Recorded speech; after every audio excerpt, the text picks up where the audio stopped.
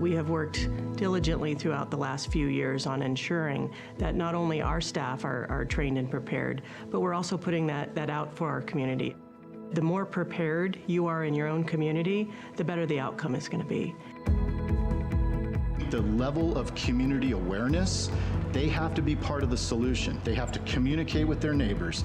They have to be part of the discussion in communities. They have to support the response, the prevention, the education, and ultimately the collaboration and the engagement. People have to be engaged at all levels. The more you think about it now, the easier it will be when the time comes that you need to evacuate.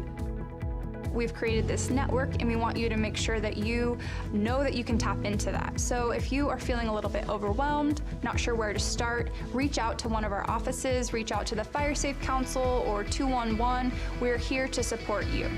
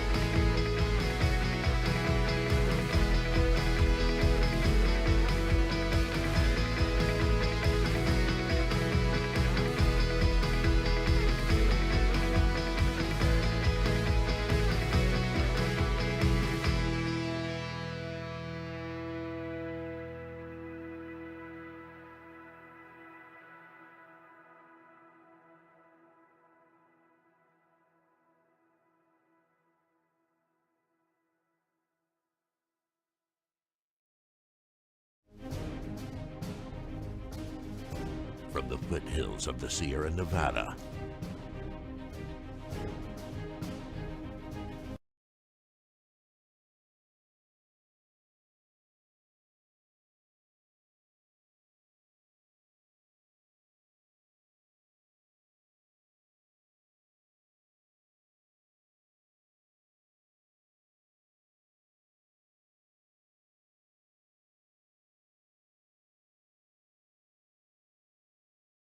welcome to day 3 of the Board of Supervisors meeting. And let's see, I think, do we officially need our chair to open the meeting before I say anything more? This third day of the workshop of the Board of Supervisors of Nevada County is now convened. Okay, great. I'm Lori Burkhart-Frank. I'm the facilitator. And I just want to make a few announcements. The safety exits are right, the doors here, there's one at the back, and then there are exits right here to the parking lot and to the back. So those are safety exits. Please take the moment now to check your phone and put it on silence. And also restrooms are straight across this hallway. So those are our announcements. Today's agenda. In a moment, we'll be starting with public comment, and then we are focusing on the board's objectives, which include economic development, broadband, climate resilience, recreation. In the afternoon, we'll be looking at board-directed items, resources and priorities by our CFO and CEO, and then the board will pick their 2024 objectives, or we'll look at their 2024 objectives, and then we have closing comments from the Board of Supervisors, a couple of minutes each supervisor at the end of the day, and a wrap-up photo at the end. So that is, I do also want to touch base on the expectations that the board set for the meeting, and that is open communication, to follow the agenda and stay to the time for full discussion, and candid communication, and provide direction to staff for annual plan. Now I'll turn this over to our chair of the board, Hardy Bullock. Yeah, thank you. Good morning. Our third day here, it's going to be a great day. And I like to say, as I've said since the beginning, this is the 172nd year of the Board of Supervisors getting together to talk strategic planning workshop for their next annual work plan. And you get to be a part of it today. So I just want to kind of summarize. Economic development, broadband, climate, and recreation are all on today. These are important topics because we've talked a lot about them and a lot of run-up material has been provided to the board before today. So I think we're all positioned well to have a great discussion. And I just wanted to remind my colleagues on the board, this is a great day to make a list and make sure that you're ready to talk about anything that's important to you. And we'll have time for each of you and time to discuss it as a board together toward the end of the day.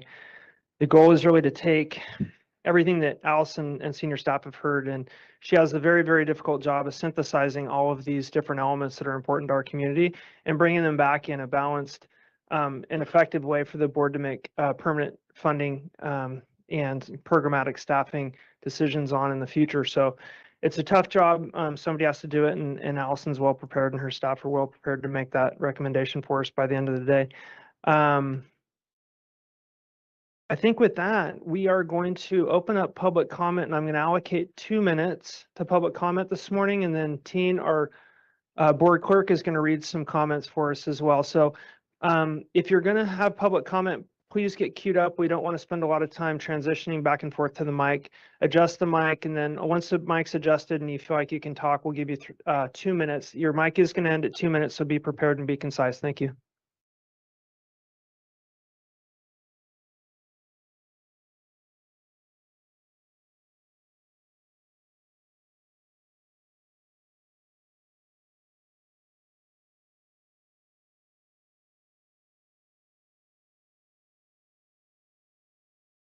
Hear it.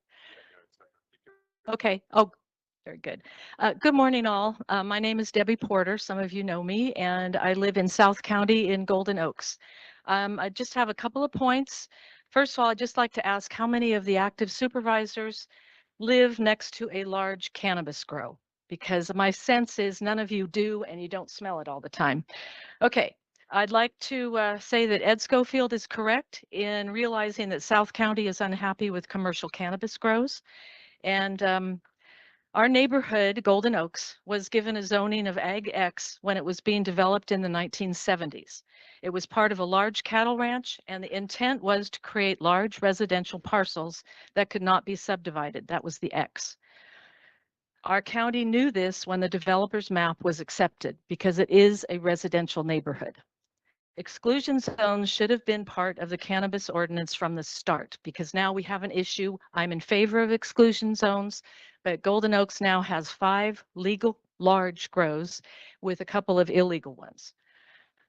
We are a private road association, so we all pay for our roads. Having large commercial businesses in a private road neighborhood is very detrimental and is the cost is being put on those of us who live in there. And we didn't really have a say so that we were going to have all this commercial.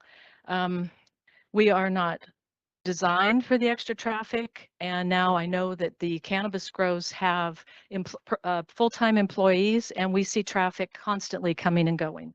And therefore, I really don't want to see the county allow these grows to sell from their grow site. And I know there's comments about having tourism, which would just be horrible. We are right off of 49 and we're never designed for that. I'd like to see more county oversight on the legal grows. There's a lot being produced. And Thank you, Debbie. Yeah, thank you. Debbie, if you'd like to provide your comments to the clerk, we could make sure they get to the full board. My name is Don Ravines, coordinator of Nevada County Climate Action Now. Many of our members have been working with the municipalities of Nevada County to help implement their energy action plans. The plans call for up to 50% of energy savings for homeowners and businesses by the year 2035. We are excited that a proposed new initiative for the county is to promote energy efficiency, renewable energy, and storage capabilities. A continuing objective is to complete a climate action plan. The existing Nevada County energy action plans are climate mitigation plans that address savings for the county systems by reducing energy use and emissions of electricity and natural gas of buildings, along with water conservation. The local community can have a direct impact on climate mitigation by reducing climate emissions in buildings, which contribute 25% of the carbon emissions of California. It can also reduce fossil fuel emissions by electrifying local transportation. The Federal Inflation Reduction Act will be fully implemented this year and offers tax credits and rebates for the following energy efficiency items: weatherizing buildings, replacement of appliances, including hot water, electric heat pumps, HVAC systems, etc., and renewable energy. The EAP working group is developing a program to inform citizens on building efficiency options. Efforts will include research various fed, state, and local programs for building efficiency and electrification, including subsidies and grants, local funding to support the program, develop materials that describe the programs for the different ownership groups, make available materials at county and community locations, advertise the programs through local news outlets and local businesses, and develop a list of available home energy auditors and installers, publicize success stories when permitted, and track and report energy use time with county reporting. Again, thanks to the board for providing. Don, thanks for your contribution on that group as well. Good morning. I'm Megan Warden, and as a member of the 6B neighborhood community and chairwoman of the Nevada County Rural Neighborhood Alliance, a rapidly growing countywide advocacy group, I'm very thankful for your support and the comments for today, even though they are only 2 minutes, and that would have been nice to know earlier. I'm sure you're familiar with the situation at the old 6B ranch. I echo everything Debbie said about how the neighborhood was intended and designed to be used. And through the process of our ongoing appeal, we've gained tremendous support from the local community that sees what's happening in a neighborhood. The current ordinance has youth-oriented activity protection, and as I hope becomes the discussion around exclusionary zones, a neighborhood is, by simply existing, an area that should be granted exclusionary zones. Grandparents shouldn't have to worry if their grandkids can come over to play that day due to the air quality being degraded by noxious odors, which are present. Parents shouldn't have to worry that out-of-county financiers are bringing potentially well-organized crime to a neighborhood, as shown in the slides that you guys are going to go over by the Nevada County Sheriffs. This is not a bias or hatred of anybody. It is simply a fact. Cannabis can and frequently does bring bad actors into a community, and while we cannot demonize an entire industry for a few bad apples, we do need to take great pains to protect the most vulnerable areas and keep them safe and protected. Rural neighborhoods most certainly fall into that category. As for property taxes, I'm glad that's being brought up as well. As is the case in our neighborhood situation, when properties can be bought for close to $1 million in cash, but out-of-county owners with ties to international organizations cannot pony up basic property taxes, it makes you question why the county would even entertain allowing future privileges. If you cannot invest in the basics of land ownership, it's questionable how increased financial responsibility should be granted. We have a great community in Nevada County, and there are people from all walks of life choosing to call our rural neighborhoods home. Let's encourage that. We all contribute to a vibrant, diverse, and healthy economic community and county budget as well.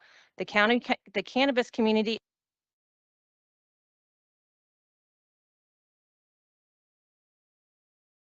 Thank you, Megan, for your comments. Honorable Supervisors, Eliza Tudor, Executive Director at Nevada County Arts Council, Board Member at Californians for the Arts, and a member of the newly formed California Jobs First Capital Region Leadership Council, alongside our own Kimberly Parker and Paul Bancroft. We at Nevada County Arts Council have very much appreciated the chance to lean in support of the 2-year Economic Development Work Plan process, and have lent time and expertise in reflecting the extensive economic impacts of our arts industry regionally.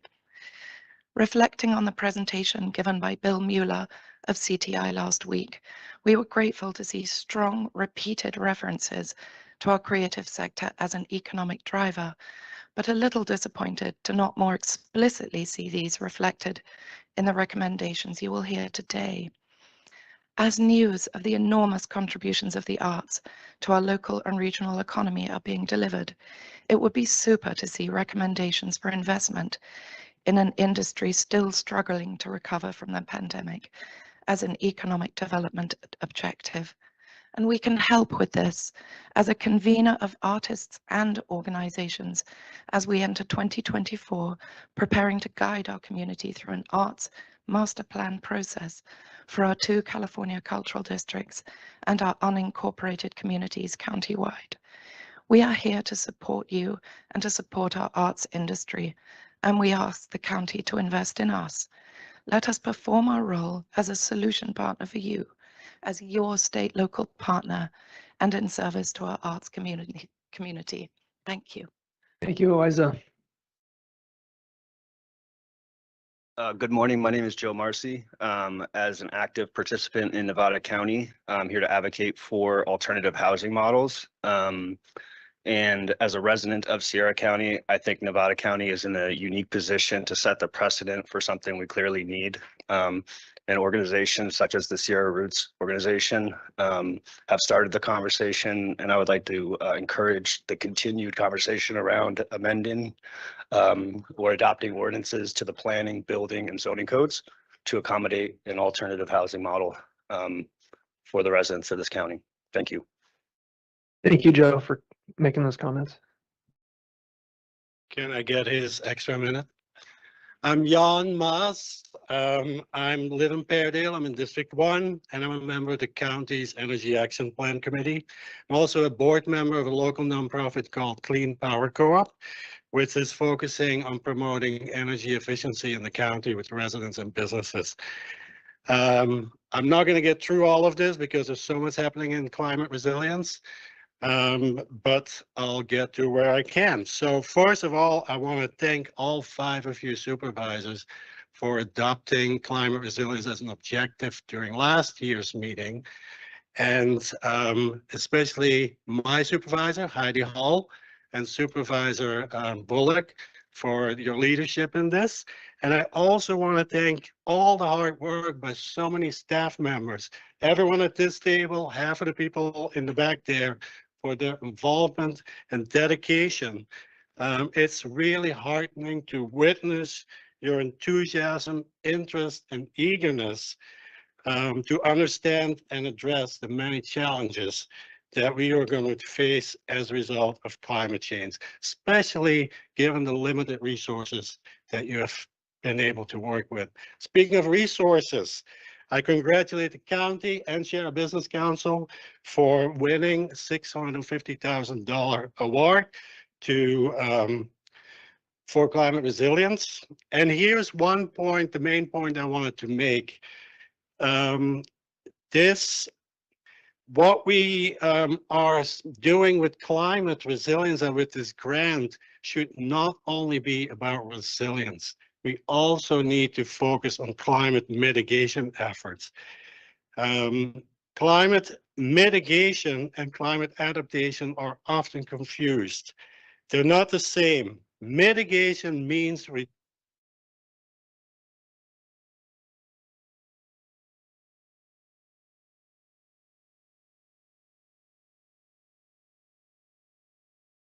Wrap it up, Jan. Thank you. We appreciate it. Yeah, and we appreciate your service on the committee as well. So thank you. Hi, my name is Sharon Lipsky and I live in Nevada City. I would like to address one of the biggest decisions the board will be voting on February 15th, reopening the Idaho-Maryland mine. The impact of saying yes to this would be environmentally devastating and the downfall of our community's sustainable way of life. Look at any mining towns across the US, even globally, and you will see communities in decline. The supposed wealth from mining doesn't stay local, but the impacts do. The energy and water required to support large-scale mining taxes local infrastructures. We have here electric grids that are marginally reliable right now. With power outages happening, our water resources that are both essential and uncertain. The amount of water needed for a full-blown mining operation is immense, and the polluting of the water, soil, air with acid wastewater, lead, arsenic, cyanide, radioactive waste, residue toxic gases. With all of this causing fires. Mining fires can burn for decades. Greenhouse gases, toxic chemicals, air pollution. Fires can start from toxic chemicals used and stored. I have been filling my mind with reading articles about environmental impact of mining. One from Earthworks. Gold mining is one of the most destructive industries in the world. Poisoned water, mine waste contains arsenic, lead, mercury, petroleum, byproducts, acids, cyanide, endangering the health of people and ecosystems. Producing gold for one wedding band alone creates 20 tons of waste. How do we cautiously and successfully monitor this operation once it begins? Who's going to take on that challenge? Who's going to regulate? Who's going to police it? Who's going to pay?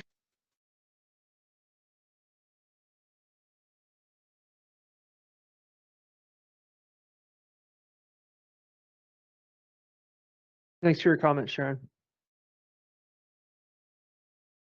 Good morning. My name is Heather Heckler. I am your Cultural District Program Manager for the Grass Valley, Nevada City Cultural District, and work for the Nevada County Arts Council, which is your local umbrella organization for the arts. I'm still learning all that the Arts Council does for our community, but I'll just give you a quick sense of what we do with the Grass Valley, Nevada City Cultural District. We have a cultural asset map with over 100 arts-related organizations and sites, promoting festivals, street fairs, art walks, studio tours, and a huge community of artists and makers. We have an artist directory that's open to all artists living and working in Nevada County. We manage an arts calendar with thousands of events posted each year, and we share all of those events through our social media channels. We have a large reach through our bi-weekly newsletter, Cultural Connection, and our Truckee Turntable with over 4,000 email subscribers and growing. We have monthly creative meetups at cultural sites throughout the community to bring artists together. And we have our new Art in Public Spaces program in partnership with the county, which will be opening a show this evening at 4:30. Please come by. And we're really excited for that program to really show off our arts community, and we feel it can expand to our parks and trails. There's so much opportunity here. We're well positioned to support economic development and recreation in this county. We're breathing new life and energy into our cultural districts, and we would love to partner with you to do that. Please invest in our cultural districts and the arts in this community. Thank you so much. Thanks, Heather, for your comments. And I think that's 4:30 at the Rood Center today. Okay, thanks. 1,000 Cranes, is that the name of it? Thanks. Hey, good morning, board members. My name is Cedar Amadeo. I live in District 1. I'd like to congratulate the adoption of the Climate Action Plan. Today, I'd like to make allocation and accountability requests for the funds received through the ICARP Regional Resilience Grant Program. I'm 25 years old. Some of you may have friends and family who are younger than me, and it's important to me that we start taking action on the climate crisis because it's going to impact the rest of my life. Some of you may have, oh, I said that, okay. I volunteer my time to assure that we have the same access to the wild beauty that we have today. I request the climate resilience funding, which includes the RRGP, be used for proactive and prevention of climate change more than retroactive measures, because it is better to learn to replicate how Indigenous peoples prevented wildfire than to build wildfire robust walls on houses, in my opinion. To increase accountability, I recommend the funds be designed or designated down from an objective to initiative to metric criteria within the initiative. For example, last year, the county started an ongoing climate strategic plan, which I have some copies of that I'll be giving to Jeffrey. And in that plan, I quote, development of a strategic plan will establish baseline, goals, and strategies. Ellipsis, close quote. I hope that these three terms will lead to metrics and criteria for issues paramount of concern, such as greenhouse gas emissions. In summary, I request that we focus on allocation.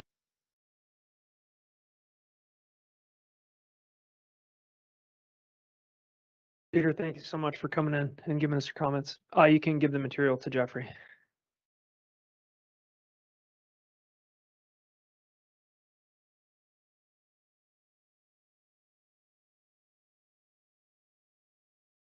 Go ahead, sir.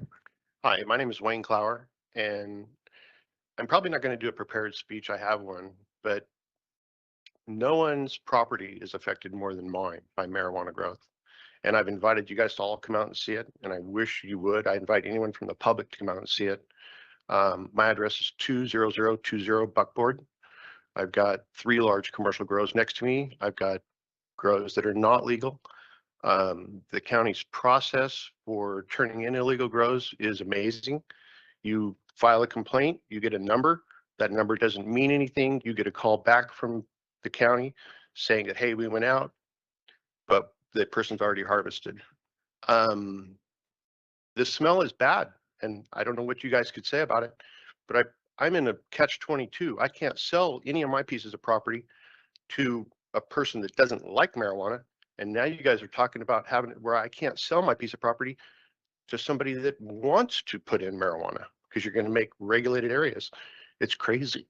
And it looks to me like your guys' whole consent and your whole board meetings are just about how we can make marijuana be the main income for Nevada County. That's crazy to me. I will go ahead and say one more thing that I have written down here. That pardon me.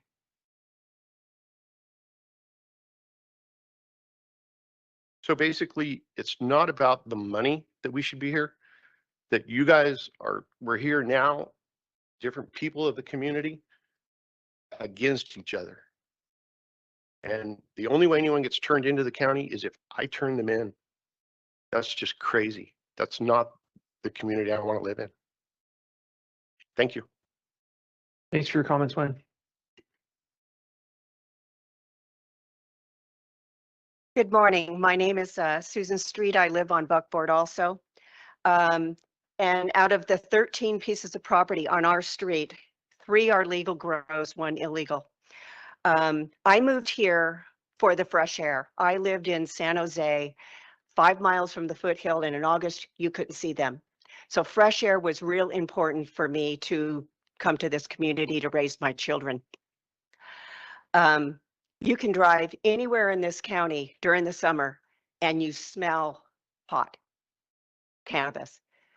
I am seriously against Nevada County becoming the cannabis capital of California. And that's where we're heading here, I do believe. I don't think any of the Board of Supervisors live next to a large grow. I happen to have one right next to me. Upwind, I'm downwind from it. And when they first moved in, I could not walk out my house without smelling it. I couldn't garden without smelling it. And at night I go out and I don't know if it's the cannabis or a skunk. It's real disturbing to my way of life. And I'm sure I am not the only one living with this.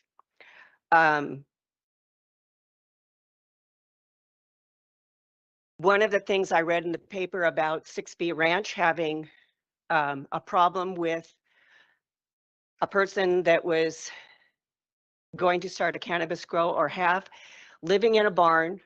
The only water source was a hose, no facilities, and this was allowed to go on. I'm questioning our county rules that are where it's looked the other way and the cannabis growers can do whatever they want to, and then they're giving a lot of time to come into compliance about following the rules. I have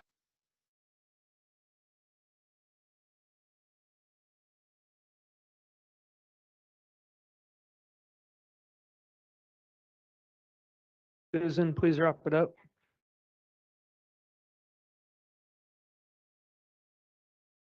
Thank you for your comments, Susan.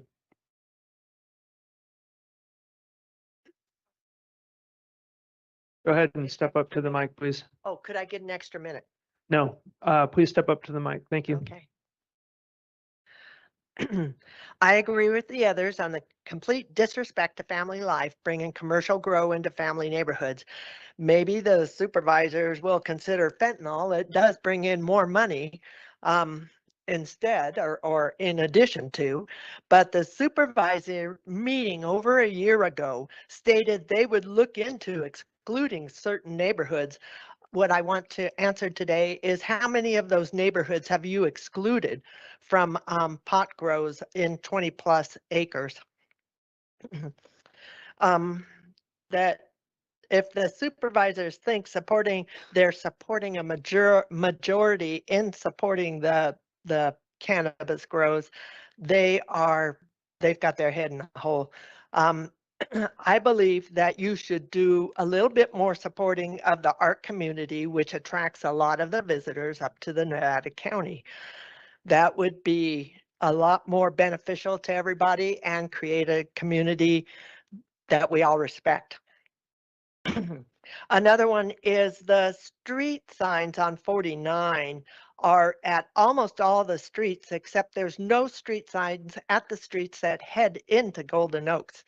I'm not quite sure why that is so, but we've had people break down and not know where they were because there's no street sign right there.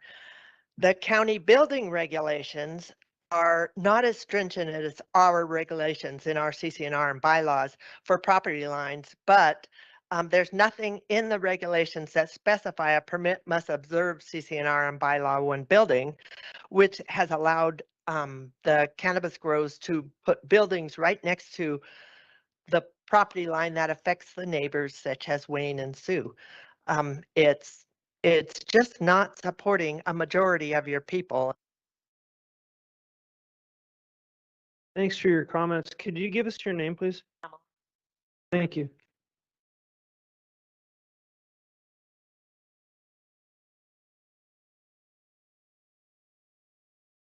Hi, I'm Tom Durkin, District 4, Creative Director of the Sierra Roots No Place to Go project. I want to thank you all for yesterday's comments. People out there are cold and they're hungry and need a place to live. And you guys get it. I really appreciate that. I do want to back up what Eliza Tudor said. Sierra Roots No Place to Go project is a project of the Upstate Creative Corps. And we are part of the arts community. And we're using our art ability to promote housing. So I wanted to thank the Arts Council, Sierra Upstate, the California Arts Council. We are part of the project. So we are Arts in Action. So thank you very much. Thanks for your comments. I'm going to end public comment with Josh, and then we're going to move on to the rest of our meeting. Good morning, Chair Bullock and Honorable Board of Supervisors. My name is Diana Gamzon, Executive Director of the Nevada County Cannabis Alliance. Founded in 2016, we are a trade association representing our local cannabis industry. My intentions for this year are to lean in heavily to the founding values of our organization, which are environmental stewardship, industry responsibility, craft cannabis farming, and rural economic sustainability. I choose to direct my energy in aligning these values with the objectives of economic development and supporting small businesses that have been outlined by your board over the past few days. I'm proud to stand before you today representing over 200 small cannabis entrepreneurs, mostly grown from within. These nearly 200 businesses were founded in just the past 5 years. That growth in an industry sector is unprecedented in our modern times and represents the entire cannabis supply chain. Our community cannabis business owners represent a wide range of community members, from those from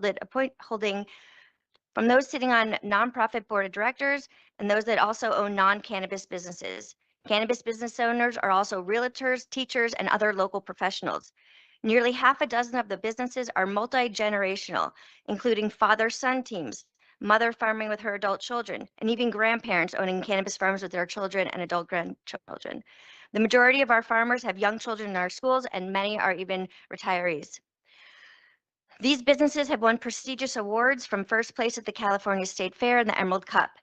They have been featured in national publications, and Nevada County is still home to the highest percentage of organically certified cannabis farmers. Our industry contributes to local causes for the arts, theater groups, World Fest, the rodeo, and sponsorship to fire departments. I want to acknowledge the hardworking entire cannabis compliance team, including planning, environmental health, DPW, agriculture, and your economic development team, Kimberly. Due to the ordinance changes from your board last year, we are extremely excited to see new. Yeah, thanks for your comments.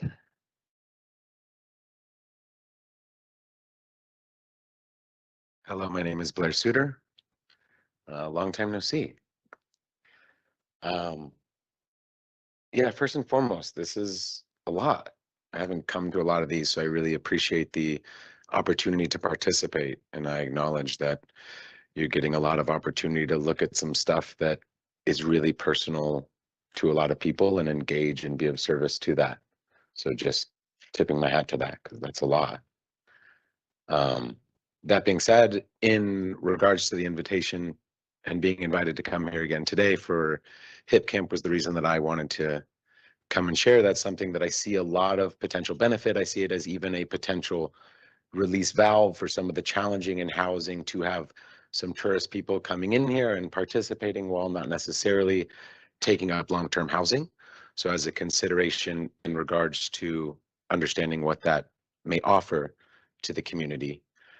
In my time in Sedona, I was a part of and enjoyed being part of a community that had massive changes in Airbnb influx and waited a little while to make some of those regulations and codes and ran into some huge challenges.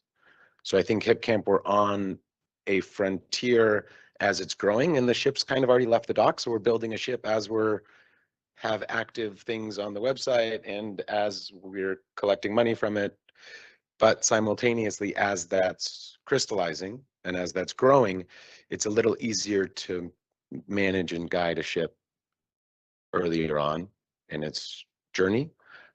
So I just invite us to consider looking at making some decisions and adding regulations and or codes to that, because I think it'll clarify an opportunity for something to bring benefit to maximize that opportunity and bring benefit. So thank you again. Laura, thanks for your comments.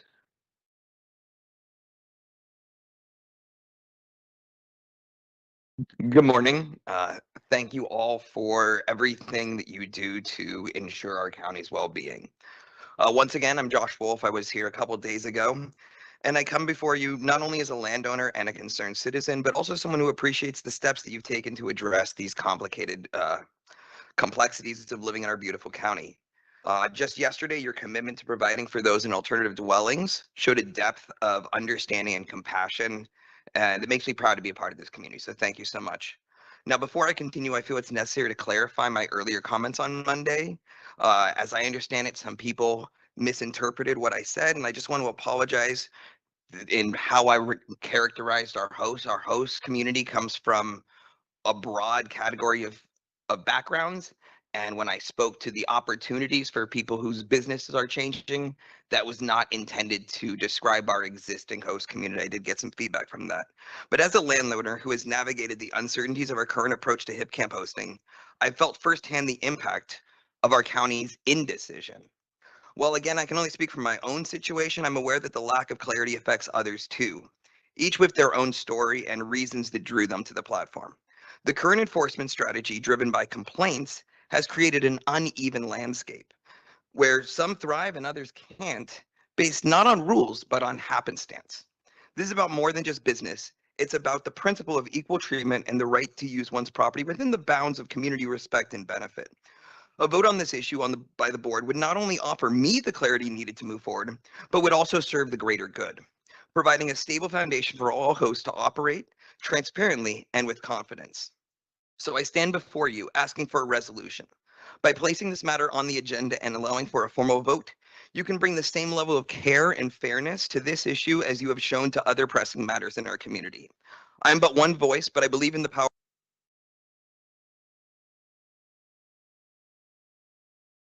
Josh, thanks for your comments. And Michael, you're going to be our last commenter today. Thank you. Morning. I would like to start with, go up. I would like to start with talking about the code compliance and the issue that was, wasn't hearing it directly personally yesterday, but I did hear it when I got home, and I'm hearing what he's speaking about. And I'm thinking that there needs to be a process for equality in going after complaints. And I know in our district, District 1, right behind the Willow, there is a homeless camp that's been there for 2 or 3 years that nothing's happened to them. The trailers, it's a mess. And for 2, 3 years, nobody's done anything. Yet somebody else that has a lot to lose, they get the hammer, whether it be Tanya Scarlett so there needs to be an equality in that process that needs to be developed. Economic stability today, housing. We need housing. My suggestion is putting together an ad hoc group that from all the different people, they're talking about housing and different kinds of housing, so we can actually put something together and get something to happen. We don't have time. Climate resilience. Climate resilience is also going to be a housing issue similar to COVID-19. We're going to have people coming here looking for housing to get away from low-lying areas. I also suggest we do an ad hoc for commercial cannabis because I know that there's some funding coming up that's going to look at dispensaries, rezoning areas for selling cannabis. I think at this point we need to get an ad hoc group together to somehow look at the many different issues associated with cannabis. Thank you. Thanks for your comments, Michael. And with that, we'll turn it back over to Lori to kick off our first economic development panel, I believe. I'm sorry, you know what? I'm going to scratch that. Just take all that off the table. We're going to turn it over to Teen. Chair Bullock, we did receive many written comments. We received one regarding housing, 2 on recreation and hip camp, 1 on broadband, 3 on cannabis, and 1 uncategorized. So those will be provided to the board and available for the public today. And I'm welcome to read any of them, though I understand we don't have time. So we're going to cut it short today, but thank you for summarizing the comments, and those are available as well. All right, thank you. Thank you, public. Our first presentation is economic development, so I'm going to invite Kimberly Parker, Brian Foss, Thomas Maoli, Captain Sean Scales, and Kristen York to come up to the front table. And Kimberly is going to run the panel in the presentation that everybody has to offer. And then she has built-in discussion time within the presentation as well as 15 minutes at the end.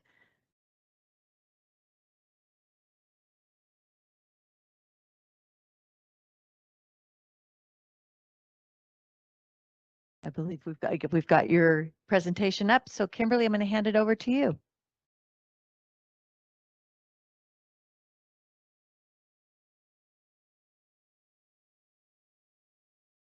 Hello, everyone. Good morning, Supervisor Chair Bullock, supervisors, county staff, our public that's visiting today. I'm Kimberly Parker, your Economic Development Program Manager. And it's my pleasure to be joined today for this presentation by Kristen York, who's our Vice President of the Sierra Business Council, and pitch hitting Brian Foss, who is our Director of Planning, who's filling in for Matt Kelly, who is unfortunately sick today, Captain Sean Scales, and Thomas Maoli. We have a lot to cover today, but I would like to start by just very quickly reviewing everyone of the 2023 board objective that provided the direction for our Economic Development Office this past year. We believe this objective will appropriately cover the work of 2024, and so we don't anticipate any change in the language unless that comes through your direction today. We're going to go very quickly through 2023, as you have had a lot of opportunity through the staff memo, through ClearPoint, the presentation by our consultants last week. And our goal is to spend most of our time on 2024 and also have time for discussion to get policy feedback and direction. It's been 18 months since your Economic Development Office was officially formed. Staff with 1 person, we've made considerable progress. Some work can be seen directly through the office itself, but as you'll hear, economic development touches every corner of the county. And there's considerable work being done in other departments and throughout our economic partners and others in our county as well. The achievements that you'll hear about are a collaborative effort by county staff, and I think that we're making great progress despite many of the challenges that we're all hearing about and feeling today. Dancing. There. There we go. These are the 5 objectives, initiatives from 2023. I'm going to quickly just highlight a point or two of all of these, and we'll have a point for questions if you have it. The first initiative, which is cultivate economic diversification, sustainability, and equity. Our primary work in this area this last year was the action plan, and you had an opportunity to hear from our consultants on the framework that they use to develop the plan. And I'm going to talk a little bit more about this in the 2024 discussion. As part of, as part of funding and advocacy, we continue to work with our county grant recorder. We did put a number of grants in this past year. We recently worked with the CEO's office and others, Amy Cobden, and through the Resource Conservation District, a grant was submitted for the SALC grant, Sustainable Agriculture Land Conservation, and that was successful. We've also received grants for our cannabis program. And we have passed on many grants into our community, and I've worked with a number of our nonprofits and other areas to submit grants. Initiative 3, we covered the North San Juan Fire Suppression Project, which was led by CDA. This most recently included getting approval on the design consultants amendment, completing the CEQA process, conducting public outreach, community meetings, and more. As part of our potential high-growth sector development, I'll speak briefly here on tourism, although in the second part of our presentation, you'll hear about agriculture and cannabis as well. We continue to participate on Visit California's Gold Country Strategic Plan Advisory Committee, including pushing out stakeholder survey and participating recently in 2 focus groups. Additionally, we helped recently an influencer who visited from beautiful destinations. And I just have to say, through GoNevadaCounty.com social media, 3 Facebook posts recently, and I was told yesterday an additional one recently went viral, with the content reaching over 280,000 people last month and gaining additional 300 plus followers to the Facebook. Support Business Attraction, Retention, and Growth Initiative is a very important area, and in just a minute you're going to hear from Sierra Business Council and Kristen. But between January of 2023 and December of 2024, your Economic Development Office engaged in over 230 direct face-to-face unique business meetings. This is with entrepreneurs, with people in business, establishing businesses, businesses that were struggling, nonprofits, the arts, and more. The office averages about 20 to 25 new direct interactions a month. This doesn't include phone calls and other kinds of interactions that happen. This is in addition to the phenomenal work that both the SBDC, Small Business Development Center, ERC, and others are doing. Throughout the year, you'll hear a little bit more. We've established a very strong warm handoff process and have helped numerous businesses navigate county processes.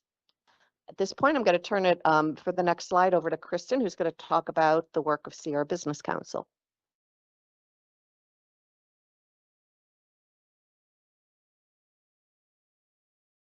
Good morning, Nevada County. Great to see you. Thank you for trusting SBC with your investment in economic development. And by the way, this participant gift. Right. Nevada County invests $178,000 a year last year with Sierra Business Council. I want to tell you how we spent that. Majority of those funds are for direct business assistance. That's one-on-one technical assistance for businesses and workshops. This includes the activity at Sierra Commons, the Business Igniter, and the newly launched food incubator that we're very, very excited about. A second is broadband expansion. You'll hear more from our program manager, Carrie Sinoff, who spends 100% of her time on broadband and works closely with the county's broadband task force. Third is the ERC support and the summit. We love working with Gil. There's I'd say a pretty good interaction. Wouldn't you say, Gil? Yep, thumbs up. And he is deeply integrated into the Western County, as you know. Fourth is the SEDS, so the match for the county, and that is the economic development work. It includes engagement with, this year was 12 of our staff interacted with the county on various activities, including grant applications. And then the smaller categories, advocacy and government affairs, we're very active in that area and warm handoff. I want to point out that your investment is leveraged with our match funds in all of these categories. Incidentally, we also, from time to time, do grant administration for the county. We've invested in staff and software to support this. So the fire Suppression. grants, we'll just put it that, the new cannabis grants coming up, and then the ARPA Resilience Fund, which is just about complete. Thank you.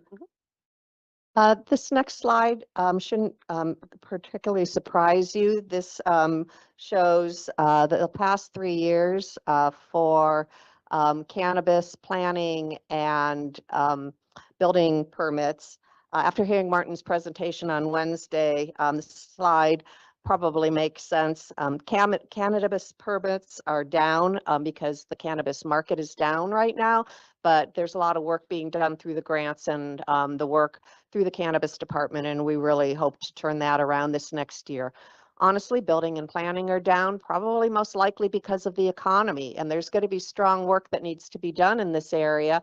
And some of the activities we hope to be able to do in 2024 will help drive us that way, and we'll talk a little bit more about that.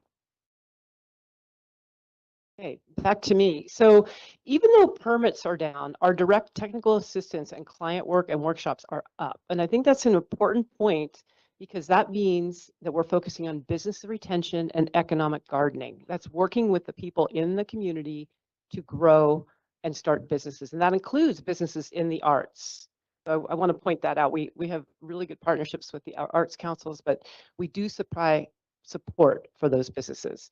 So we worked with about 400 clients this year, and that's unique businesses. So each unique business has a unique person. So when I say clients, I'm talking about the business and or a person is one. We don't double dip on that. Our workshops were up as well as the number of hours over last year. Those are free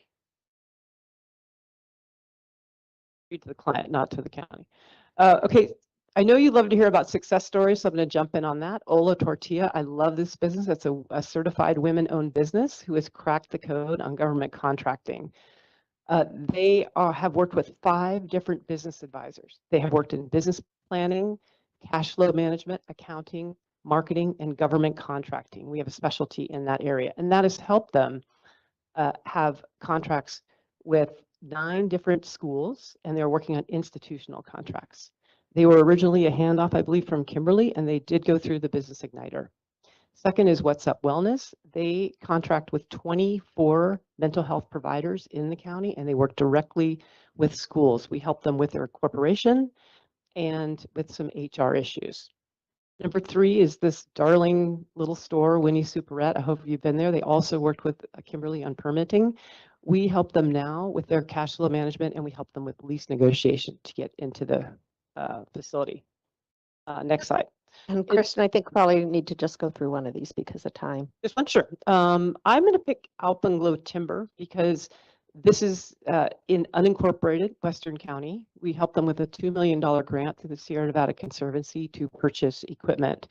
This is not a fully permitted site yet, but it is catalytic to restart our wood-based businesses in the county. And so it's really, really important. But they are currently in permitting in the CEQA process. So we're going to just pause here. We really want to spend the rest of our time in 2024, but if there are specific questions about 2023, we want to be able to have you ask them. Questions from the board? Go ahead, Heidi. Thank you. One quick question that came up the other day when I was visiting with the Nevada City Chamber of Commerce. I think you may have answered it, but I want to be really clear. The business assistance that you provide from SBCDC, does that include nonprofit businesses? That's an excellent question. Our federal and state funding does not allow us to work with nonprofits. However, because we have county match funding, we are able to work with nonprofits, and we tend to work with those that have a high potential for income, for job creation, et cetera. And I did receive an email last night from one of our favorite Western County nonprofits. Thank you. Back to you. Okay, I'll proceed then. Thank you. These are our 6 proposed initiatives for 2024. You'll see that there is a new one, and I'm just going to dive right into these and go through these quickly. So this is the new initiative, and we're suggesting this because it's coming from conversations that our consultants are having through the interview process and that I'm also hearing from businesses. We anticipate this will come through as a recommendation with the action plan to create an avenue for live, work, play marketing campaign. This is focused on promoting Nevada County as a great place for people to start and grow business, to work, to have employees here, and to also find their recreation and entertainment within the county.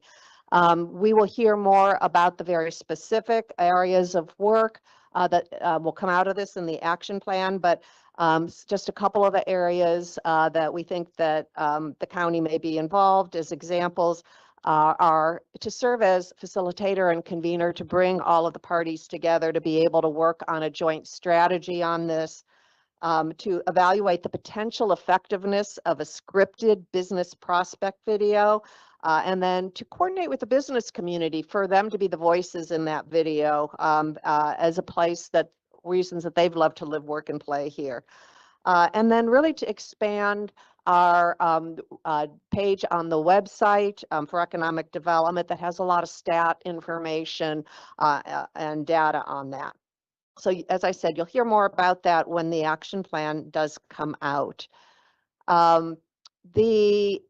Cultivate economic diversification, sustainability, and equity.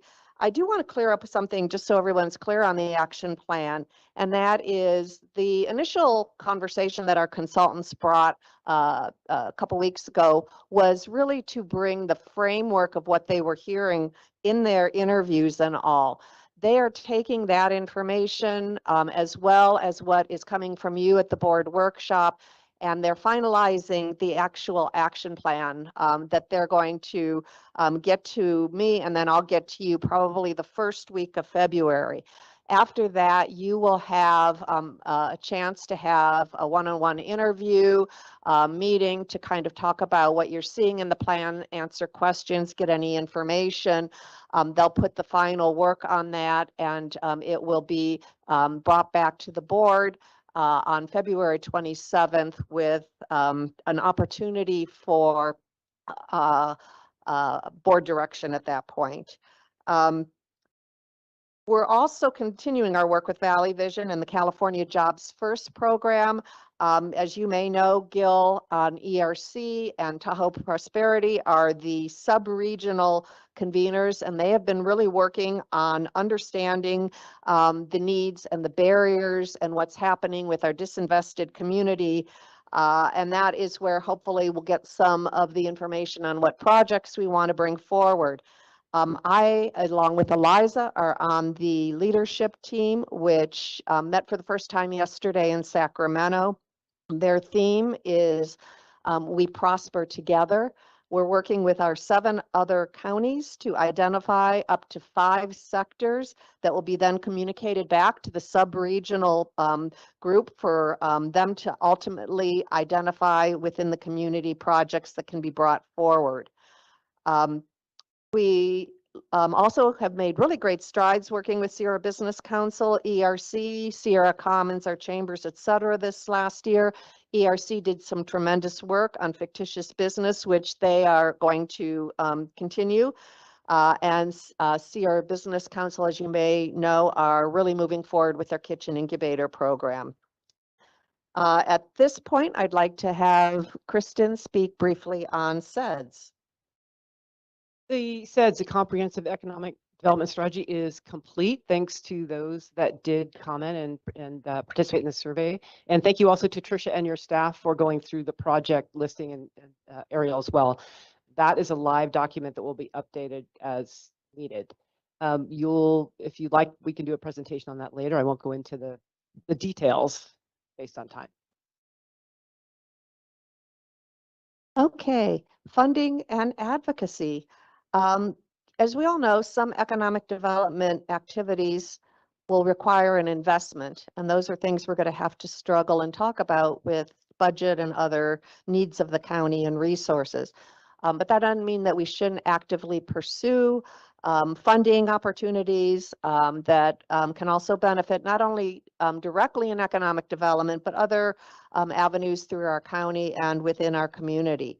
And so we will be working, continuing our work to identify key grants that can be brought through our departments. We recently, as you may know, have secured, as I said earlier, the SALC grant.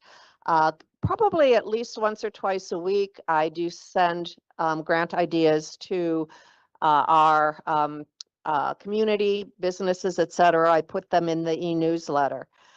Something that we really would like to look at this next year is to evaluate tax increment financing tools that can benefit our local community. This can help create revenue to invest in infrastructure, workforce, housing, and other development projects.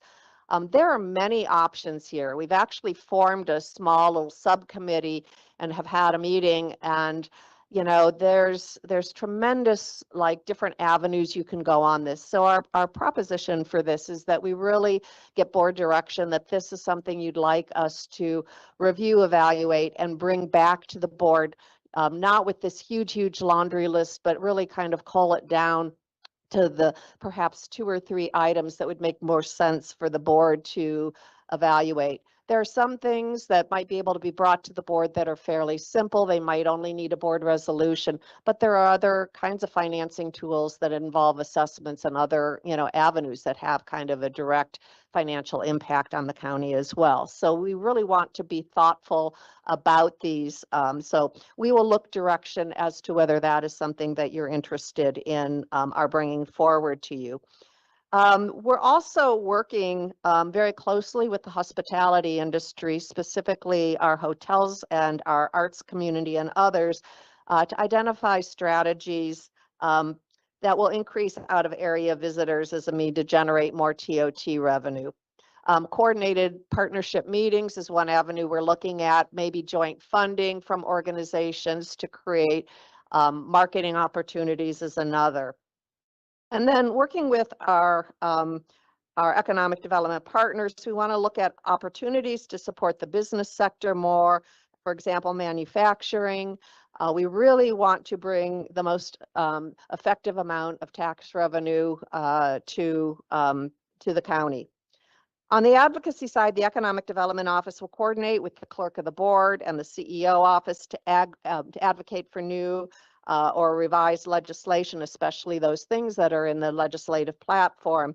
And we want to continue to assist our board on issues that we think are impacting economic development tremendously. Fire insurance is an example of that.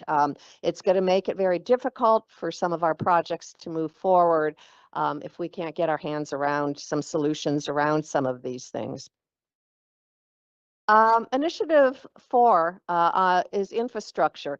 Infrastructure is difficult right now because some of the things that you've been hearing over the past couple days around housing, supply, the fire, as I just mentioned. There's many reasons that projects are not moving forward. But here are a few projects on this list that we are making some progress on. You've been hearing about the fire suppression project and that team and the work that they're doing. While that project does still need funding, and there is opportunity that we're looking for grant funding and other potential funding for that. As you probably have heard, the storage facility, has broken ground.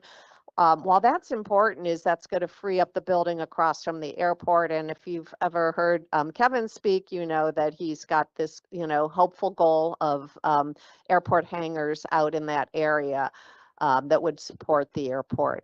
The Truckee Joseph building, I know that that's been talked about with you. And then, there's been work, Caleb's starting, a lot of work on the Nevada County Courthouse reuse project. And in fact, there's an RFP out on that right now.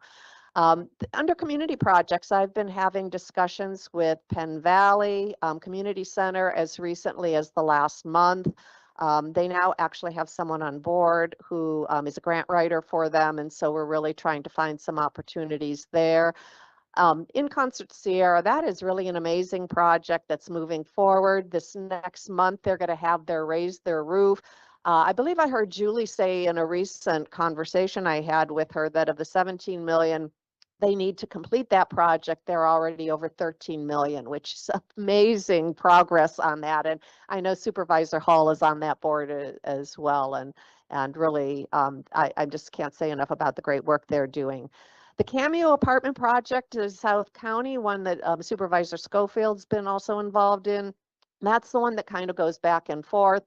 Right now, I think we're kind of keeping our fingers crossed. Their primary challenge on that has been fire insurance. And we've been trying to work with them and get them introduced to potential insurers, et cetera. There has been some progress on the Rincon project, which is quiet for quite some time, but there's conversations happening now, and I believe recently they submitted an infrastructure grant, and so we'll be doing some follow-up with them. We've also been talking with NID and the kind of infrastructure around that property and some options on that. And then Habitat for Humanity, a great program, continue to talk and work with them about some of the programs that they're doing. I also want to just mention here that in my role, one of the things that I have found really helpful, and I believe it might have been Supervisor Schofield that mentioned it the first day, but it's really been helpful to have the MACs and the work that they're doing. We stay in contact with Penn Valley, South County, North San Juan, Donner Summit, all of them. And they not only have been able to provide an avenue for economic development to have conversations in those regions, but they've also really helped make some introductions, for us. So really appreciative of that. I will just mention that we're also collaborating right now. I was just up in Truckee recently, and the Truckee Chamber is doing considerable work up there.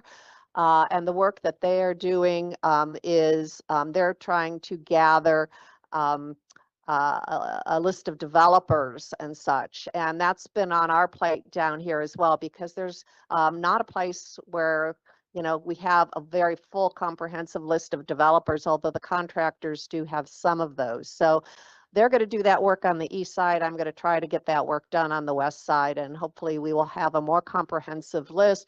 This will enable us to reach out to our developers, have conversations about their barriers and what they need, and to be able to see if there are ways that we can, through economic development, address some of those activities.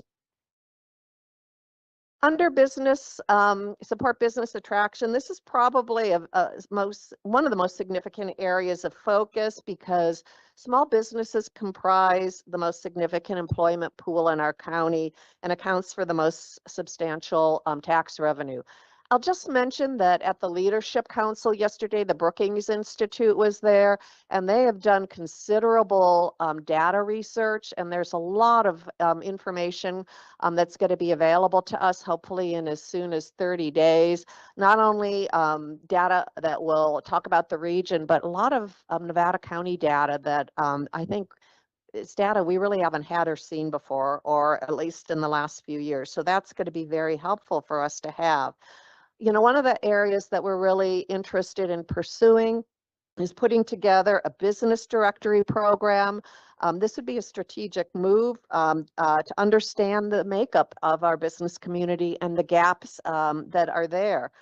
This can help us identify strengths and gaps. And again, found out when I was up in Truckee that they are actually working on a business directory there and are happy to share their information with us down on this part of our county, excuse me. Not only does this provide information, but it is a way to seek economic data that can inform decisions and the needs of our business community. It creates a tool for communicating important information out to the business community. It's a way that we can promote out the responsible business practices that we want our businesses to follow. And it's important for public safety. If there is a major issue in the county and we want to have a way to reach our businesses, we don't really have a very strong way to do that right now. And so this would provide an opportunity there. So we'll look for board direction on whether a business directory makes sense to you going forward. The other area that our county really hasn't had a lot of involvement in the past is incentives. In today's competitive economy, counties are continually looking for ways to attract and retain businesses and to stimulate economic growth. Business incentives, they play a pivotal role in this endeavor, serving as catalysts that encourage companies to invest in a particular region. Incentives can be very diverse and take different forms. Options can be tax increments and tax breaks, assistance with infrastructure development, workforce development, rebates, and other kinds of residential and business programs, and quality of life. And these areas not only create a business-friendly environment, but also positively impact business and their retention and expansion and support training going forward. And so that is another area that we will be looking for board direction, is whether you are open to our considering and looking and evaluating business incentives during 2024 and bringing some specific options back to you. And at this time, I would like to just pass it back to Kristen so she can talk about SBDC in 2024 briefly. Sure. We have some really great new programs. The first one being piloted, and it combines workforce and small business needs, and that is through our Good Jobs Challenge, a forest entrepreneurship program. We'll be running that with Sierra Commons and with the Alliance for Workforce Development. So our first pilot is a group of workers from Nevada County that we're working on clearing the campgrounds that were destroyed in the storm. It's our captured audience, and then we'll roll it out further. But any job that touches the forest or wood or a tree, that can be combined in this workshop. We're really excited about that, and stay tuned for more. But the number one thing small business needs is flexibility on time when they can meet with an advisor. And then number two is access to capital. We work in both of those areas. Most small business owners are so busy, either I'm looking at a number of them here, getting to their store or their office on time. They don't have time during the day. So the Small Business Development Center, the SBDC, has that flexibility. We have 24 different advisors with various specialties, plus our Northern California network. So we're really happy to partner with Nevada County on that. I also just have to really say, in addition to the incredible great work that the SBDC does, Gil and the ERC this year have really assisted so many businesses with things like business plans and budgeting. And in fact, the Sweet Spot bakery that opened up over kind of in the Target area, I'll just mention because we were chatting with her and she had worked with Gil and she's opened recently, and their budget that he worked out with her was like down to how many cupcakes or cookies she'd have to sell in a day to make her budget work. And so it's very, very detailed work that he's doing. And then Sierra Commons and the incubator program. And I mention these things because we're all partners working for the common good of our businesses and really wanting to make sure that our businesses succeed in this, community. The incubator program, I have spoken with many of the businesses that have gone through the incubator program and actually met Robert and the team in the office at one point because he was bringing the class over. They had to go down to the recorder's office and they were supposed to record a fictitious business name. And so really kind of walking them through specific processes. So a lot of really great work being, done in all these areas. And then I also have to just call out our chambers because our chambers are doing really amazing work as well. Just an example, Stuart had me come talk to the merchants group in Nevada City. I think it was a month or a month and a half ago. And so just to really be able to call and talk about economic development, what our office is doing. And within a week after that, I had 3 contacts from merchants that were in that meeting. And so a lot of really cross work that's happening here.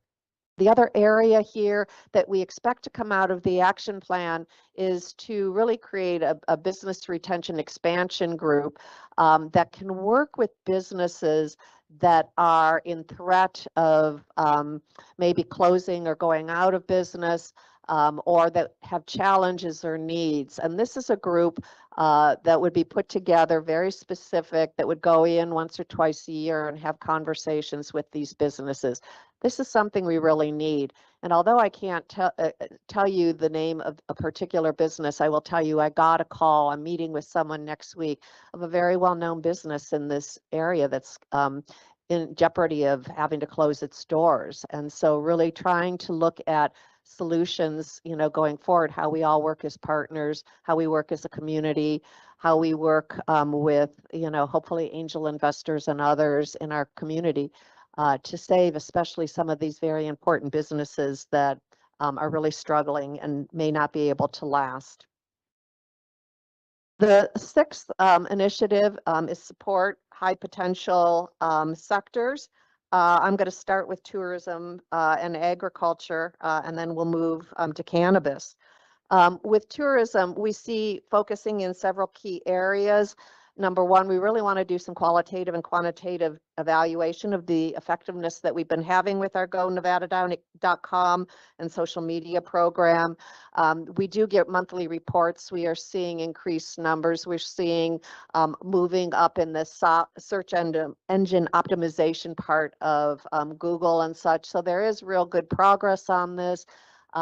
We have 14 community partners that put information into the Google Calendar on a regular basis. And so these are our arts organizations, our chambers, others who really do use that site as a way to send out information. We're going to focus on the Donner Summit campaign, which has been funded out of the Outdoor Visitor Safety Fund. So thank you for that. And I want to say, that work has already started, and we are really working to expand and work on the Donner Summit Association website. Over the next 12 months, we're going to continue to work with Visit California, and they're going to be sending a lot of data back to us, and hopefully we will be able to gather enough data that will help influence our setting up our own plan of action within our community. And then, however, economic development needs to coordinate and work with our Recreation Resiliency Master Plan. We will be sure to do that. And as mentioned in public comment, and here we want to continue to work with our creative class. As you may know, we already have the Art and Public Spaces program, but we also want to work throughout the Arts Council and community to support other opportunities. Our presenting organization attendance is down a little bit, primarily residents not going back, and Truckee is just getting ready to launch and up for the show up for the arts program, and so we really want to look at that. With agriculture, we've heard about the SALT grant, so we will launch the SALT grant. In fact, first our next meeting is next week. We're actually coordinating with Sierra Harvest on a grant writing program for farmers, because there's a farm to school grant coming out that farmers can directly apply for. And so we're working with them on a training for those farmers. We're going to engage with current and new ag-related businesses needing assistance. And through Chris's office, they're going to support education and outreach activities to promote ag business. We are going to participate in the 2024 Nevada County Farm Tour. And as always, Chris is going to be producing the annual crop report. And then we've also been engaging with the Ag Commission to begin conversations on ways that they see more resilient activity through economic development. Now I'm going to pass it to Brian Foss, who is pitch hitting for Matt Kelly, and he's going to speak on cannabis, and that will be followed by Captain Sean Scales. Thank you, Kimberly. Good morning, everyone. I wanted to give a brief update regarding the cannabis ordinance based on direction and discussion from the board at last year's workshop in January of 23. Staff has been looking at 5 main issue areas to make potential changes to the ordinance to account for some different uses and some concerns that we've heard over the last couple of years regarding the overall program. One of the items would be potential setting up standards for a farmer's market type model to allow products to be sold and vendors to assemble in a center location in order to help support the market. Looking at creating an overlay or exclusion zoning, which would likely be an opt-in type of an option for neighborhoods to rezone their property or property owners to request a rezone of their property to exclude cannabis cultivation. Looking at strengthening compliance with CCNRs, some neighborhoods that may have CCNRs that don't allow certain commercial activities, not necessarily enforcing CCNRs, which the county does not do, however, requiring more information and knowledge of a prospective grower to be in compliance with their neighborhood rules. Looking at ensuring that property taxes are up to date upon issuance of any cannabis related permits. Next slide. And the fifth item would be looking at potential limited retail sales or dispensaries in commercial and or industrial zones, setting up standards, development standards to allow a limited number throughout the unincorporated areas of the county, and setting up standards to ensure compatibility with the existing land uses that would be allowed in commercial and industrial already, in addition to setting up a competitive selection process similar to the cities and other jurisdictions that allow dispensaries on a limited basis. Currently, staff, myself, the Code Compliance Division and Cannabis Division are working on drafting language changes to the ordinance. We are working with an ad hoc committee made up of Supervisors Schofield and Swarthout to get some input and direction regarding the draft changes. And then we'll be looking at a number of public workshops, including utilizing the municipal advisory councils that are set up in Penn Valley, South County, as well as other areas of the county that don't have a MAC, and going through the process to the public process for the amended ordinance, which would be through the Planning Commission and then ultimately the Board of Supervisors. And we do anticipate a number of workshops coming up this spring, as well as hopefully getting through the public hearing process or to the public hearing process later this year, summer of 2024. That. Okay, then we will move to Captain Scales. Morning, everyone. So this is just a snapshot of what our cannabis eradication team has done in 2023. What it does not reflect is any of the cases that came out of patrol or in the routine course of business, and also does not reflect anything with code enforcement. While code enforcement does work on these cases with us, this is separate from anything that they have done themselves. So last year we took 42 cases. That's up 60% from the year prior. It resulted in 38 search warrants written based off of those investigations, 15 arrests, and 2 citations. Important to note, 50% of those properties were owned by out-of-county folks, and 50% of them were linked to drug trafficking organizations. In total last year, they cut down around 62,000 plants. That's fairly consistent with what they did the year prior. They seized 9,200 pounds of processed cannabis. That's up about 99.6% from the year prior. And this had a total street value of $49.5 million roughly. That figure was calculated by the anticipated yield of the plants if they had been allowed to go to maturation along with the processed cannabis, and then multiplied times about $250 a pound, which is typically what we're seeing between $250 and $300. That does not take into account if the cannabis was broken down into smaller quantities and sold at street level, which anticipated that number would go up. All in all, that was done with a lot of help from both code enforcement, state entities, local entities, all helped us out on that stuff. Everybody from Fish and Wildlife, state water boards, park rangers, all of those folks assisted in that effort. So when we go out and process a grow like you see on the site there, that's usually 15, 20 person operation. We're finding ourselves having to rent skid steers and things like that to eradicate the cannabis as the grows go up in size. You also see a lot of issues there. The picture doesn't show it real well, but electrical issues where people have just done their own wiring jobs and all those kinds of things, a lot of fire danger.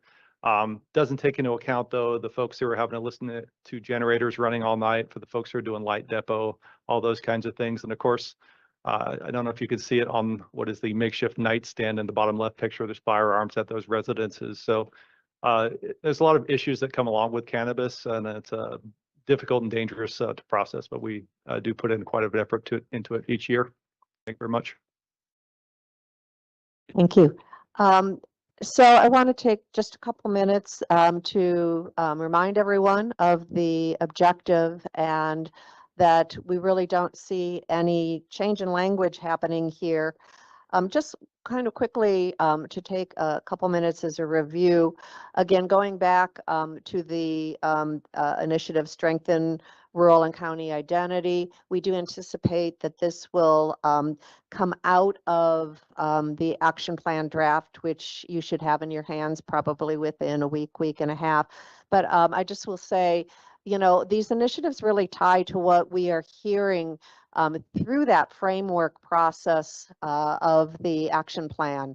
As mentioned at that board meeting, you know, things that were very top level, workforce housing, which we hear over and over, and I know came up also as part of the housing initiative. And this really shows you how we work across county departments, because housing is its own objective, yet involves so many avenues of the county, CDA, economic development, and other, you know, offices working together. And so what we see out of the action plan, we anticipate that's going to cross across departments. And I do want to reiterate, you know, as a sole person in a sole office, I need to be thoughtful about what, you know, we can accomplish. But I have to also say we're not doing this alone. There's tremendous support in these other departments. There's tremendous support from, you know, our community partners, from our arts organizations and our chambers and our contractors association and all. And the action plan really goal is to get everybody on the same page and really have us working in the same direction.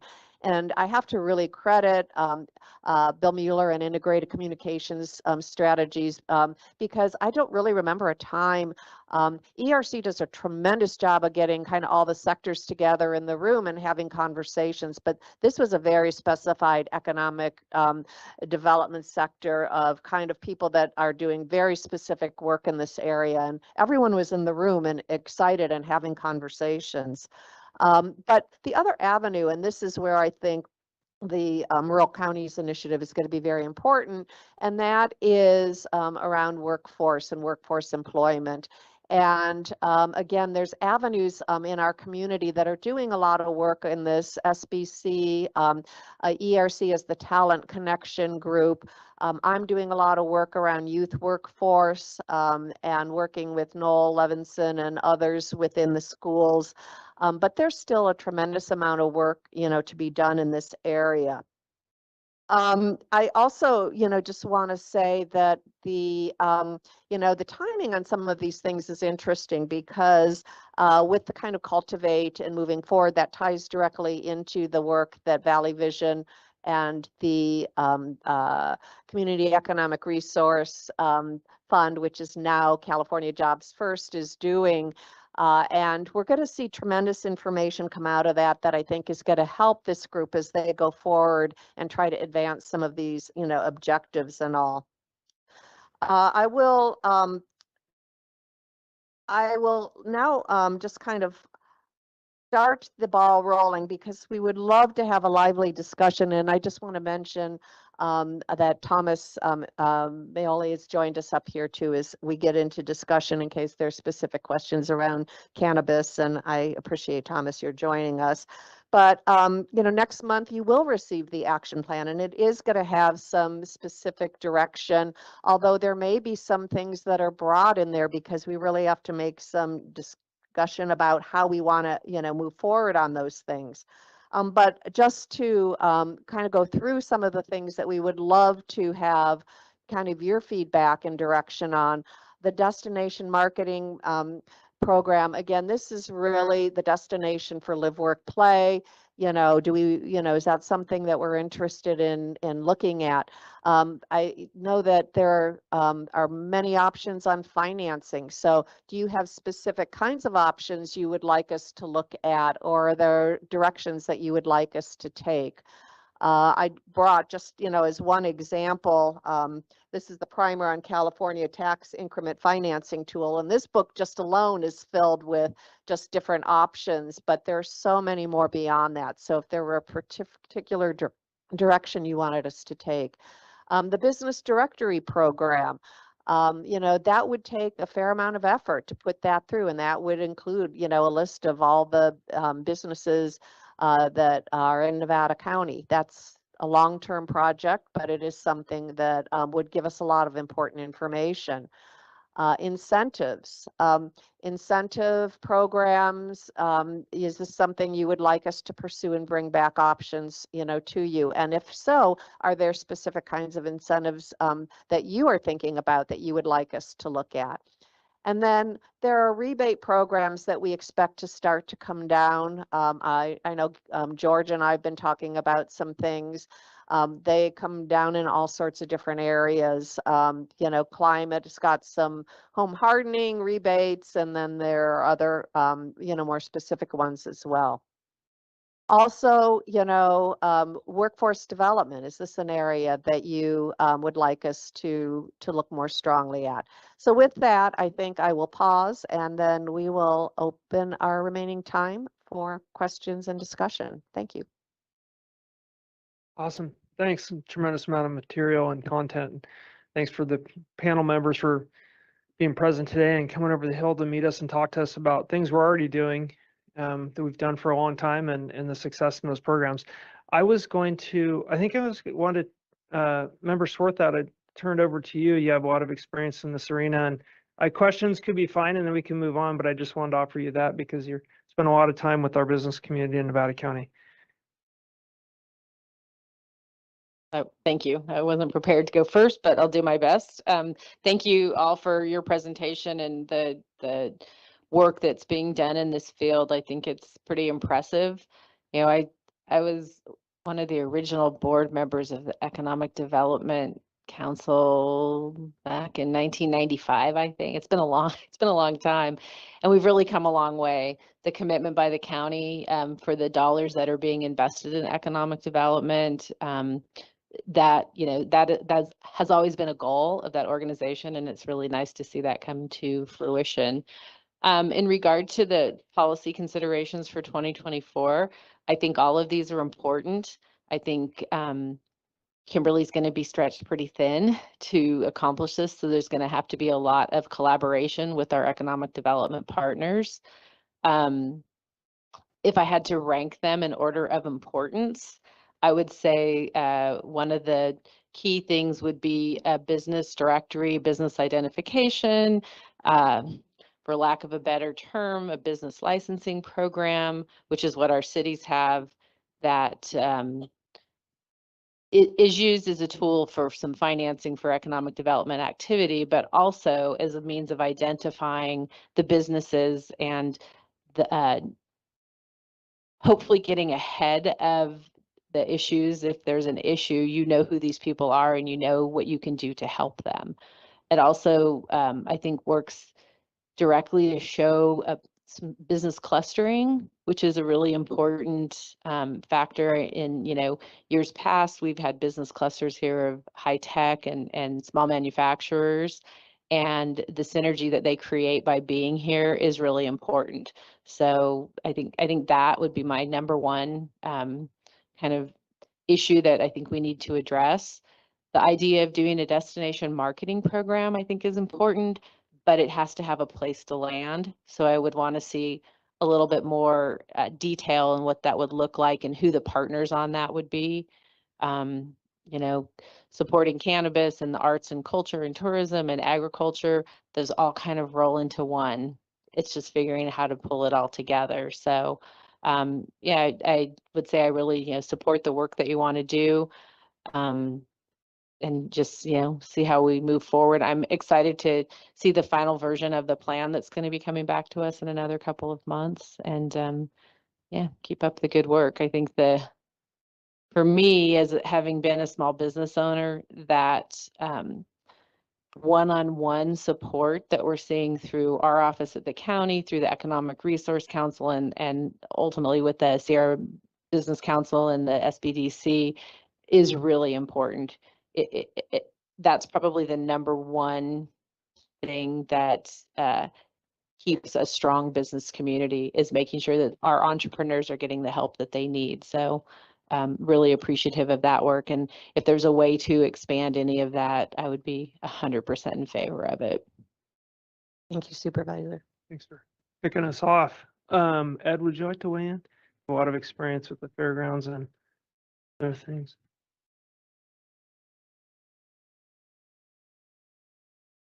Well, actually, it was 1995. I was there also. Yeah, I didn't realize you were that old, Lisa. Just a baby. I think this is an excellent presentation.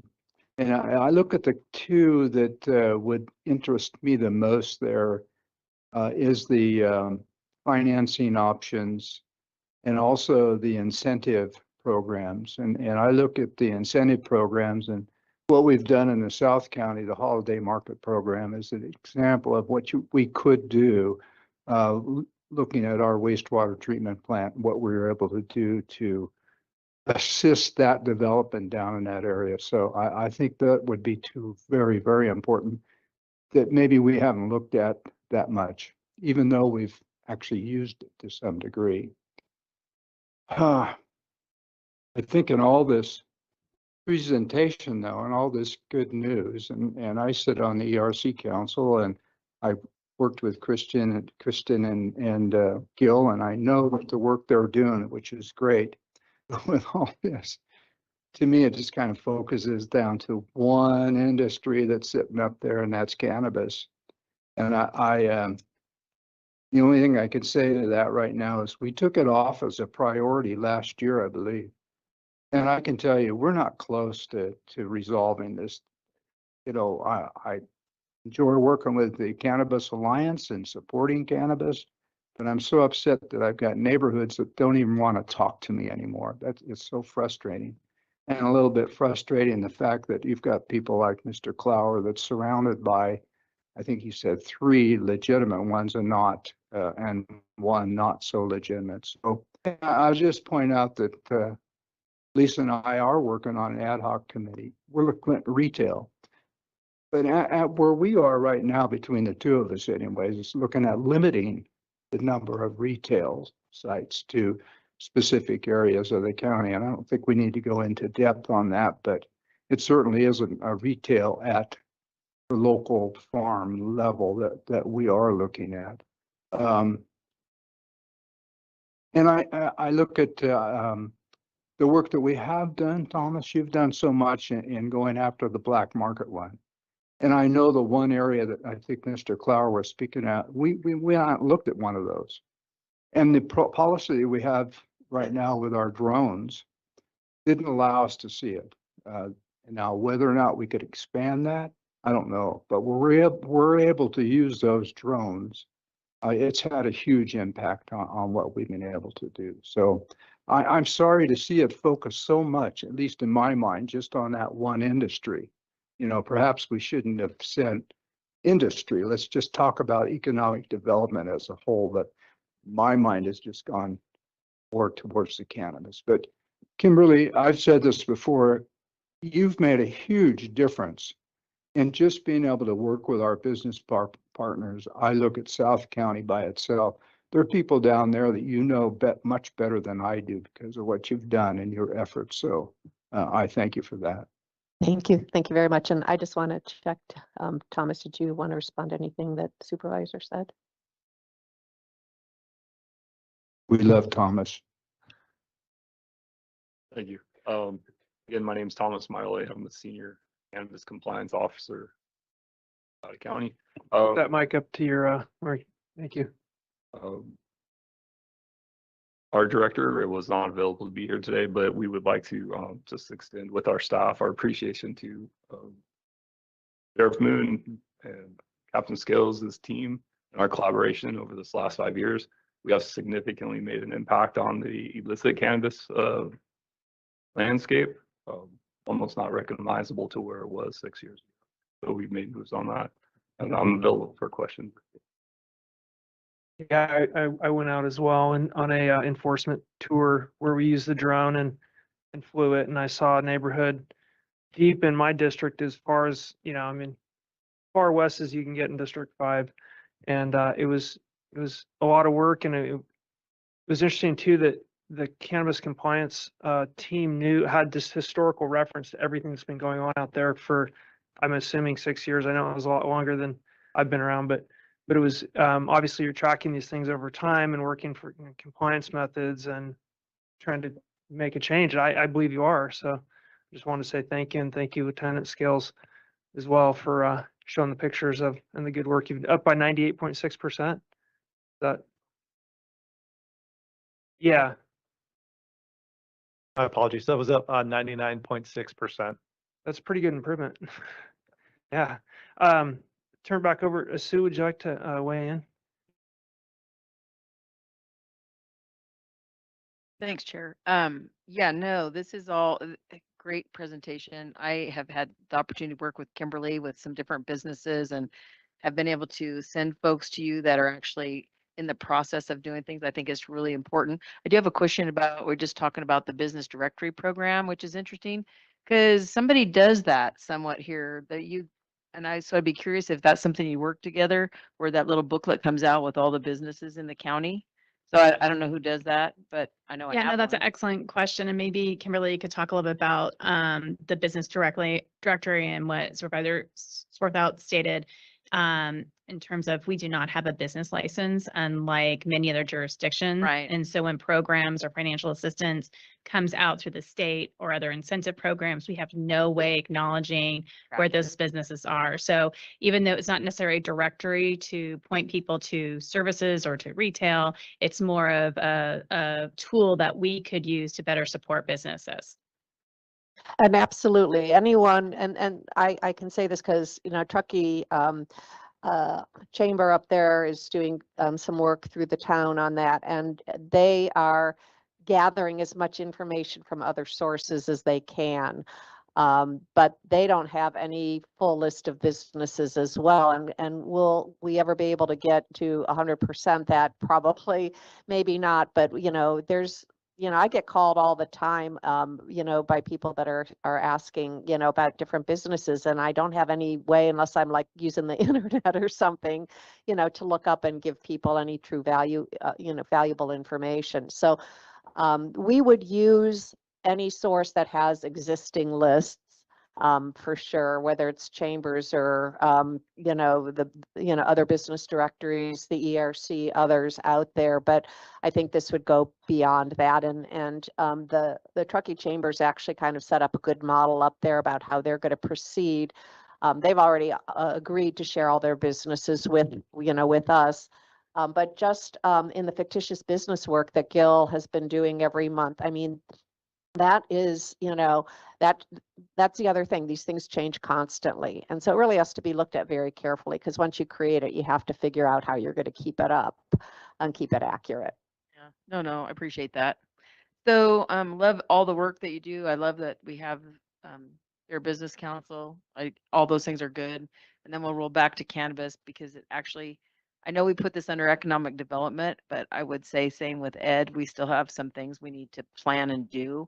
And it's hard to focus. They really very kind of weird to focus on it in this same area, I think, because we do have some changes that need to be done. I'm happy for the ones that we're looking at. I think they're important. I mean, I think we have to go back and remember Nevada County is who voted to have legal cannabis in our county. And so this has been a grassroots from the very bottom up to build this program. We spent a lot of money in the beginning having the big workshop that we had. And so we're learning as we go. And I do think the ideas that we're looking at here can be helpful. I'm glad that there's an ad hoc committee working on where we go with as far as retail. I'm kind of very interested in how we work with this zoning overlay. Because when you come into a neighborhood, you have to have a pretty much of a majority of the folks that want to agree on that. And I want to make sure that people know that that wouldn't, if you had a grow in your neighborhood, that's not going to mean they have to leave. I mean, we all look at the property rights are like a big valuable thing to everybody in Nevada County around well, everywhere, right? We all worry about our property rights. And sometimes I'm challenged with how we work, where setbacks are, how we can't work more with that. And I think that's where like a mitigation process would be helpful. I think that's what our Cannabis Alliance is for too. People should belong to their commodity representatives so that we could have more conversations that bring people into those neighborhoods and have those frank conversations so they learned about each other so we don't get to the volatile states that we do get. So one, I just want to appreciate, I am so excited about the work we're doing with the Sheriff's Department. That's outstanding. And I asked them one time, how come we don't always hear about all that?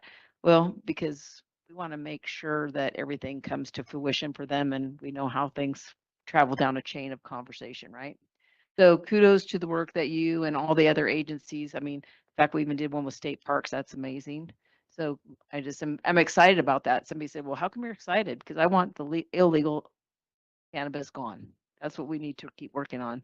And Thomas does a good job in his neighborhoods. I think we have to keep moving on that conversation. So with that, I support a lot of these ideas that we have in here. Kimberly, I think for the beginning of a program like we're doing, you're doing a great job. And that's all I have. Thank you. And I'll just mention real quickly that agriculture, tourism, and cannabis were identified as sectors under the potential sector growth of economic development, and specifically with agriculture and cannabis, they're really under economic development for the economic development work they do. They're really core services, and so those core services have a lot of activity that go on that are not necessarily economic development related, but they're under economic development for those reasons. Sue, if you had to rank by priority the initiatives you see here, which one would be your number 1 and 2? Well, so one of the things I looked at when I talked with is sometimes in our really small businesses, the financing options are a challenge. Just kind of looking at those. I love that we are going to continue to support our economic partner projects. I think those are important. And then, and I don't actually all the way understand the rebates program, but I would think something with that or so financing options, business incentive opportunities. I guess that's where that other one falls, workforce development. Okay, thank you. And I just wanted to acknowledge the neighborhoods and the homeowners that are here. I'm going to echo what Supervisor Hook was describing, and many of us have spent from the ground up this grassroots process to legalize and farm and generate this industry through a permitting process and do enforcement. And we recognize that this has an impact on your neighborhood and your way of life and the quality of life you have on your property.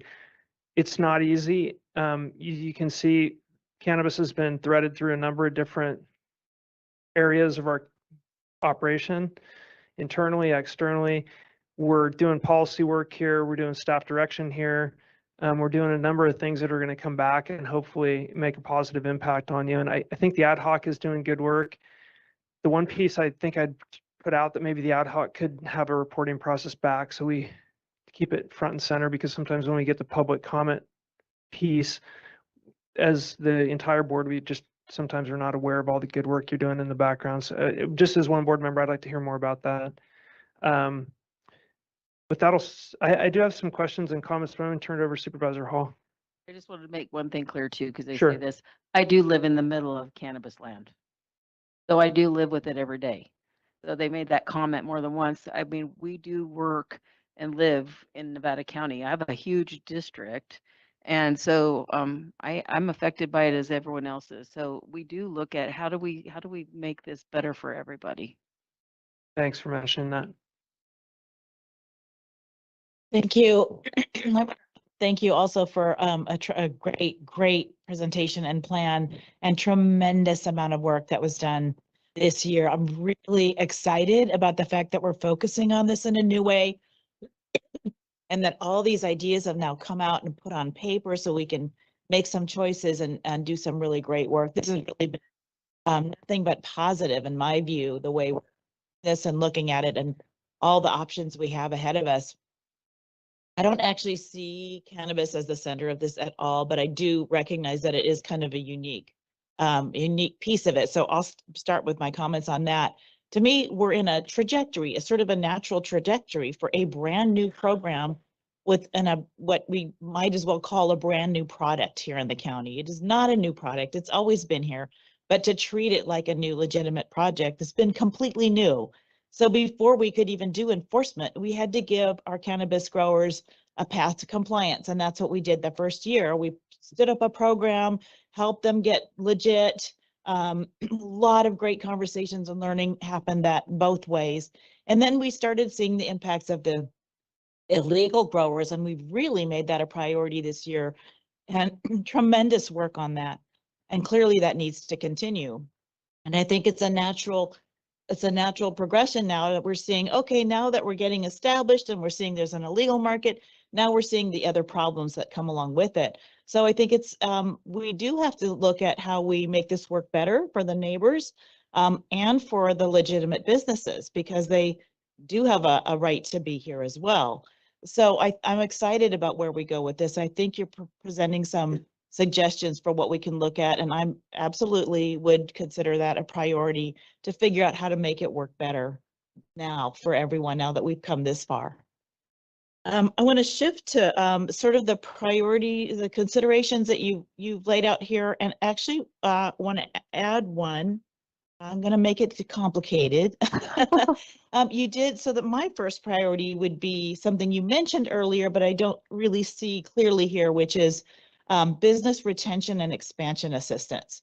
So my number one priority is to keep making it work better for our existing businesses, help them retain their business, help them expand if they want to expand. Workforce development would be a high priority for me. Help them get, help resolve these workforce issues that we have. And to my mind, that includes housing, making sure that the folks can, we can attract people to expand businesses and they have a place to live. So I'd love to see our focus on that. That might include a business directory and incentives for our existing businesses, especially. Did you want to say something? Well, I was just gonna say, great point. I think that all of that, probably through the action plan, will kind of come housed under a category that would include that, but that was a great point. Okay. And then I want to suggest another point up here, and I'm sorry I'm coming last to suggest this because I do think we should talk about this, but something like preparedness and so to deal with preparedness and impacts on natural resources and communities and the quality life of our residents with and when we do a destination marketing program. So definitely we want to bring in more people for our arts and culture into the cities, into events. And I think a big piece of that is shifting from the events that are just like overwhelmingly attended, like the Victorian Christmases and the Wild and Scenic Film Fest, where the towns are becoming overwhelmed and cities and they're having to deal with those impacts. We want to look at getting more people up more consistently and spread that out.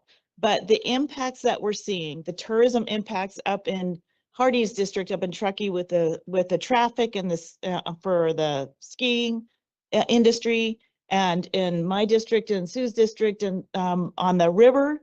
So we know that the impacts on the river and the impacts on the towns from people coming in is huge and very destructive, both to our natural resources, but also problematic for our community. So if we're going to want to attract more people here, we need to be more ready. And that has to be, in my mind, a piece of this economic development conversation. It cannot be separate. It cannot be, let's get them all up here and then let's figure out how to have enough toilets on the river. It really has to be part and parcel. So as we move forward, or when we move forward with a destination marketing program, I would request that we first have plans in place to be prepared for people coming up in volumes and make sure we're protecting the quality of life for those of us who live here. you know, want to go to the river, want to go skiing. That's why we live here. And we have to make sure that that's still going to work for us. So I think I'll stop there. Is that everything you need? Thank you Supervisor Hall. That was a great suggestion. I have about 6 minutes left. I think mine will be shorter than that, but just a couple of questions, and just feel free to just single line response kind of thing. But the one about the Justice Center Economic Development, what exactly is that? I'm sorry, which one? The Joseph Center? You had it Um, under Economic Development. that's the facilities project. Could you just tell me what exactly that is? Building. It Okay. is, I believe, I'm trying. Got it. I got it. I figured it out. She gave me a hint. It's warming, right? Isn't it? It's a combination of things. I got it. I figured that. Thank you. Sorry. The one other question I had is a little bit of the tax break piece you described. Obviously, that's part of it. In many different areas, tax breaks are used to enhance business and development and growth and economic prosperity. Just where does that fit into our plan? Well, the tax break piece could be things like some counties, if there is tax revenue that's not been paid on a piece of property for a long time, for example, and that property is sold, then the county could even, work with that business that wants to go into that spot and say, we're going to give you a tax break for the next 3 years, so you can get up and going. So there's things like that. There's tax incentive programs, Okay. et cetera. Got it. Yeah, that I'm really interested in that. I brought that up yesterday on the development side, but if it's on sales tax or business property tax or things of that nature, I would be very interested in understanding that. That's direct. Those are dollars back into a business pocket. There's nothing more direct than that. So that's one way for me. And just philosophically speaking, that I think each slide had a little bit of it, but the concept of growing our own and improving our own and making our business climate more receptive and easier to navigate versus bringing other business opportunities in. I think Supervisor Hall mentioned that with her is to kind of focus on making it easier to do business here. I would say I disagree with that to some degree, just because our partners, when they were describing their consulting plan, and the plan is that bring in external revenue sources, bring things from other areas. That's the kind of the definition of economic growth. And I would say that there are some low impact industries that have left that we want to get back. And so I would just say, just as one board member, I'd like to see some industries come back, and there's some low impact technologies. One that we sit in between the urban metroplex of the Bay Area, which is ground zero for technology in the entire world, and then Reno, which is kind of this budding expansion of economic growth around technology. And I think we have a real opportunity, the work that's going on with broadband. I would like to add in attracting those businesses to our area, because they fit our way of life and our business model and our community. I think they can really give us a lot. So that's just one thing I'd like to throw in. I think that was priority business area number 6. With the 4, you had cannabis and the others. And I don't think they were trying to imply that there wouldn't be any of that. I think that, their focus is, for example, with, manufacturing, being supportive and growing manufacturing from within is going to, because that just brings wealth back into the community. And so I think, one doesn't negate necessarily the other, but I think that was just saying they felt that should be a strong focus. Yeah, understood. I think if we have some way to, and it's not, I would mention too that the county can't do it alone. I mean, obviously you have cities and towns and industry groups and, contractors associations and chambers of commerce, and in the DMO, VTT, or Visit Truckee Tahoe Destination Marketing Organizations in East County. That's their primary business, is to do what we're describing in this room today. And so the county is one piece of it, but we're one piece of many. And so with that, I would just say, the 2 areas for me on here are incentive finance, and then I also like kind of support for economic partners, basically convening people, because we're good at that, and I think it can be a way that we can do it affordably. So those are kind of my 3 from my perspective. But job well done. There's a lot of work to do here, and we appreciate the work that you've done, our partners have done as well. Right, may I reflect back from what I'm hearing from the discussion in terms of priorities and direction from the board? So what I'm hearing is that a priority to be given to business finance and incentives for business as a priority. Second would be expanding the work of SBC in terms of business retention and expansion of workforce and development with the addition of attraction. Third, a business directory. And then fourth, a marketing program with an additional messaging on how to mitigate impacts to neighborhoods and natural resources. So I see those as the 4 priority areas of the board. So just real quick, so on the business attraction side, while that is an important element, it's also an extremely expensive and difficult. Because I know years ago that had been the focus at the Economic Resource Council, and we just found it was so hard to try and figure out how to get those industries here. And I just want to make another push, and I know you mentioned it with the business directory or business, whatever we want to call it. But I received an email a couple of weeks ago and a phone call from a gentleman who has a home-based business, and he actually needed to get a letter from us stating that we did not have a business licensing fee. Yeah. And it was very complicated. And when I talked to him, he does business in a bunch of different places. He said this was the only place he'd ever been where it wasn't required. So when I suggested to him, do you think it would be a good idea for us to do something like that? He said, absolutely. So there is a little bit of a push for it within the community to kind of bring it together. Obviously, it would be a lot of work, so we would have to figure out how it could fund it and that sort of thing. But I think that would help with the attraction part, because then you actually know who's here, and maybe they know people who want to come here because they love it here. Okay. So with attraction, I think that's really good feedback, Supervisor. Is that something that we want to continue focus with, or in the next year, look at retention, expansion of current businesses? I think Well, Supervisor. When you look at attractions, all you got to do is look to Sierra Business Council, ERC. All these things you're talking about have been attempted, and there is histories on them. So I think that's really working closely with our partners. And that'll give us the direction I think we need. Okay, but to your point, Lisa, I think you're saying we have to start with the foundational understanding of who's there and how do we contact them. And so you're saying, let's reprioritize that to the top, and then some of these others would be pieces that would naturally occur organically behind that. I think that is an area where we actually could be successful doing.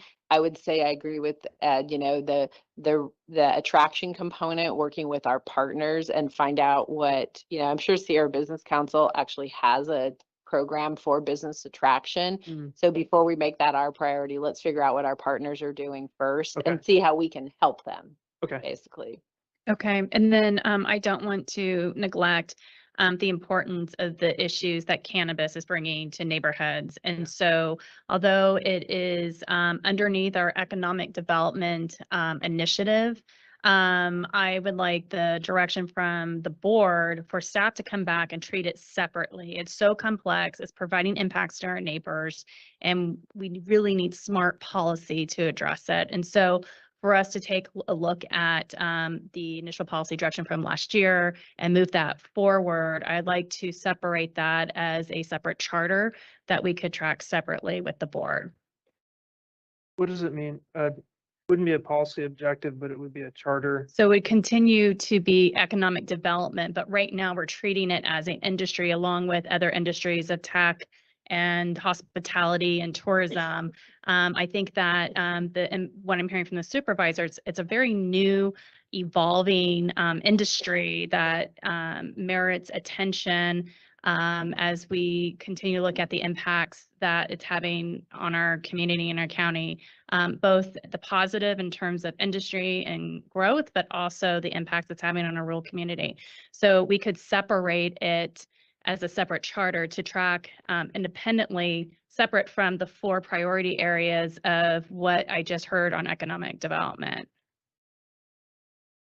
Yeah, if I could just say, just briefly, I agree with that, but I want to make sure it's not just a negative, not just dealing with the problems. We need to make it easier for the legitimate industry as well. They have some requests that we're looking at here. Yeah, I think, I mean, for me, just, I think that you have community protection, quality of life, community character, and business development. I mean, there's like these two containers. I think Ed, you described it perfectly. Really, if you look at, if you're separating that out, there's two big components in my mind. I know we need to move on. Thank you. I know we need to move on, but yeah, I just kind of see it like that. And there's more work that's gonna have to be done here. Do you have the direction you need? Yeah, I have that direction and in any, Thing to ask Kimberly, where would your angel fund fit into that? Would that be the rebates in business? Where would you fit that into your? The angel fund kind of financing? could potentially fit under financing, as well as things like, you know, revolving business loans, other kinds of things. So financing can be very, very broad. okay, staff has the direction we need. Thank you. Great panel work. Thank you. Appreciate it. Thank you very much. And we're going to take a comfort break, a 5-minute comfort break before we come back for 2 presentations and then a short lunch.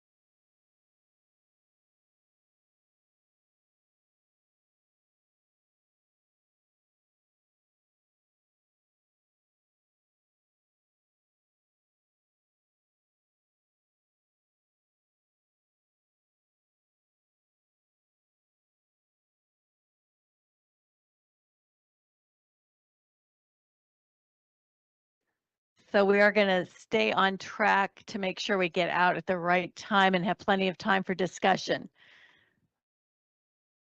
As we wait for the rest of our supervisors to come back into the room, I just want to set up the conversation that's going to be happening next is on broadband.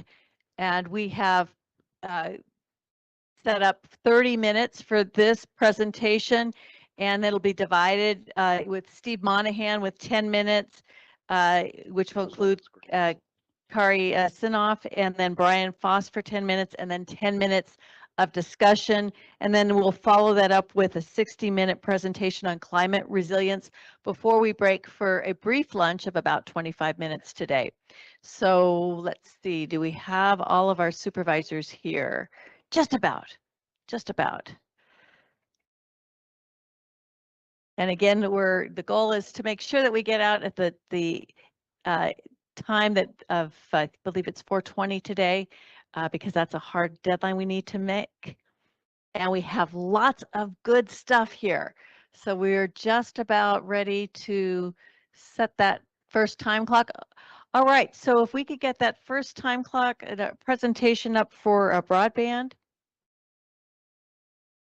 And we'll start with 10 minutes for Steve Monahan, who we don't have our Steve Monahan. We'll just wait a moment.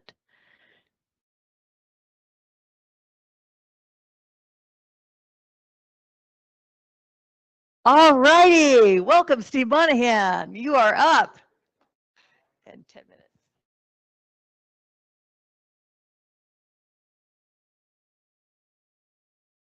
All right, good morning, board. We're going to talk about broadband, and we're going to go pretty quick because we know we need to catch up some time. So today we're going to talk more about where we're going with broadband. We're going to give a lot of time to Mr. Foss here to talk about a real strategic wireless broadband ordinance that your board could choose to take, and Carrie from SBC to talk about digital equity. So this is your broadband objective from 2023. We're not making any recommendations. I would say your broadband initiative is supported by a team, and big thank you to the leadership of Supervisor Hall, really pushing this when she came on the board, your board supporting it, and your CEO to create a cross-discipline countywide broadband team to work on it. That's really the secret sauce of our county. Not going to spend a lot of time going across the past. You'll see this looks familiar from our last year's presentation. The real items we want to talk about in the next two slides are going to be what's going on now. What are the big projects that are moving forward? And the big one is the submission of the FFA projects. These are the federal funding account projects that came from the federal government to the state government. This is the $2 billion in local last mile for rural communities in California. The applications were due in September. We submitted, or I shouldn't say we did, but Golden State Connect submitted a application for the county. And you can see from this map, map was prepared by Carrie and her team at SBC to show the projects that were submitted for FFA in Nevada County. So the blue is AT&T. And if we zoomed out of this, you would see a major portion of California covered in blue.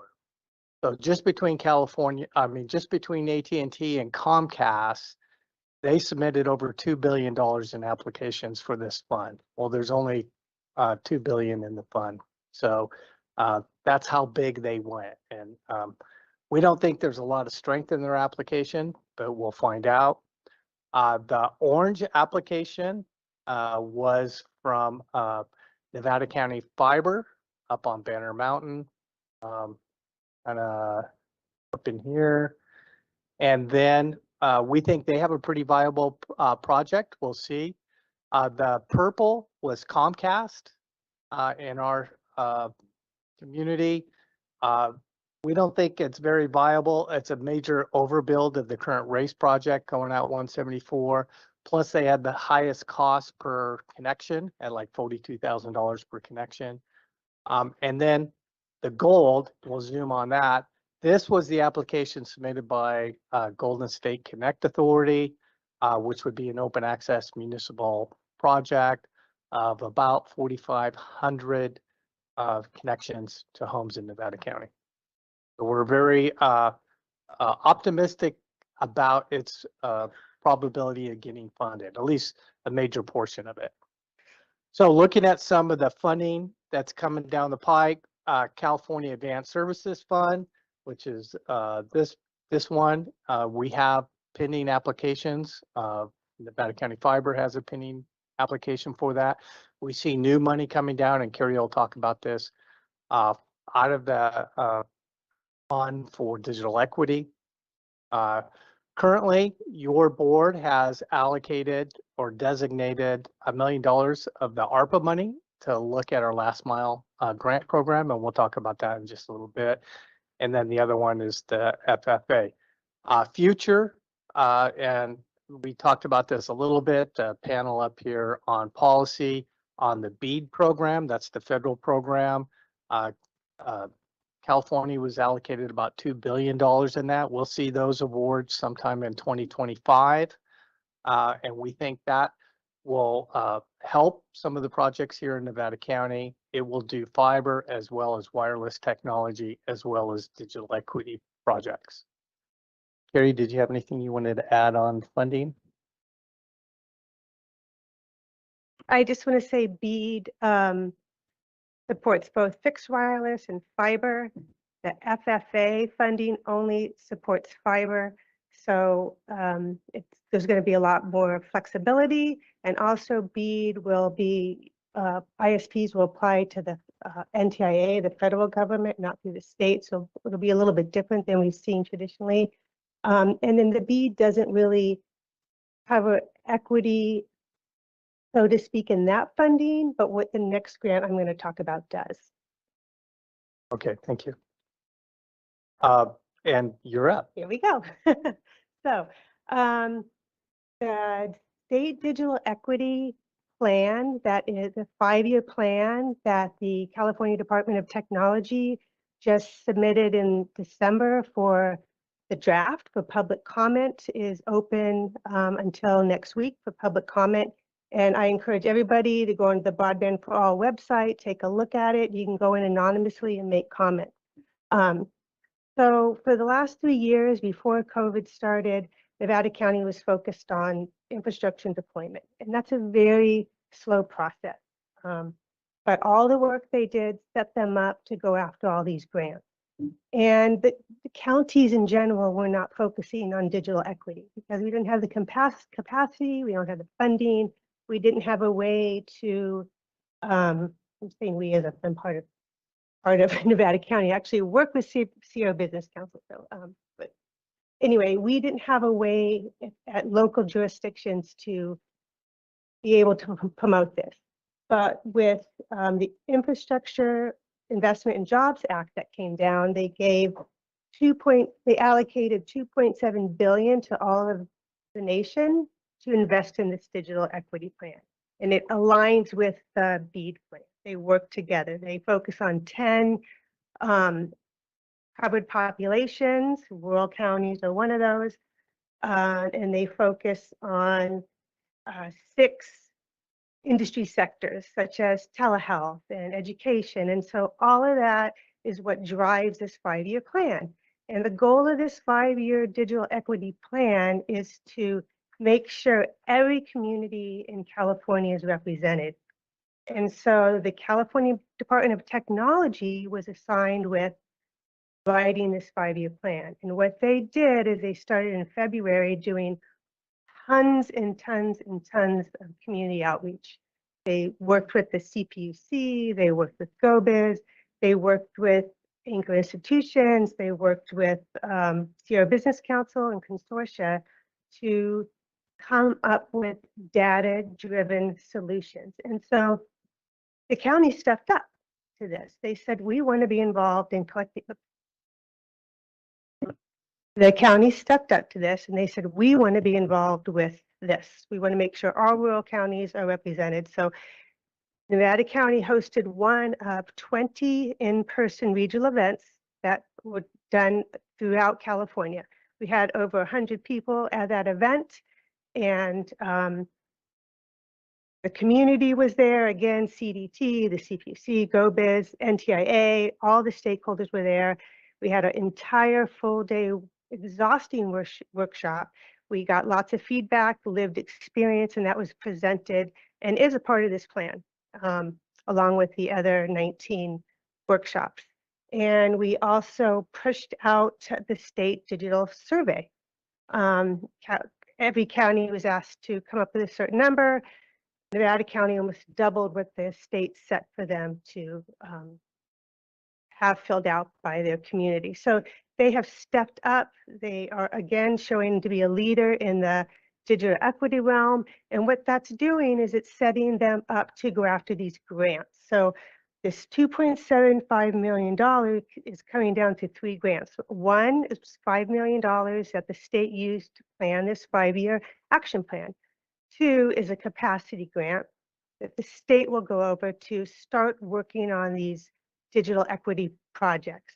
The 3rd is competitive grants that for the first time, local jurisdictions can go after some of this money and bring some of that money in-house, partner with community-based organizations and anchor institutions to really help solve that digital equity gap.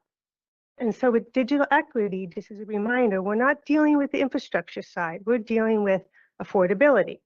We're making sure people who can afford it can have access to the internet. We're making sure people who don't have devices get devices. We're making sure we have people trained with digital literacy skills so they know how, especially the aging population, they know how to use it. They can learn, AI is kind of taking over, right? So we need to get everybody up to speed.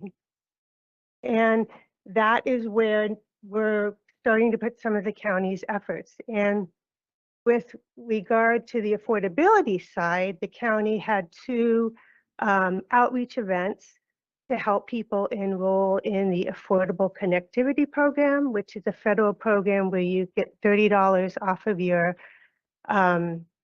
internet service bill, and it can be stacked on low-income plans. So most of the low-income people are getting free internet. They have the low-income plan with that stacked on. So we held 2 of those. Last month, we held a 3-day event with Interfaith Food Ministry, and for 3 mornings in a row, we went out there, and as people were lined up in their cars, we collaborated with CETF, California Emerging Technology Fund.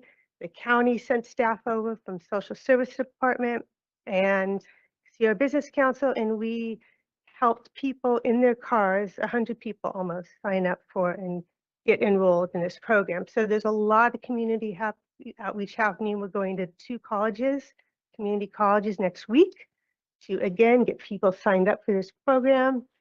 And then we are, no time, I need 2 more minutes. And then we are also sending out a bulk mailer, direct notification to low-income households next week, hitting all low-income households in Nevada County, followed up by a digital, targeted media digital through Facebook outreach as well, which will boost that response by 400% in the past marketing agency we're using. And that is funded under the CETF, California Emerging Technology Fund, $25,000 grant.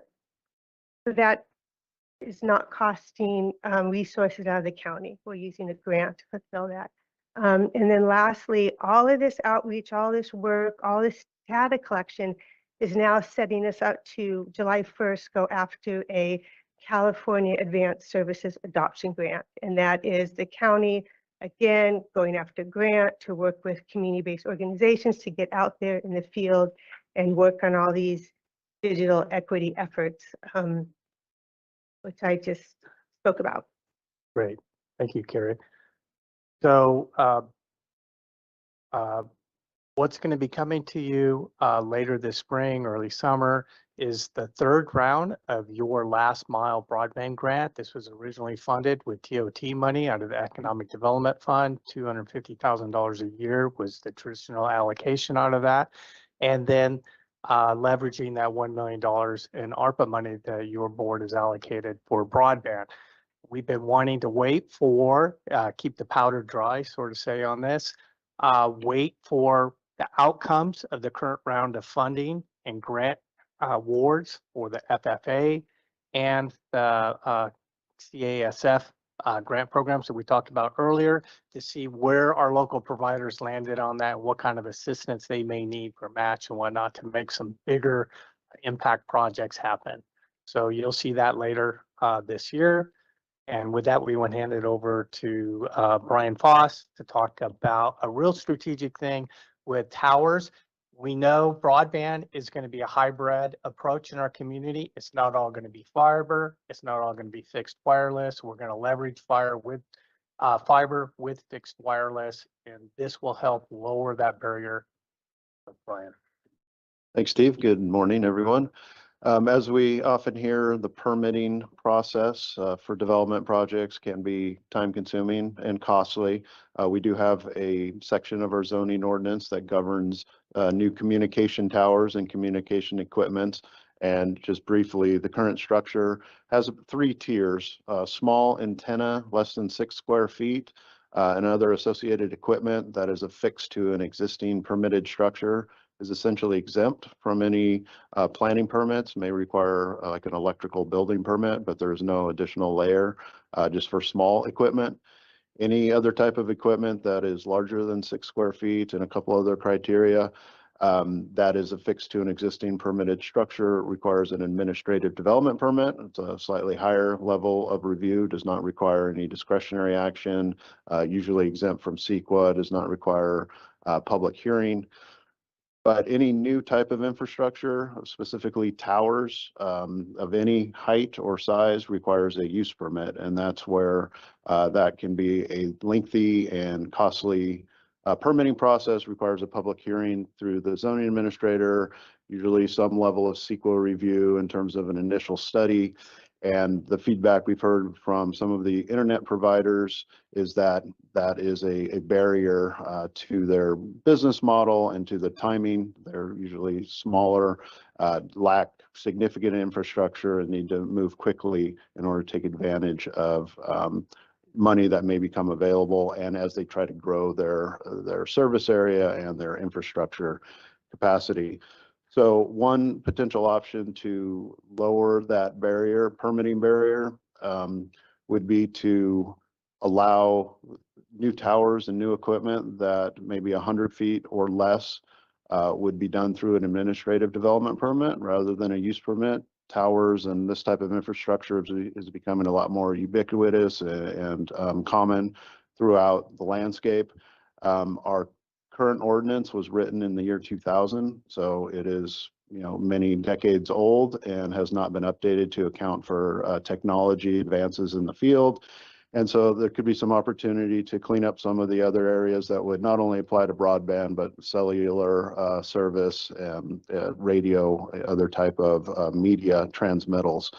And we think that it could be a fairly targeted and surgical change to our zoning ordinance because there is already the infrastructure set up, the permitting process at that kind of lower level administrative development permit, which is a quicker, maybe 30 to 45 day turnaround.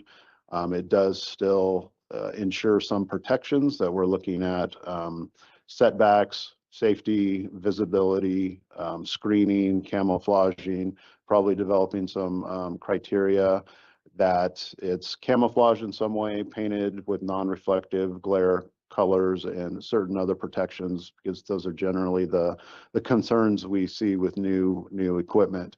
And we did put the county, I think, in a good position with the programmatic EIR that was completed that did look at or did take into account new towers of up to 100 feet in height.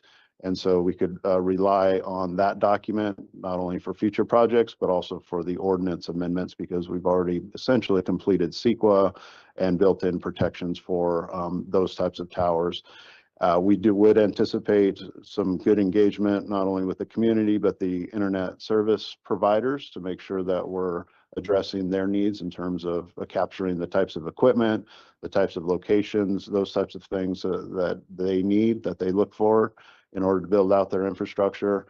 And again, going through a public hearing type process with drafting the ordinance, circulating for public review, getting input, and then going through Planning Commission and ultimately the Board of Supervisors for approval, and think that we can lower the barrier, create still an effective permitting process, as well as kind of clean up some of a dated ordinance that's been in place and not kept up with technology.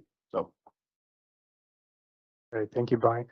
So just in recap for the general public, I know your board all knows this, but as the county government, we have no regulatory authority oversight whatsoever on telecommunications and broadband providers. That's all done at the state and federal levels. So our strategy has been to make Nevada County the easiest place for broadband providers to do business in and to want to build projects and invest capital in. And by doing that, it's the work of Brian and planning and EIR, how we do that. It's the Public Works with their road permits and access. And this is another piece of that puzzle to be able to lower that barrier and make it easy for projects to happen in our county. And with that, you have 10 minutes to ask us questions. Thank you. Appreciate it. And it's awesome to hear about all the good work. Some of this is really impressive. Getting people adopted, signed up, promoting all of that. And obviously it's been a long running initiative that you've done great work on, Steve. So, and Brian, for your help as well. So thank you so much. Heidi, I know you've done a lot with broadband. Would you like to kick us off? Thank you. Yeah, and I can keep this short. Just tremendous work. I mean, I'm so proud of this county and so grateful to how you've all pushed forward on this issue. I think these ordinance changes you're suggesting are great. I didn't realize that was a barrier, and anything we can do to make it easier for our local projects to get moving would be fabulous. I think the only comment I'm having now is thinking about how we've been talking about this for a while. We've been promising it's coming. I know we don't have control over that, but there is a lot of frustration still in the community. Sue and I know hear it a lot with the same with the AT&T, and people, combine that all together into the package of technology. So while we want to keep pushing forward and trying to get it as soon as we can, we probably need to start thinking about how we're messaging to the community that it's coming in. I heard you say in 2025, and we may not see huge results until then, or 2026. So let's think about how we're doing that. So we want the public to know we're there for them and we're working on this, but the timing is somewhat out of our control. Thanks.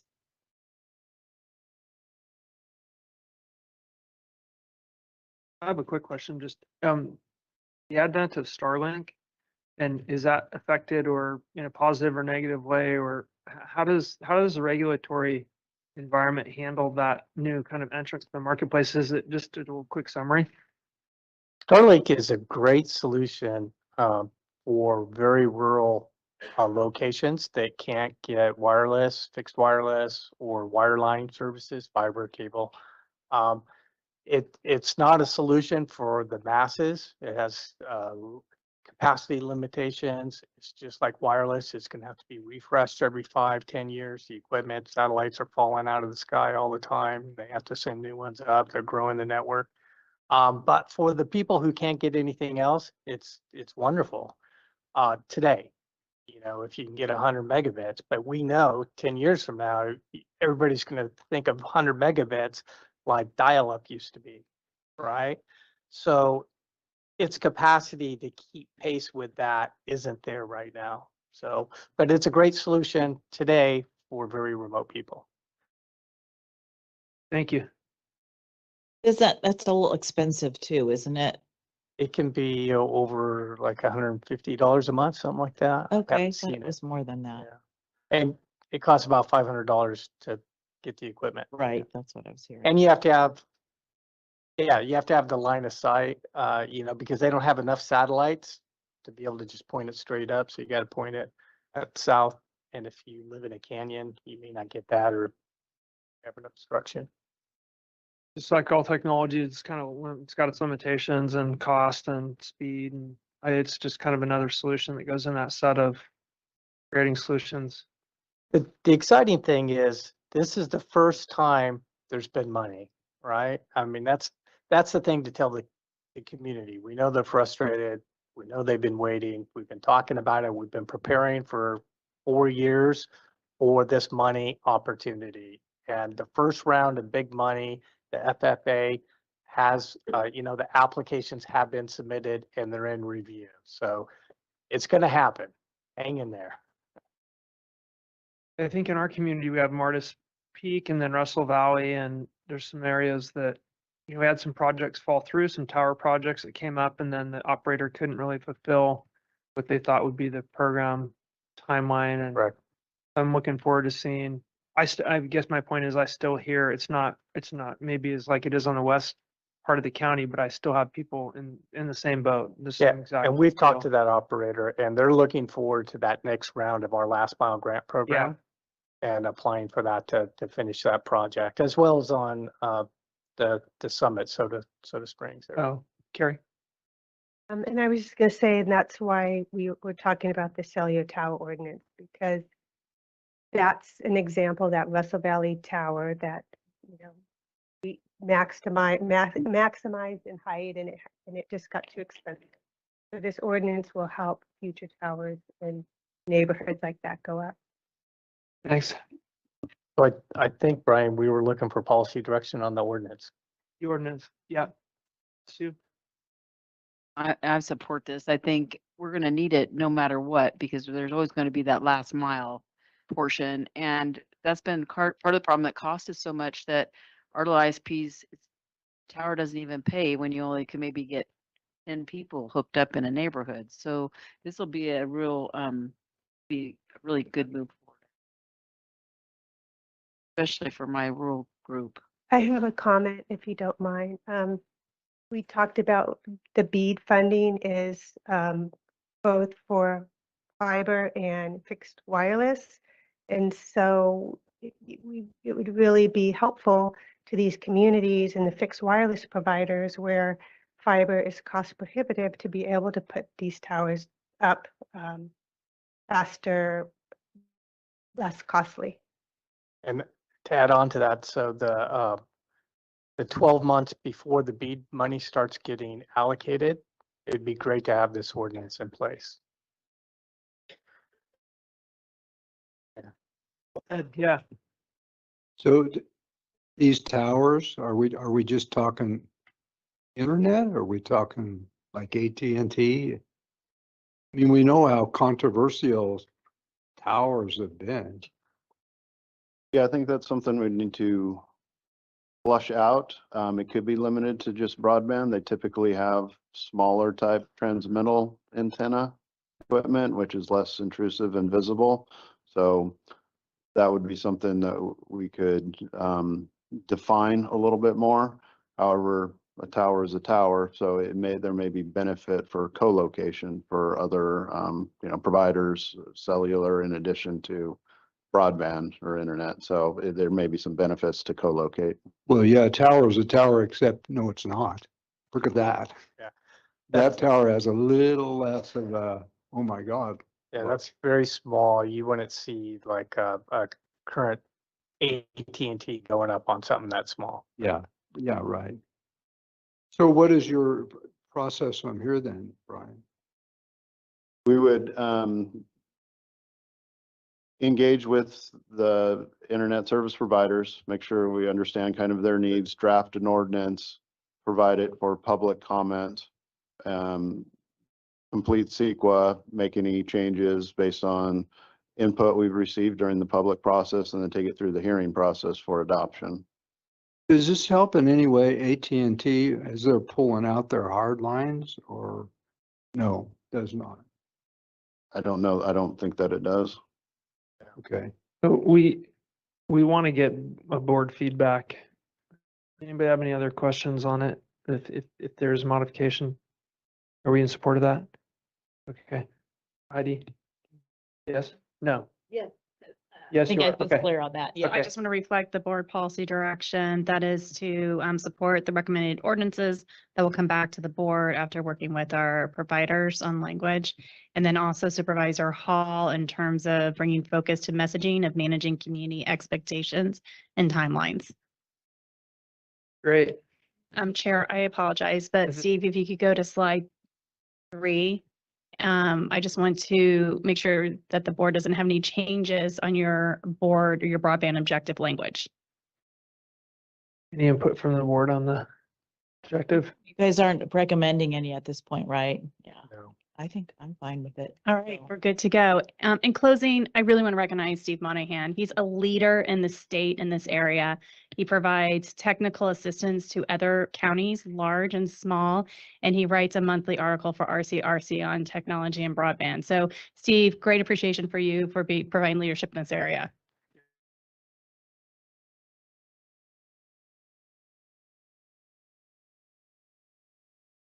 Thank you very much, panel. And I invite the next panel to come up. And while they come up and Carissa gets your slides up, we do have an introduction to the climate resiliency objective, which is going to be by Chair Bullock and Supervisor Hall. So do you want to get us started while we get the panel up here? Yeah, we'll kick it off.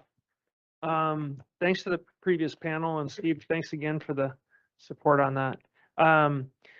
Yeah, I was really honored to bring this forward with Supervisor Hall last year. It's one of the pieces that I think in my community has been a priority area, trying to find its own footing and its own foothold, place to land, so to speak, and how we can make it all work. The Climate Transformation Alliance, Keep Truckee Green, the town of Truckee, Citizens Climate Lobby. There's a bunch of people that are involved in trying to create a sustainable and resilient climate.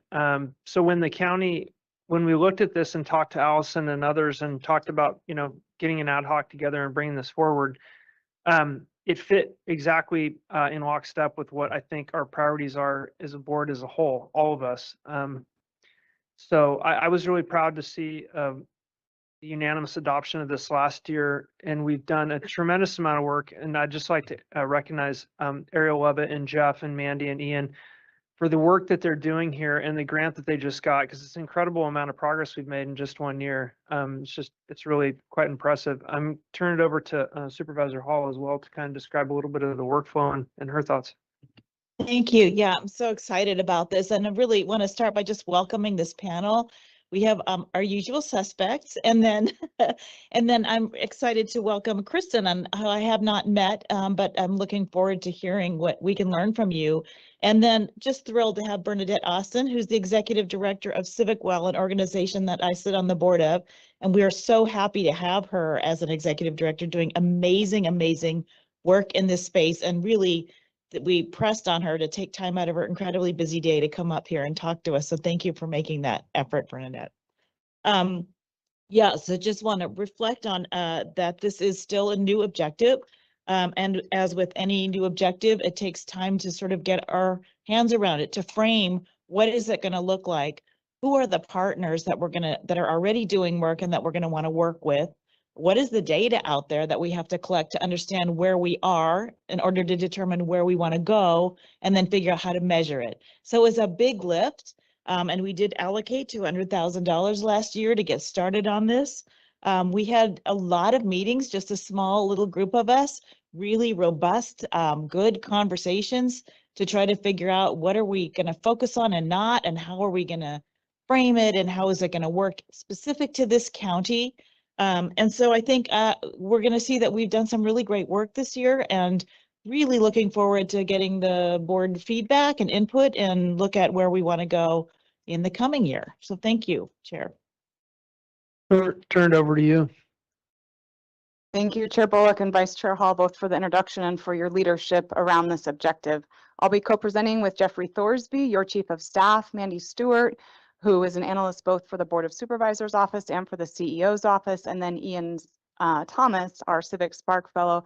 And of course, again, so grateful to our guests that are here today that Mandy and Ian will be introducing. In terms of today's focus that I'll review quickly, we're going to begin, this is our objective. So bringing it back to that, we will come back to this at the end. And again, don't recommend any changes at this time. In terms of today's focus, we'll begin with a panel presentation, which we're very much looking forward to, that will be facilitated by Mandy and Ian. And then we'll briefly share some highlights from the past year and offer some recommendations for 2024 objectives. We really wanted to focus this presentation on bringing outside presenters to share perspective on state and regional work and climate action planning. So we also have the goal of leaving ample time for discussion. So you'll find that our staff presentations are brief, but you do know where to find us. And with that, I'll turn it over to Mandy and Ian to kick off our panel.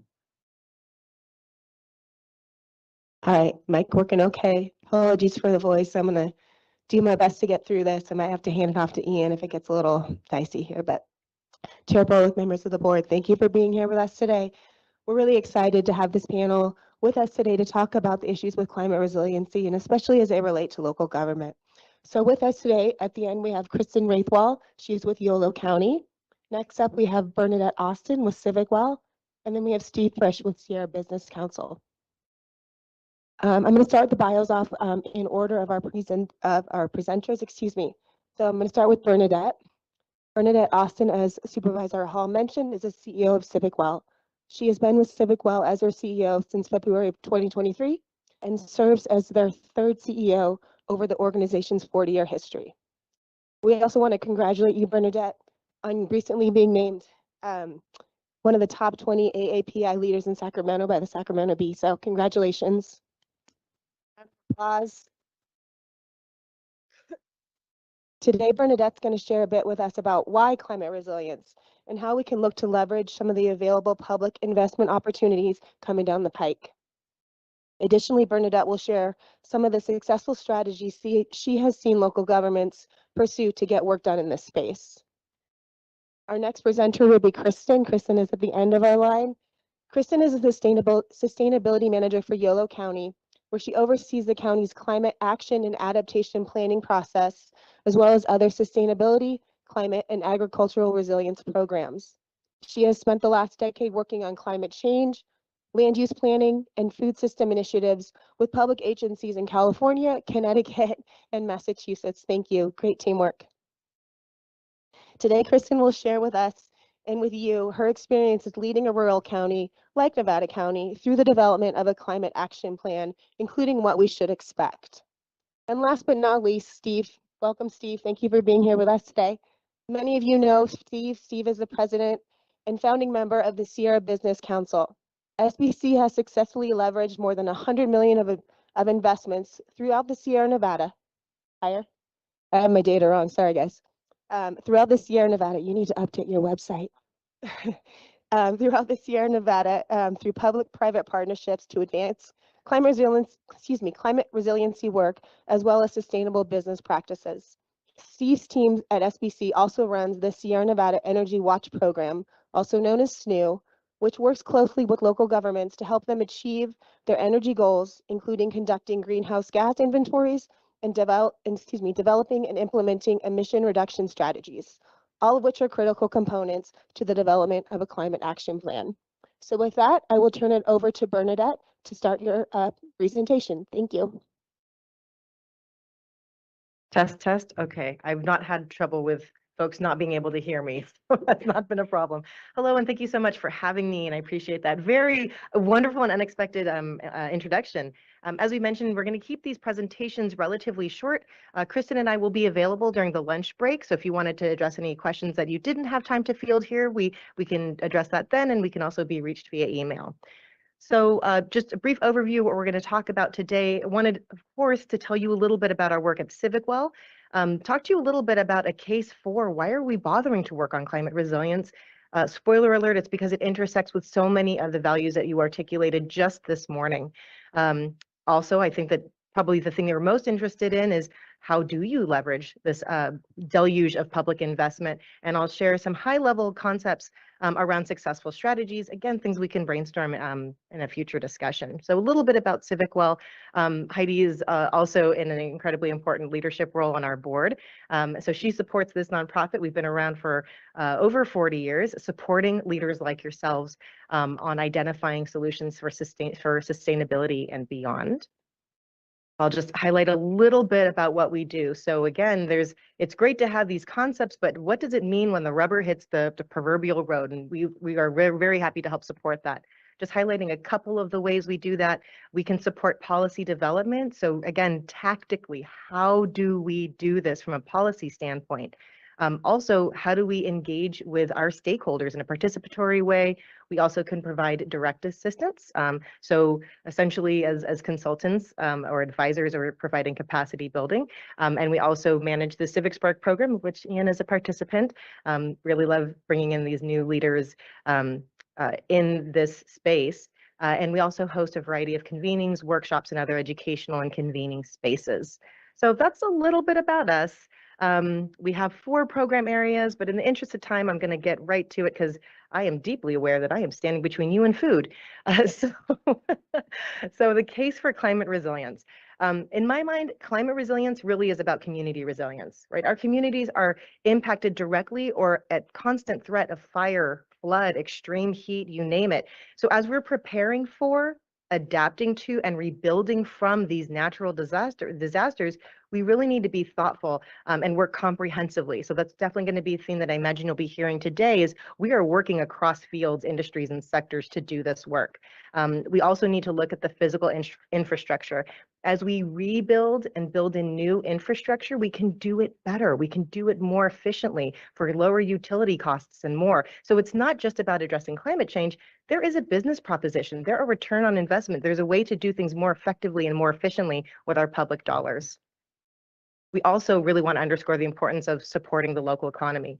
When we are facing these natural disasters, climate disasters, it impacts our economy. When you have a strong visitation economy like yours, that really impacts your businesses. Can they stay open? Will they be able to attract visitors? Also, some of the leading industries in your area are very likely directly or indirectly impacted by climate change. So things for us to think about, and we're happy to talk with you a little bit more later. And certainly there are policy implications. We know that we face regulations as local governments, but similarly, there are opportunities. The most prominent one right now for discussion is funding. So I'll talk about that on my next slide. So I expect everyone to memorize this. There will be a test at the end. I'm just kidding. I have 3 pages of notes on this, but I just wanted to highlight a couple of the things that we are tracking. And as members, you all can possibly regular updates from our policy director, former Sacramento County Supervisor himself, Roger Dickinson, and former assembly member, who tracks those things that are most important to us as local government officials and the communities that you serve. So just highlighting a couple pieces here, mostly on opportunities. So for example, ACA 1 you may be aware of, it will be on this fall's ballot, and if passed, it would allow local governments to increase their sales tax or use those taxes or sell bonds for public infrastructure projects and affordable housing, and only needing a 55% majority instead of a 2/3 majority. So again, let's get tactical. What does that really mean for our communities? And then several of these other ones are really focused on funds, bond financing. How are we actually going to fund rebuilding and preparing for after wildfires? So again, I will not read through each of these. Happy to provide more information after today's meeting. So let's talk a little bit about public investment. So certainly, I'm sure that you're all very deeply aware, how do we fund these things? I think the easiest thing to point to coming out of the federal government, of course, are those infrastructure dollars. So I'm sure that you're thinking about the myriad ways that you can address those. There's also some of these unlikely partners. So many of us are probably thinking about transportation, for example, right? But what about funding coming from the Department of Commerce? What about funding to support workforce development? There are a lot of opportunities that you should think about. I see Steve nodding. He can probably tell you more about those than I can. But the point is, infrastructure, the IRA is not only about the built environment. There are a lot of other components, and you don't want to miss out on those. From the state, I'm going to go into those in greater detail on a future slide, but suffice it to say, there's even with the budget announcements of a more challenging state budget that came out last week, we do anticipate a very strong economy moving into 2025. So I think this is a temporary situation. This does not feel long term. When I was gathering with some state officials last week, that was their sense as well. I can easily point to the Federal Reserve indicating that they plan to reduce interest rates. I am very confident, as many people following the economy are, that that will increase growth and development in those areas, those projects that are teed up but haven't started because those interest rates are really discouraging.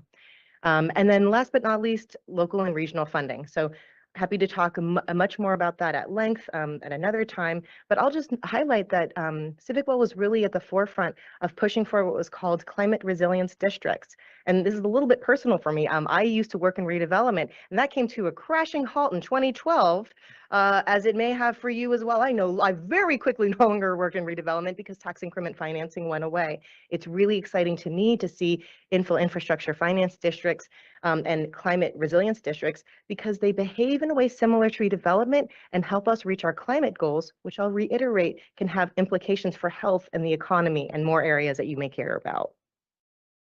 And I lost my notes. There we go. All right, so I did promise I would talk about some state funding opportunities. And as you can tell, I provided these slides well before the 18th, so you can just pretend that that STEP grant isn't on there. The STEP grant, which is the Sustainable Transportation Planning Grants, come out periodically. And so that's, again, one that comes from Caltrans and a state agency. Also remember that we have both state and federal environmental protection agency. Wanted to highlight the Small Communities, Big Challenges Rural Environmental Public Health Needs Prize Competition. So that's coming out at the end of the month, but I highlight that because I just wanted to note that EPA is thinking about health. So you may care deeply about the community health, public health in your jurisdictions and with your stakeholders, and that they are thinking of the smaller jurisdictions and the rural jurisdictions like yours. You can scoot over to next year because we have a lot coming up this year. So the CEC Energy Commission, that may be something that you may want to look into. That deadline is in May. Yeah, the deadline is May 1st. And this is really trying to support renewable energy storage resources. So if you have colleagues who are working in these spaces, how are we not just addressing reducing utility costs, but when we have power loss, what are we do we have the storage we need to continue to do the things we want to do in our community? This is the kind of thing that gets at that. I think, let's see, maybe in the interest of time, I'll just scoot on over to what to highlight, maybe out of OPR. So the Governor's Office of Planning and Research has an extreme heat and community resilience program, could be a very good complement to recent grants that you've received. So keep thinking about ways that we can think creatively. I think I'll move on to the next one because I will reiterate that I have 6 pages of notes on these funding opportunities. So I wanted to highlight 2 pieces. To be very honest, there are so many funding opportunities, it is difficult to keep track, even for us who are working consistently in this space. So I wanted to share with you 2 resources. There is a QR code, and this one's an easy one, fundingresource.org, easy enough for you to find. So this is, you can use this tool, I apologize, it's kind of small, you can't see, but you can actually search by the type of thing that you're looking for, affordable housing, water. It's an opportunity to kind of curate all of these different types of funding that are coming for California, or that are coming available for California communities. So I encourage you to check this out. It is free to use. We do our best to keep it updated, but these opportunities are coming fast and furious. Those dates are changing, but it's a great place to start. I will note that it's great for local governments, but also community-based organizations. So something to look at. The other resource that I wanted to highlight is through our California Climate and Energy Coalition. We call it SEEK, so pronounced like SEEK. That's also a QR code if you wanted to check out that website. This is more focused on the energy space. But again, energy is what drives our hospitals. It drives our businesses. It's a really important consideration. And so I want you to really look at both, I'll go back, both funding resource as well as the SEEK funding resources page. So let's take a couple minutes to talk about strategies, because I think that's probably what you want to talk about. So I'll just highlight very simply 3 strategies that you may want to consider. Cultivate a coalition. I will note that my colleagues at the Sierra Business Council are co-chairing our statewide coalition of regional climate collaboratives. So we're all not just sharing ideas, but talking directly to the folks at the state implementing and advocating for programs and policies that meet what we need to do when we're implementing. So again, your colleagues at Sierra Business Council, not just members of that group, but prominently involved, and we facilitate the statewide group. That's just one example. Also think about your partners in the private sector as well as the nonprofit sector. I imagine that in a community like yours, you already do a lot of that, but cultivate those coalitions. You may disagree on a lot of areas, but find those spaces that you can agree. You have shared values and goals. The next is to integrate initiatives. I like to say that good policy making does not happen in a vacuum. You may be most concerned about jobs. You may be most concerned about housing. You may be most concerned about transportation. There is an opportunity to bring all of these different interests to the table and find what those shared values are. So really seek to do that. Today is a great opportunity to do that. You are probably already hearing through lines of how these components can interconnect. So take action on them. And in my mind, and I might be biased here, but climate resilience really is at the center of that work. So I am in leadership roles in the economy and health. But again, I choose to do this work at Civical because I know that this climate is really underscoring all those components. And last, have a plan. And I think that's a good way to segue to my colleague. If you are not prepared, you are not going to be competitive for funding. So it is really, really critical. And I don't want to put words in your mouth, but I think one of the reasons that Yolo County, even though it's small, has been so successful is that they have a plan. If you have a plan that you can point to, then you are going to be more successful. So I know we'll take questions at the end. And with that, I think I'll turn it over to Kristen. Okay, there you go.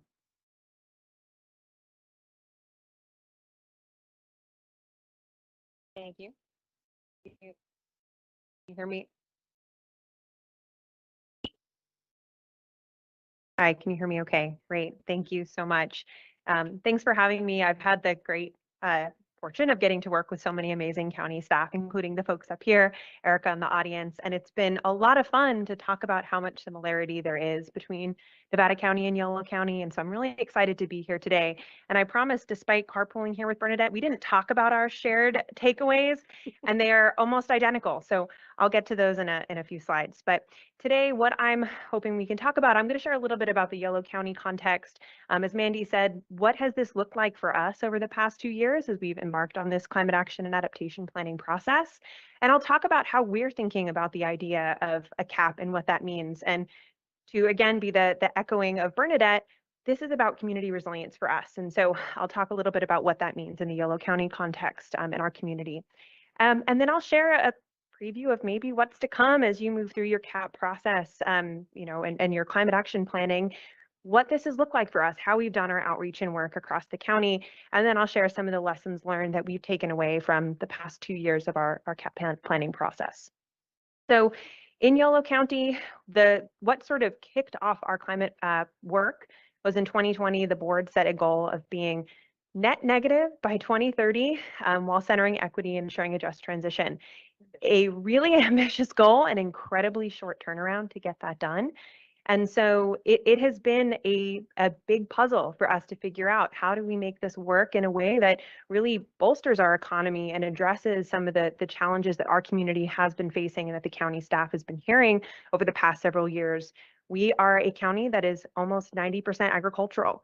And so some of the unique challenges that our producers have been facing, our farm workers have been facing, these are things that have been coming before the county over and over and over again. And that is all wrapped up in this process. And so in January 2023 was when we launched our climate action and adaptation plan. And I'll say that the emergency declaration that the county passed also started our Climate Action Commission, an 11-member public advisory body that Bernadette serves on. And it has been such an incredible tool to work with the community across all of our districts to really make sure that we're representing community needs at every step of the process. So this is the big infographic. climate action adaptation plan, when you say that, that doesn't mean a lot to a lot of community members. And so one of the first things that we had the challenge of is how do we communicate what this means? And when we talk about resilience, what are we thinking of? What are the different sectors?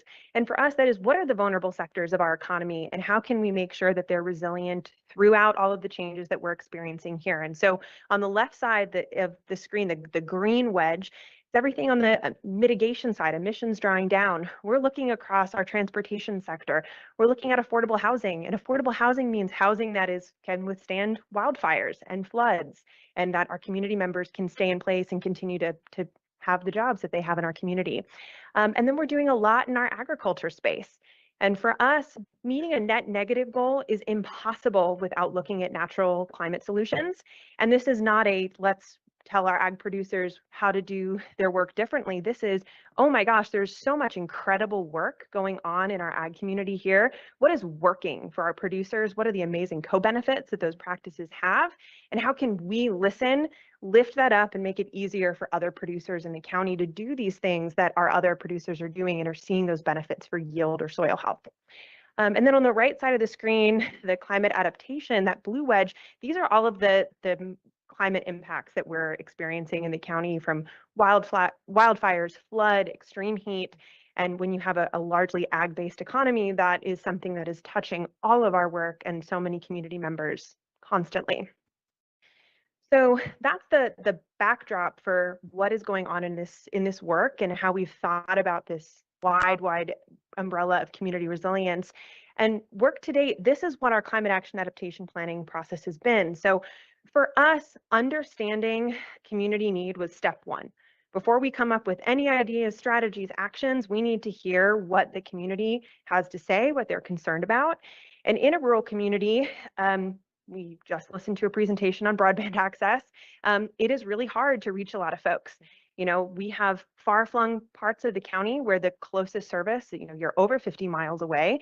So for us to get good community input, we have to meet the community members where they are.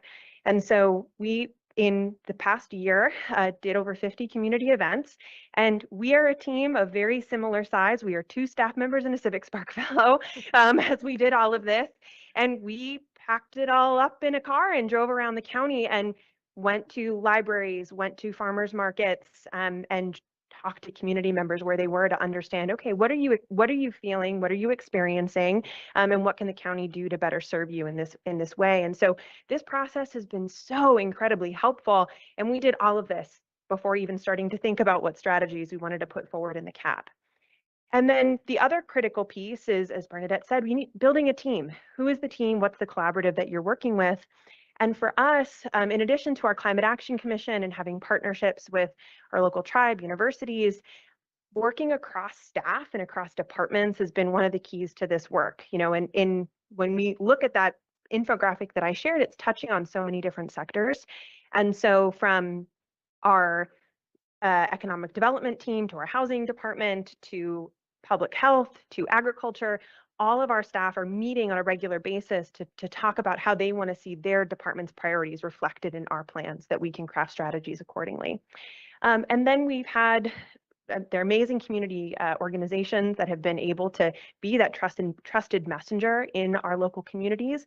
And then we have ag has a seat at the table. We have a Natural and Working Lands Advisory Committee, that's our RCD, our Farm Bureau, farmers, ranchers who are there to say, this is how I want my industry represented in this process. Here's the support I need. Here's how we need to think about these issues. And that's really been so foundational to the work we're doing.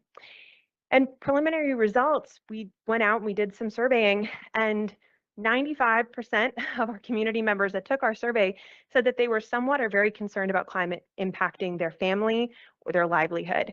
And wildfire, drought, extreme heat, these are things that are really prevalent in our community, come up a lot in the ag community, and it has been so helpful to understand where challenges and concerns come from as we move forward. So my last slide, I'll move through this quickly because Bernadette touched on a lot of this.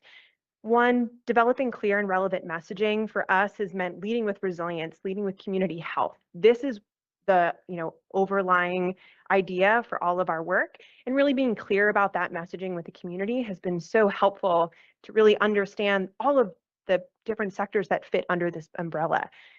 We need to meet the community where they are. And in a rural community, that means it's a lot of work on the part of staff, but it's so valuable to build those relationships and build that trust with the community. I'm not asking you to come to me. We're going to you, and we're here to listen before we share anything. And then on the last piece is building coalitions and aligning staffing. We were so excited, Nevada County and Yolo County both just received regional resilience grant programs to develop regional collaboratives. That is so foundational. That is what you need to be able to tackle these challenges in a rural community. We can't do this alone, and we have amazing community partners that we're so excited to work with. So very excited about that. And all of that unlocks funding, and that's really the key to doing this work. So with that, I will wrap it up and I'll pass it over to Steve next. Thank you. Is this one working? Good. You know, I had a presentation, but I see we're kind of short on time. So why don't we get to kind of the core of it, right? Both Kristen and Bernadette mentioned that Nevada County was recently awarded a regional resilience grant program, planning grant for $650,000. I think that is a tremendous opportunity for the county to begin doing a lot of the work that was envisioned in that original climate goal. And we have a program that we implement at Sierra Business Council called the Sierra Nevada Energy Watch, which I think is going to be able to be incredibly helpful in that process. So the Sierra Nevada Energy Watch is funded by the California Public Utilities Commission through your local investor-owned utility, PG&E, to really do the following things that you see up on the screen. But the most important piece of this is that it is essentially dedicated funding that you're already paying on your utility bill that is being returned to the county in order to do this kind of planning work, right? So it's leveraging resources that essentially you guys have already paid for, which I think is kind of important. So the types of things that we can do with that Sierra Nevada Energy Watch program are project management on essentially climate related projects that will eventually save energy. Previously, the rules around the program did not allow us to work on climate action plans or climate action and resilience plans, which is the way we described it in that planning grant. But recently, the rules around the use of this funding have been changed, so it allows us to actually work on a broader set of activities. So we would be able to work with the county at no cost on the following activities listed on this sheet. Number one, project management, looking at potential energy savings, project viability, prioritization, management, and connecting the process, the climate action and resilience planning process, to new sources of funding. Number two, energy benchmarking, looking at doing the data and the data analysis to identify energy use performance, not just at county facilities, but also countywide. We would be able to provide at no cost updated greenhouse gas inventories for both Nevada County, which I think yours is, how old is yours now? Maybe 8 years old, 6 years old.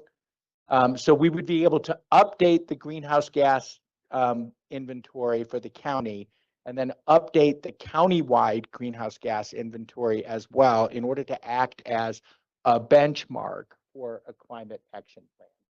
We would be able to work on climate action measures. So should you guys move forward with the climate action and resilience plan, SBC staff time to work on climate action measures and work with a planning consultant to do a climate action plan would be at no cost. And then we would also, once again, be able to continue doing energy audits within the county and across the county for those purposes. So I want to talk just for a minute about why do a climate action and resilience plan. And although all of us have hit on that, I think there are some really super important things to keep in mind. The number one, you've already done a lot of the groundwork for this by doing your local hazard mitigation plan. Thanks to Brian and his team, by having community wildfire protection plans across the county. And also the Trails and Recreation Master Plan is envisioning the impacts of climate change on recreation and trails, and how those recreational assets can be used to help mitigate impact of climate change. So you're well positioned for this already. Second, I think that one of the really significant community benefits here to think about is that I would say today, probably almost every single piece of the climate funding package from the state of California, which, as we mentioned yesterday in the government affairs section, is roughly $50 billion over the next 5 years, requires some kind of base documentation for climate planning in order to apply for and qualify for funding. So this is foundational to securing funding, not just in state programs, but later on down the line, and actually in many existing programs and federal programs as well. It's really important as you're going through this process to think about reducing vulnerability in the communities across Nevada County. I live in one of those communities that is particularly successful or susceptible to wildfire, like almost every one of you. But we can't forget the other climate risks too. Extreme heat in the county is going to be a killer eventually. Like it is already happening in the foothills that we see when temperatures raise to 115 degrees and only 50% of the housing stock in many areas of the foothills has air conditioning. So this is a really significant long-range impact. So the second big benefit we see is reduce vulnerability. And, you know, if last year's snow had been rain, I probably wouldn't be here to be talking to you guys today. Well, the U-boat might not. So anyway, we know what that issue is, right? The other really significant benefit that we need to think about is how do you leverage climate adaptation and mitigation to create new economies, create new workforce, do workforce development, and actually focus on standing up industries around climate adaptation, like forest management and resilience, like building decarbonization, like zero emissions vehicles deployment in order to create a new workforce that actually gets paid a living wage. So this is a critical economic development initiative. Finally, well, maybe not finally, but the public health impact is something that it always has to be kept in mind. If you look in the Sierra Nevada foothills, not only do we have the issue of wildfire smoke exposure and heat exposure, but we also have very high ozone levels in the Sierra foothills, right? So this issue of how do you look at climate adaptation and resilience as a strategy for improving public health is really, really super important. And then finally, it saves households and businesses money. Like in the long run, energy efficiency and a lot of these mitigation measures are actually going to be more cost effective, and they're going to reduce costs for businesses. And in a world of rising energy costs, reducing consumption is one of the strategies for lowering costs for everyone involved. And then my last piece of advice would be super important in this process to be thinking about doing a CEQA qualified climate action plan. And the reason for that is that if you do a CEQA qualified climate action plan, then the future development applications can veer off of that climate action plan for their greenhouse gas and their cumulative impacts analysis. So what it does is it makes you a better place for a developer to actually spend money, for example, to do housing, or other things that might have to do cumulative impacts analysis for greenhouse gas emissions.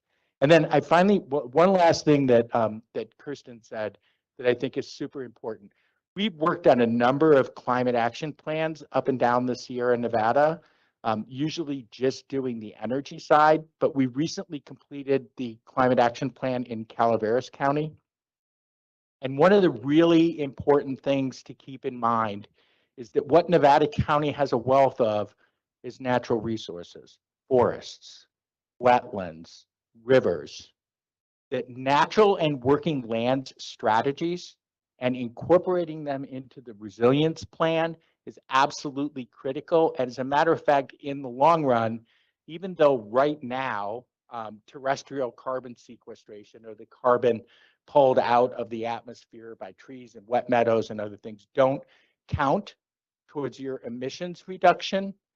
In the state of California, we are gradually moving to capturing natural and working lands emissions, and eventually they will count towards meeting your carbon neutrality goals. Like that, we've seen this policy developing over the last 5 years. We've been arguing for it because we live in a forested area, right? So this natural and working lands strategy is going to be super important to actually meeting your long-term goals, because in many natural resource rich regions of the state, you can't get enough emissions reductions just from the built environment to meet your goal. So you need to do natural and working lands as part of this strategy in order to eventually meet your CEQA goals. So I would really recommend that you do a CEQA qualified cap. And with that, let's do questions. Perfect. And maybe, Chair, maybe what I might recommend, we have a moderated panel questions, but what I might recommend is for Ariel and I just to briefly go through the final presentation and then turn it back over to you, but I'll lean on you. Yeah, you bet. Yep. All right, thank you so much. And I just want to say thank you so much. Let's see. All right, perfect. Well, thank you so much. And I think one of the things in bringing it back to really why is this important to Nevada County? And, you know, of course, economic development, workforce capacity, rural priorities, of course, is key. And looking at, and I think as Krista mentioned, looking at climate action is unique to every community. Of course, public health and safety, water resources, and forest health and resilience. Thanks, Jeff. I'm going to be really quite brief here, as these highlights are reflected in the ClearPoint report that you received. But I think the key takeaways are that when this objective was established a year ago, your board's direction to staff was to create a foundational framework for climate resilience objective, including furthering 6 initiatives and preparing for a climate action plan. So through your direction and with the support of our collaborative partnerships, such as Sierra Business Council, the Climate Transformation Alliance, the Energy Action Plan Working Group, and state funding resources and staff across our agency has been affirmed here. This is really an entire enterprise approach. We've been able to lay this foundation successfully and advance the objective. With respect to 2024 initiatives, we are recommending 2 additional initiatives to focus this work. Those 2 out of these 7, and again, we'll be quite brief, all the initiatives in white you'll recognize as continuing from last year. And certainly, and we'll go through these and highlight them. We have 2 new initiatives, which are public health, and we'll explain what that means to us and priorities under that, as well as the new initiative number 4, promote energy efficiency, renewable energy, and storage capabilities. We were just hearing Bernadette speak to the opportunities, both the need for and the opportunities for resourcing those energy storage opportunities and what that can mean for our community. Sorry about that. Okay. So of course, we're recommending continuing the initiative to protect and harden critical infrastructure. Again, this is something we've highlighted. I think it's important. We mentioned to you last year, really connecting the dots of what your departments are already doing. We've heard about different aspects throughout this workshop, including looking at SB 1383 and organic waste, looking for flexibility through advocacy. Of course, supporting our CDA department, and we look at transit fleet and infrastructure for zero emission vehicles. That's a challenge, and that's an important component in thinking through rural exemptions in addition to that. I'm just going to kind of click through here briefly. So our next is healthy, natural, and working lands. And we just, Steve really just kind of summed it up for us, but really recognizes the value both that we have for our quality of life as well as our economy, and the co-benefits through climate resilience that natural and working lands offer. So for us, this means some exploration of biomass and biochar solutions that we heard direction from your board yesterday.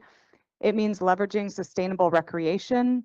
It means exploring strategies with farmers and ranchers, supporting local food production. We heard Kristen underscore how important that is to the ag community in YOLO.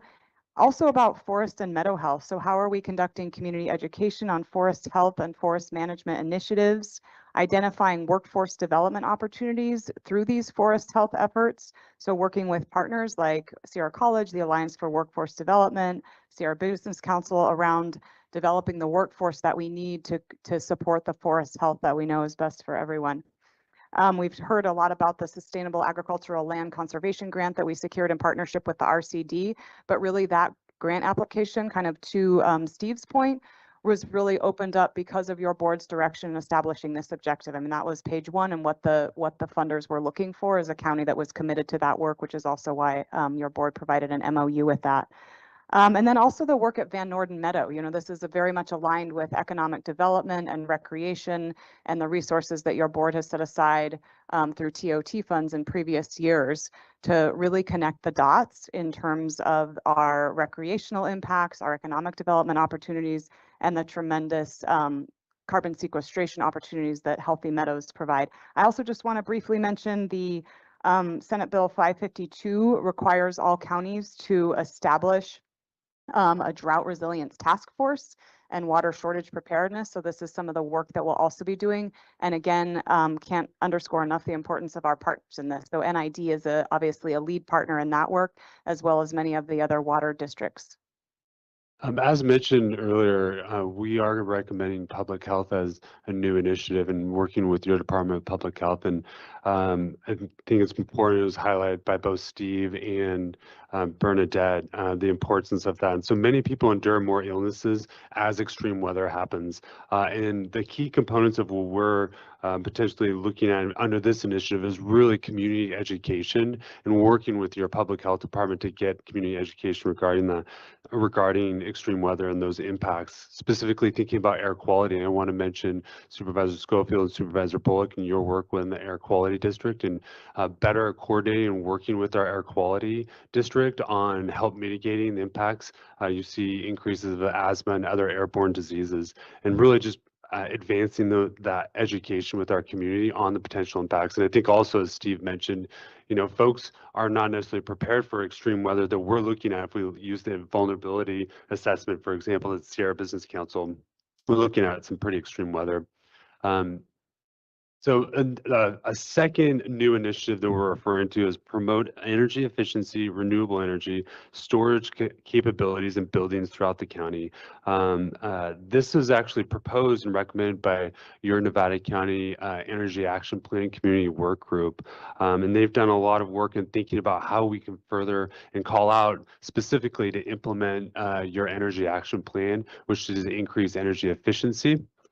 This includes expand marketing communications for building owners and to mitigate energy efficiency challenges, to develop a county brand for energy efficiency campaign, to increase traffic to the county's web pages on energy efficiency, and to work with your public information officer to help get that community education. I think this is the theme we've heard, you know, with broadband as well. And so getting that communication out there.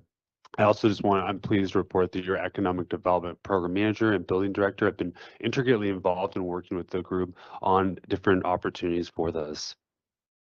Our next initiative is continuing to enhance community collaboration. We recognize that sometimes our role is a catalyst, sometimes our role is an implementer, and sometimes our role is a convener and supporter. And so these are several priorities under that and we are again glad to receive to have secured that grant funding really to further this work to develop a Western County Climate Collaborative or Sustainability Council. We work closely in partnership with the Climate Transformation Alliance in Eastern County, and example of that partnership and the clear outcomes is that grant. I don't know if we would have been successful. I think it was a highly competitive round of state funding, and part of what made us successful was those regional partnerships that we were able to bring to the table, along with our tribal partnerships, and that's highlighted here as well. And again, a key funding component of that RRPG grant. We'll also continue to develop and host the 2024 Sustainability Summit. We have some really cool outcomes out of that I won't share right now, but happy to follow up. Some really, again, clear, tangible collaborations that are resulting in funding mechanisms and initiatives in our communities. And really how this work, as we heard from Kristen, the community collaboration is what lays the groundwork for a successful community action plan. Also, our Contractors Association has been actively involved in the Energy Action Plan Working Group. So we really recognize that there are diverse sectors in terms of, as well as our small businesses, in terms of having those voices and collaboration in this work. The last one is pursuing funding and advocacy opportunities. Again, I think our presenters really teed up the why of that.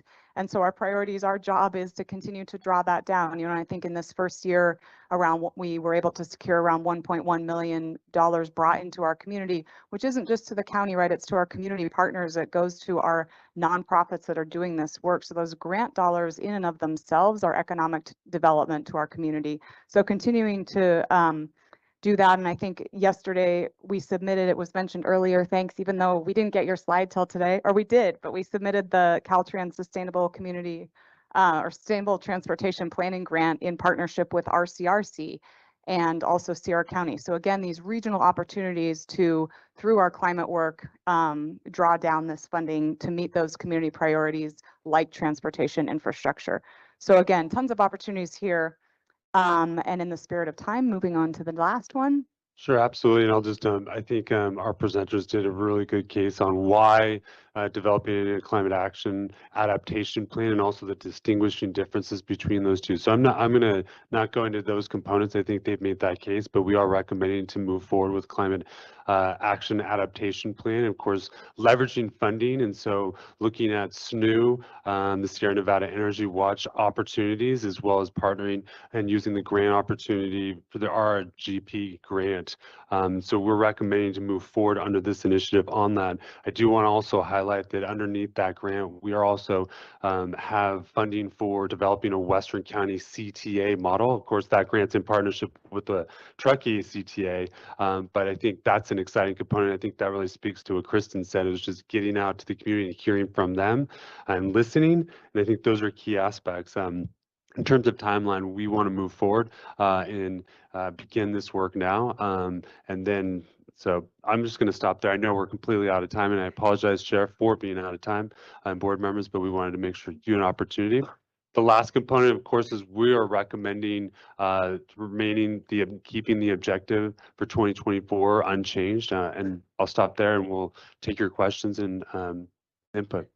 Thank you. Yeah, excellent work. And thanks to our visiting panel members. It was fascinating to hear about ranching and farming communities that have already been 2 years in front of where we stand today. And thanks, Bernadette, for visiting and being part of that. We love Civic well, and I'm looking forward to the next time we get to visit here shortly. I have a bunch of questions and comments, but I'm going to leave those because I want to turn it over to our colleagues on the board who have not had maybe direct interface on some of these pieces. And I'll just start with Sue, if you have any questions or comments for us, anything you want to talk about or learn more about. I think what's in front of us is really the policy direction for adding the 2 priority items, which in my mind are kind of part and parcel, health and then also the climate pieces related to our building and infrastructure that are being recommended, basically just prioritizing making our buildings clean and green and then adding public health. So just want the board members to weigh in on that as well.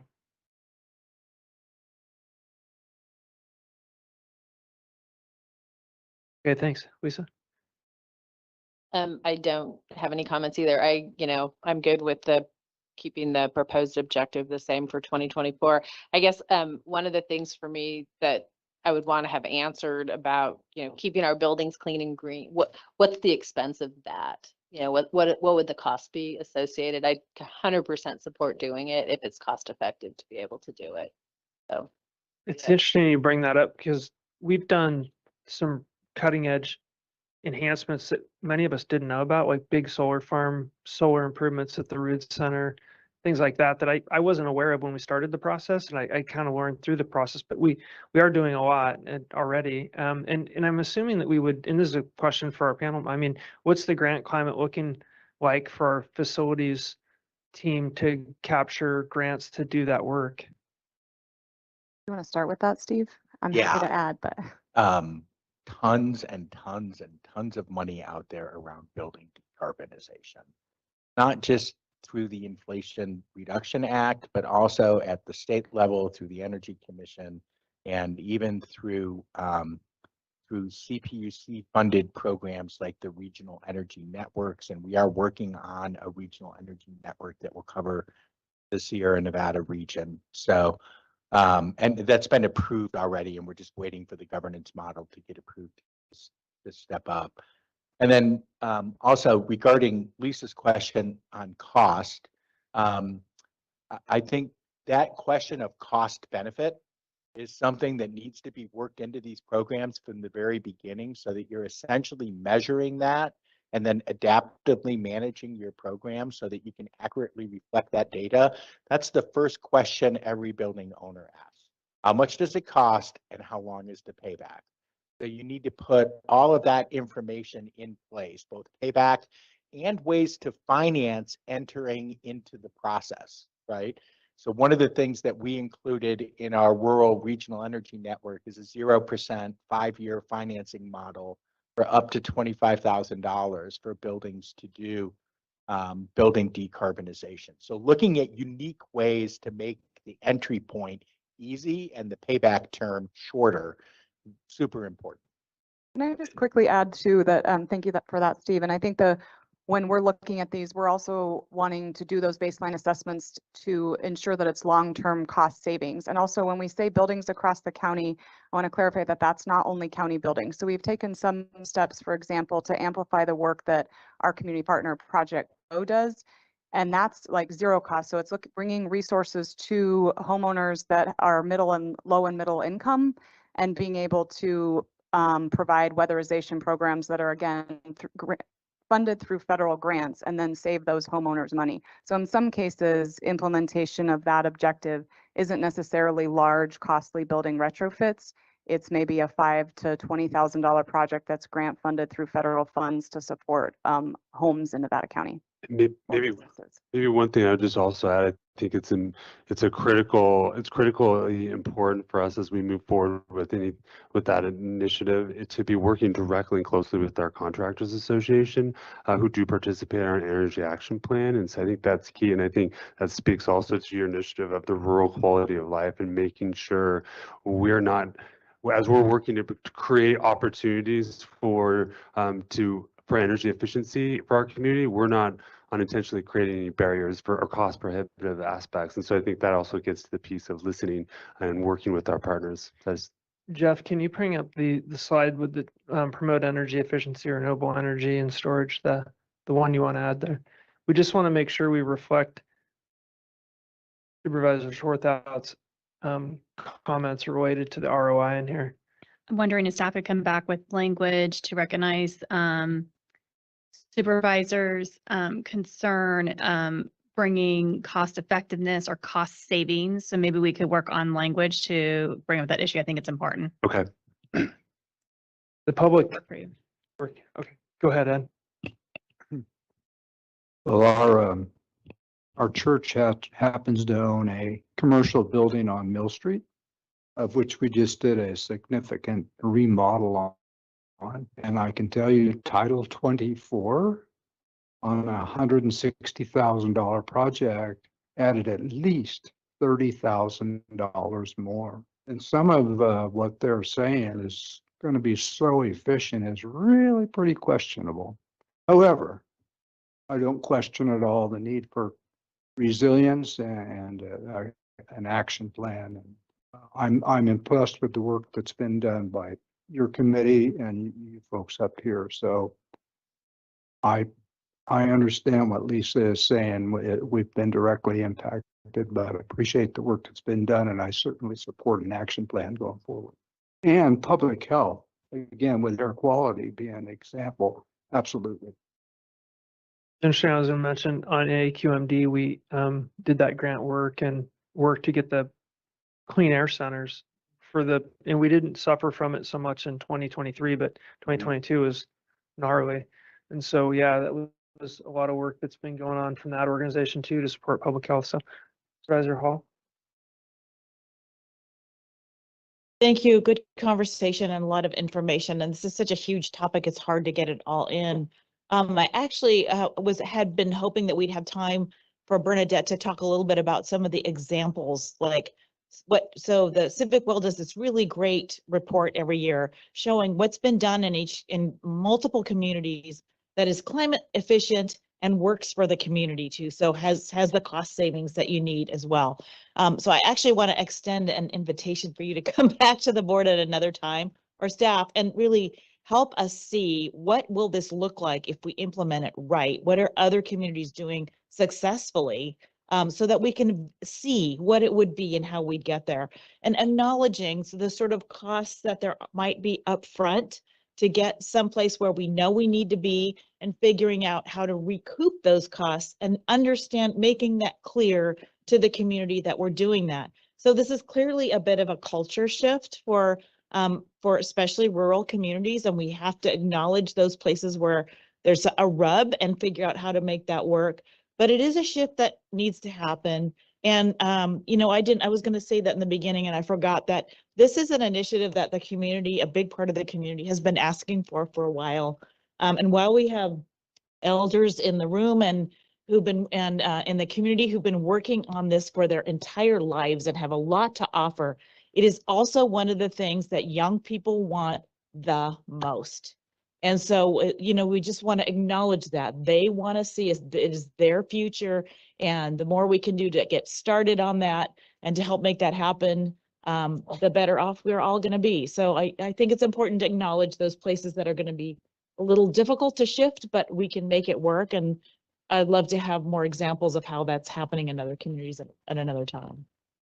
Yeah, I was going to mention, my children are 20 and 21, and it weighs heavily on their psyche. Like, they talk about the mental health implications of climate change, and it means something to them. And it's different generationally, but I can't agree with you more. The discussions that I've had with that group of people are, and these are, a lot of them are educated and ingrained in making a change, and they understand what that takes, and it still is difficult for them to see our future. I just kind of wanted to point out my involvement in this process. For me, we have the farming, ranching, and outdoor recreation economies in Nevada County. That's what we rely upon. This is an investment in the future preservation of those types of ways of life. And I see that's kind of why we're here. And then I'm really interested, Steve, you brought up the point about economic development and EV and all of those different things. And to me, that's the most exciting and optimistic element, to think that instead of spending money, we can make money, or our economy can be shifted to an area that changes our natural environment while also, thriving economically. And that's really what keeps me engaged in this topic. And I'm just psyched to hear you bring that up. Yeah, let me give you just two quick examples. So I mentioned the building decarbonization pilot project that we just started in the Eastern County that was privately funded. And part of that process was to analyze what's the workforce development potential of building decarbonization technicians. So there are certain certifications that you need to have to install the technology. We're talking ground source heat pumps and hot water heat pumps and weatherization and other things. So once you reach that certification level, you're probably in California making a minimum of about $80,000 a year. If you've been in that workforce for about 5 years, you're probably making $120,000 a year. In a county like Nevada County, that's a darn good area median income, right? Like, that is a real opportunity to take some of our kids who might not want to attend a 4-year college and want to work with their hands and want to stay in their community, and put them in a job that actually pays a living wage and sustains a family. I could give you similar examples. We're working on a similar initiative on forest management, wildfire mitigation, and prescribed fire. If you're a burn boss in California and you're running a burn crew to do prescribed fire for landscape management, you're also probably making $80,000 to $100,000 a year or more. So, and there is a statewide program going on right now to train new workers for forest work through the Good Jobs Challenge run by the Foundation for California Community Colleges. So that's just two examples of climate-related good job development opportunities. I could give you a dozen more. Like it. Yeah, thank you. We're short on time because we have to get to lunch. And what's that? come back to and give us some of those specific examples, Steve. Yeah, and Steve is directly down the hall from our Truckee office. So if you visit Truckee and you come to see our office and you see Mandy, turn around, walk the other way a little bit, and then go see Steve. I just want to thank everybody for taking your time to come out here today. And it's been a lot of work in the behind the scenes and all the meetings that you've done. And Ian, your contribution and choosing to come to Nevada County and being part of our team is awesome. So thanks to our panel, and thank you so much for bringing all this to us. Thank you very much. So we're going to take a 25-minute lunch. So it's robust and kind of a working lunch, but the lunch is ready for you.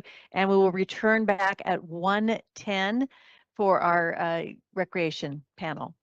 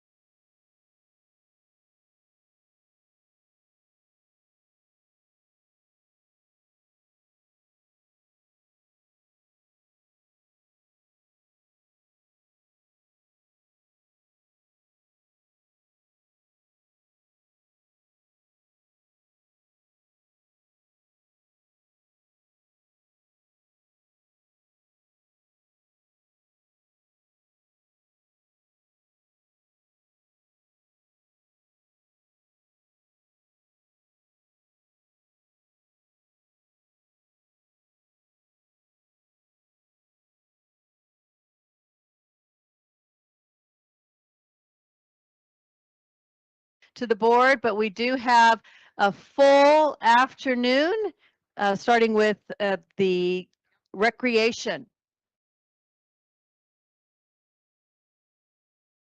All right, so we are just looking for 4 more supervisors, but we've got 25% of them right here.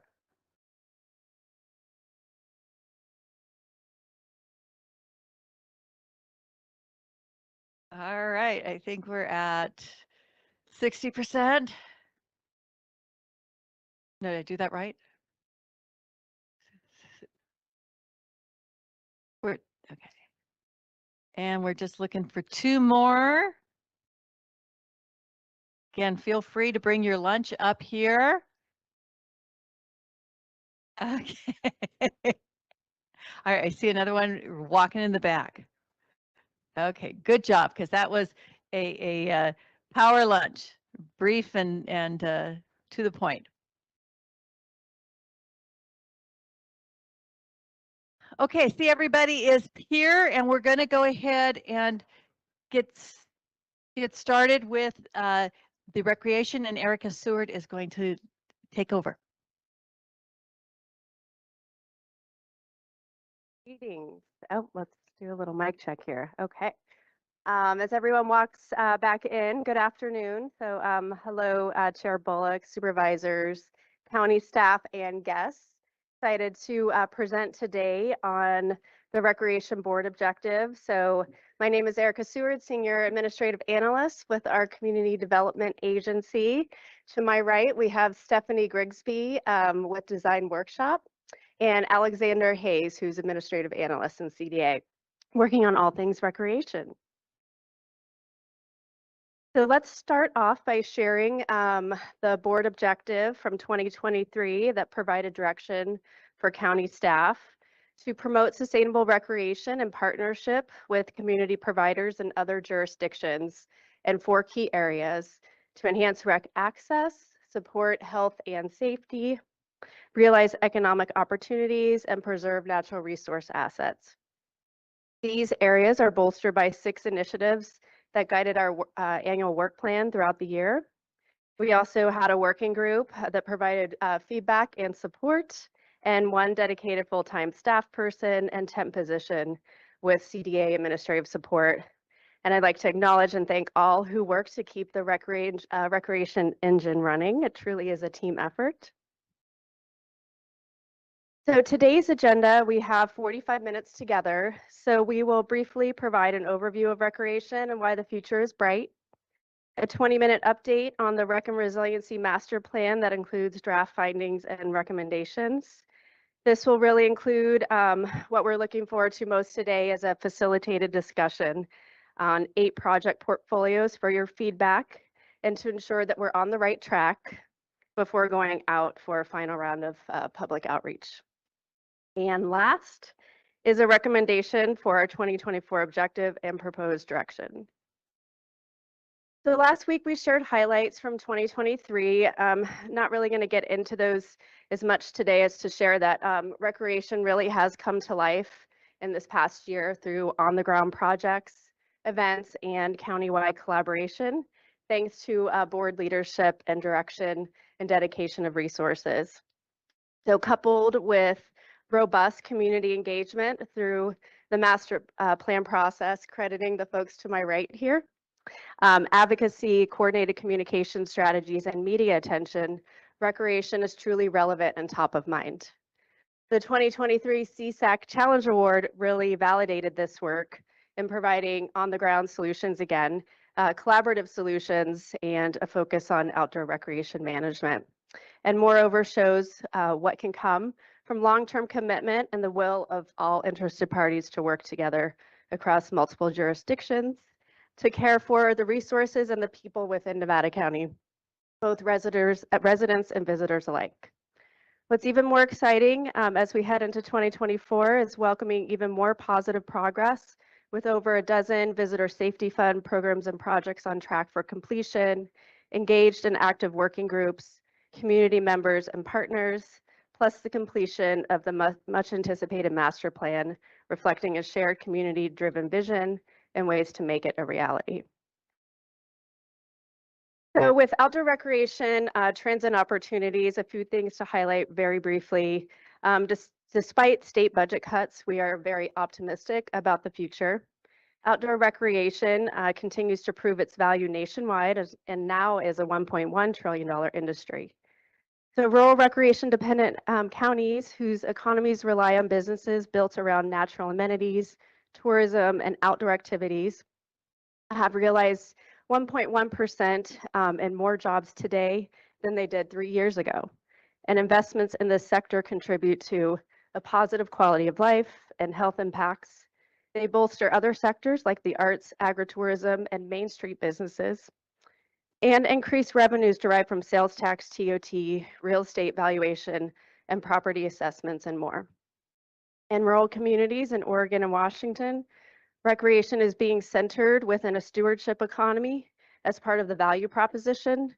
This means that how we take care of our lands and natural infrastructure really translates to the workforce around agriculture and forest health.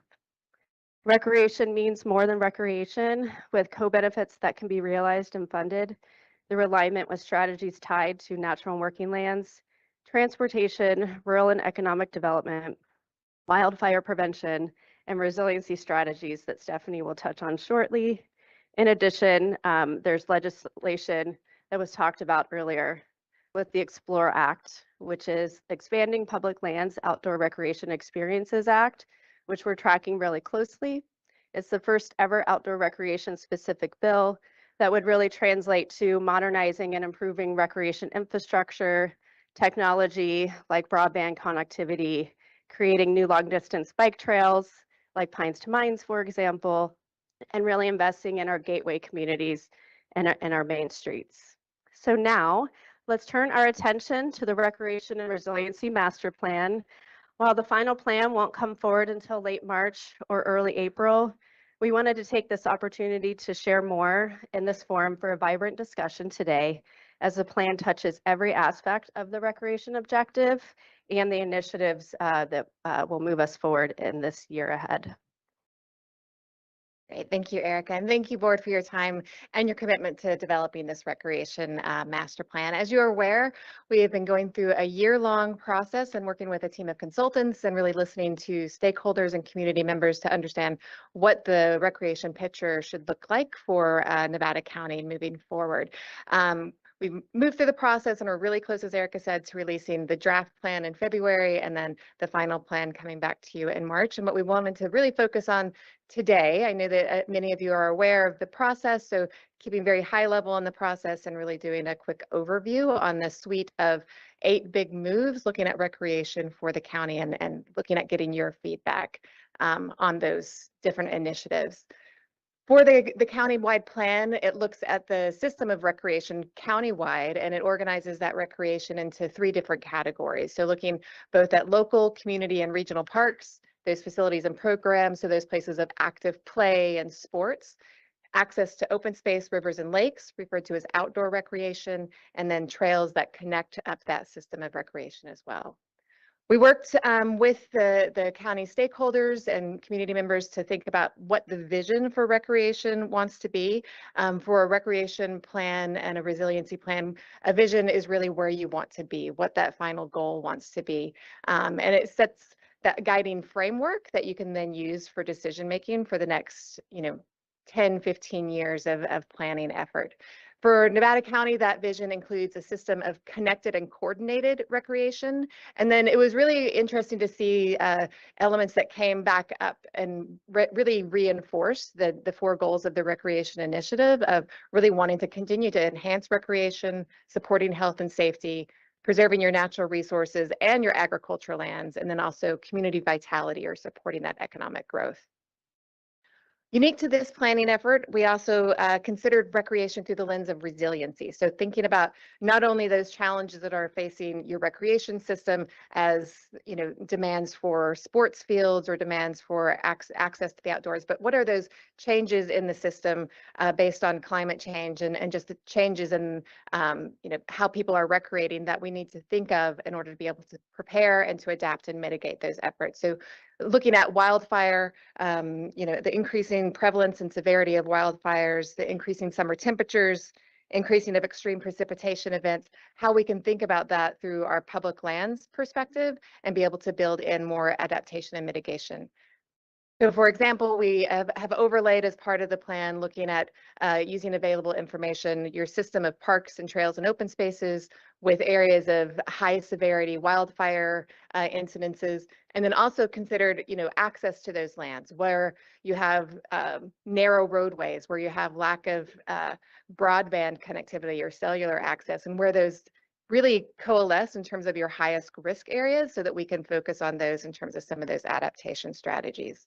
You've heard a lot. I think I've only been here one day, and I'm sure that it's been reinforced through your 3 days of this connectivity and the overlap of different objectives.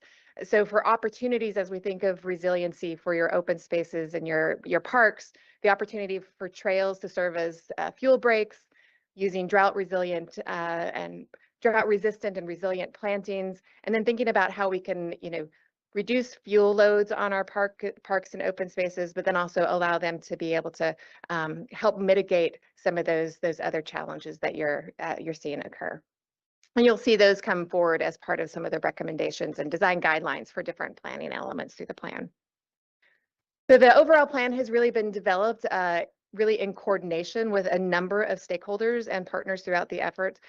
We have connected with over 90 organizations throughout the process, held one-on-one meetings, stakeholder group conversations, working group conversations, focus group topical conversations, and then really been able to tap into the great network of people who are working on these topics throughout the county. So tying into the REC Coalition meetings, the South Yuba River Public Safety Cohort meetings, the CCC meetings, really trying to connect with all the park districts and understand what the needs are so that the plan is relevant throughout the entire county, as well as listening to countywide feedback through the public. You'll see in the lower right-hand corner a map of the county, and as we connected with community members wanting to understand where they were recreating and where they were living so that we could not only think of countywide issues, but also be able to dial it into where those where the issues might differ based on where people were living and how they're recreating. I'm not going to spend too much time here because I want to keep on going. Survey responses were about organized recreation and outdoor recreation. Our second survey, we asked people to prioritize those different recreation types so we could understand those needs again, countywide and then by specific area. And then we distilled all of that information through the series of prioritization criteria into the 8 big moves that I'll move forward today with.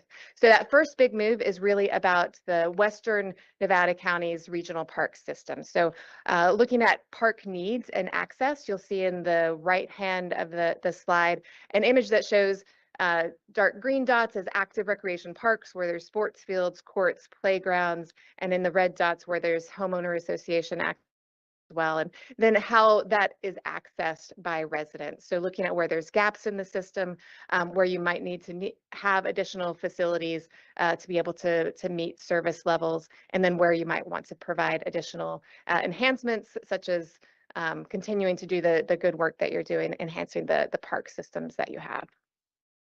The next goal is about providing nodal information at those launching points, at those gateway points. And this initiative really leverages a lot of the funding that is already in place. So for example, the example of Station 82 with trailhead enhancements that will then really provide safety information, visitor information about where to go and how to recreate appropriately, really bolstering that stewardship mindset as people look at how they can connect to those locations. And that then ties into a third initiative about towns to towns trail system. So you can imagine Station 82 is a trailhead for Pines to Mines Trail.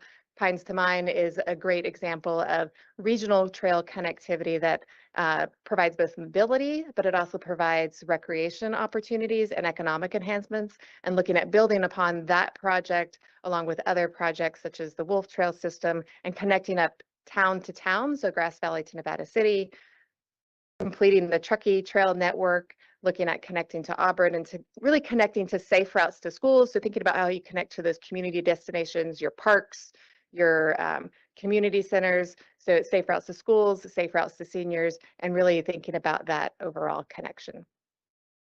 Our next initiative is a resiliency hub network, so recreation and resiliency hubs. So there's a need to think about how we can best use the resources and the facilities that you currently have, and that means leveraging private and nonprofit partnerships in those facilities to be able to fill in the gaps. So really looking at how buildings can serve multiple functions.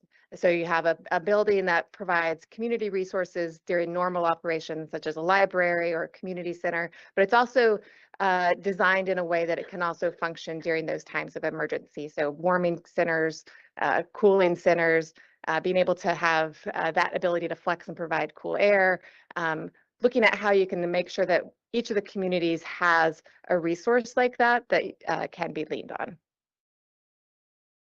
Another really unique to Nevada County is your system of rivers and lakes. It really makes Nevada County stand out in terms of its portfolio of outdoor recreation opportunities. And in particular, the South Yuba River is seeing incredible recreation impacts that the plan really identifies that needs to be addressed. Over 800,000 people recreate on the river annually. And so as we look at addressing those issues, looking at a need to be able to update the management plan, to be able to identify adaptive management strategies to say where recreation and that use has tipped the scale, and we need to be able to implement either shifting that use to an appropriate area, or to be able to implement other strategies that can then be continually refined and providing those strategies there. What you see on screen is the current recreation opportunity designations from the 2004 comprehensive management plan for the river. You can see the crossings highlighted in red. Bridgeport, 49, Purdon, Edwards, Maybert, and Langs. Recreation has increased since this plan has been adopted, and some of the projects have been implemented, but there's an opportunity to be able to revise and relook at what those strategies are, where you have indicators of where you have too much use and being able to shift. Some of the examples of projects that were put in place here were in 2007, the Kelleher picnic site on the Tahoe National Forest Service was closed because it had been identified. Let's look at the use, identify when it's too much, and see when we need to close. And it's time as part of this effort to be able to update those strategies and tactics. Next is the Destination Donner Summit project, which really, again, builds on that dedicated funding that has been identified to support infrastructure and access both in summer and winter conditions for recreation at Destination Donner.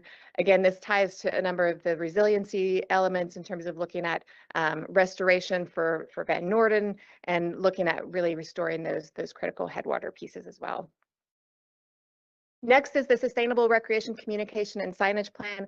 Again, this builds upon the efforts of, I think that we heard this morning in terms of understanding if people come to Nevada County that we're thinking about the messaging first of where we're directing them, how we're directing them, building on the great work that VTT, Visit Truckee Tahoe is doing, the CCC, Go Nevada, about really working together with partnerships to understand how people are accessing and what kind of information they're getting in order to be able to build a stewardship mindset as part of recreation access. The second arm of this project portfolio is a coordinated signage plan. So the example on the right is the Mammoth Lakes area trail signage plan, which coordinates across jurisdictional boundaries to provide really consistent signage and messaging as people access the outdoors. And then finally, a one centralized hub. This initiative really is about providing one shared platform for recreation specifically in Western Nevada County, so that people can find those resources and find out how to get engaged with programming opportunities that might be available. We heard a lot about the inability to be able to understand, how do I find out what's available? How do I get involved? So a couple of the different initiatives which we've reviewed with the Recreation Coalition and park districts revolve around one shared platform that somebody could go to and then connect out to the different rec districts, the different cities and towns to be able to understand what programs are being offered, to convene an annual recreation fair that promotes and builds those resources. So the need to have succession planning on the park district boards to build that volunteer base so that we can have the great support that's currently engaged with the districts be able to continue into the future. And then to continue to expand and leverage that rec coalition for aggregating that content and to really, again, leverage the resources. So that's a very quick overview of the plan. I know I would really love to hear your feedback. Again, we're really working on completing these one-on-one stakeholder interviews related to the different projects to get their feedback, looking to distribute the draft plan in February and then making revisions and bringing it back. As part of that suite of projects within the plan, we'll have more information on exactly what the need is, what the suite of projects and the objectives is to complete those different initiatives, and then funding strategies and opportunities to move them forward as well. So now I'll turn it back to Erica. Okay, so if I could have the clicker, please. So I'd like to pause on discussion right now and just roll into the objective and the initiatives so we can leave at least 20 minutes for discussion around the plan. So again, with the board objective, as mentioned earlier, we're not recommending any changes. The idea is to stay the course. We've realized a lot of traction in the past year, and so there's no language change around the objective itself. And with the proposed direction, the initiatives are relatively the same in that one would change, and that is the first initiative, which we wanted to talk through, is really what everything else would roll up underneath, essentially, with the adoption and implementation of the master plan. All of the strategies are encapsulated within the plan itself, and we already are seeing some of that work realized through the outdoor visitor safety fund, those projects that will continue and other strategies, as well as with our Yuba River safety cohort and other collaboratives. I did want to underscore that last year, your board designated $200,000 in ARPA funding approved for REC and Resiliency Master Plan implementation. And so the goal would then be to develop a work plan once the plan is adopted and approved, and really drive projects forward, leveraging those dollars against also dollars that have been committed, unless that changes, the Destination Donner Summit Visitor Center, that $500,000 that was set aside through the general fund, as well as leveraging dollars that are being spent on Outdoor Visitor Safety Fund, future rec mitigation fee distribution, and then the pursuit of grant funding. The second, coordinating and implementing strategies to promote health and safety. More details are in your board packet, but that would be the same. And again, all of these other strategies do roll up underneath the first. So for discussion today, I did, again, want to reiterate that you did receive an executive summary that outlines the framework of the master plan to give more specificity to how the content of the plan is organized. It's very robust. Today, we'd really love your feedback on the Big Moves project portfolios that have been presented by Stephanie so that we can hear from you individually. Some questions to kind of keep in mind as we talk through this today are we on track? What really is resonating to you and your constituents? What are you hearing, projects or issues that you'd like to illuminate? And then we will be circling back with each of you individually in one-on-one sessions so we can really dive into the meat of that content even further, and the specific projects that encapsulate those portfolio strategies. So with that, we have 2 minutes left. So, and then I would also say that if there's anything else that you would like to discuss in addition to the master plan, obviously we would love to talk through that as well. Great, thanks. Yeah, recreation it's been an awesome journey to share this with the consultant staff and our team and our community and the stakeholders. And It's been really amazing to me. This is one of those pieces that kind of to me, it meets all these different objective areas that the board has. Certainly in my neighborhood, economic development and recreation are co-joined. You can't separate them at all. And the impact is also the other piece that I think you'll hear from other board members about how do we mitigate that. And I'm really excited about the plan. I'm excited about the step one that you described as implementation, and then the adopt and implement. And you have the action steps in there. I think for today's discussion, because we have seen so much of the other previous elements, maybe we can talk a little bit about what adoption and implementation mean, because I know some of the board members would like to talk about, where's the action steps, how much is it going to cost, and what kind of resources are we going to need going forward.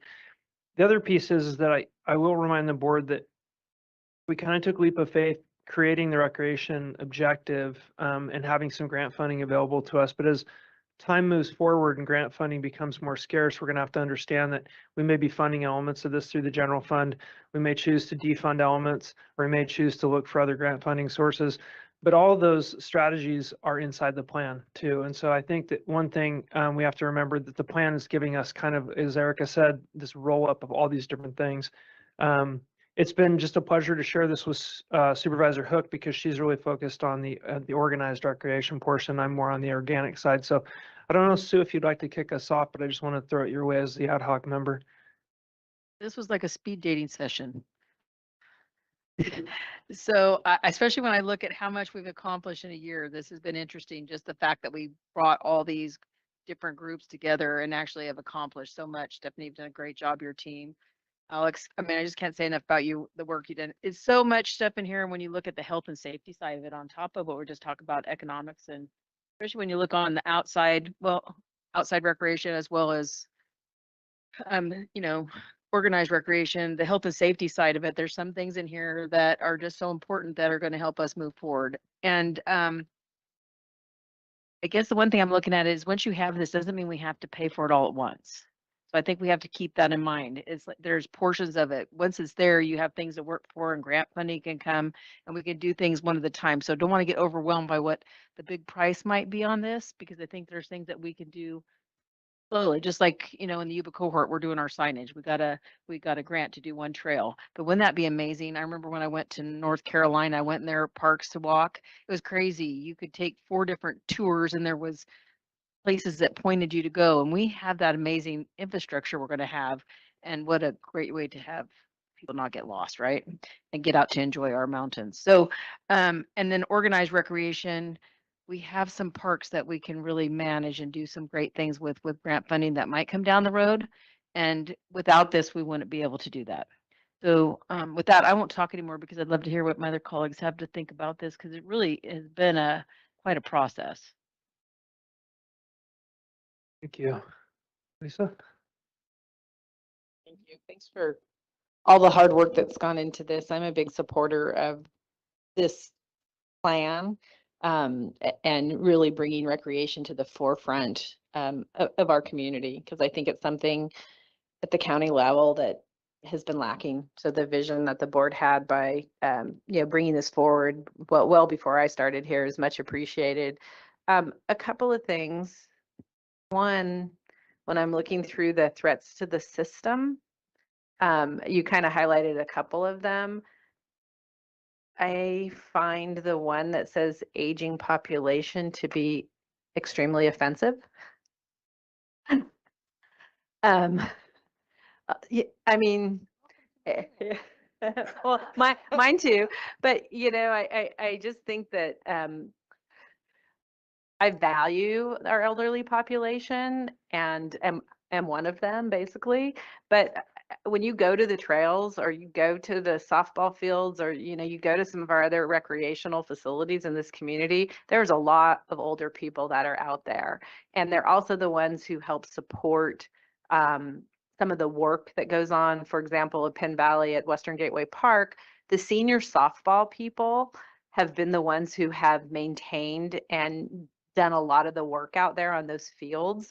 And I think if they saw that was a threat, that I just think that would not be very nice. So And I'm not sure, maybe you can explain why that's in there.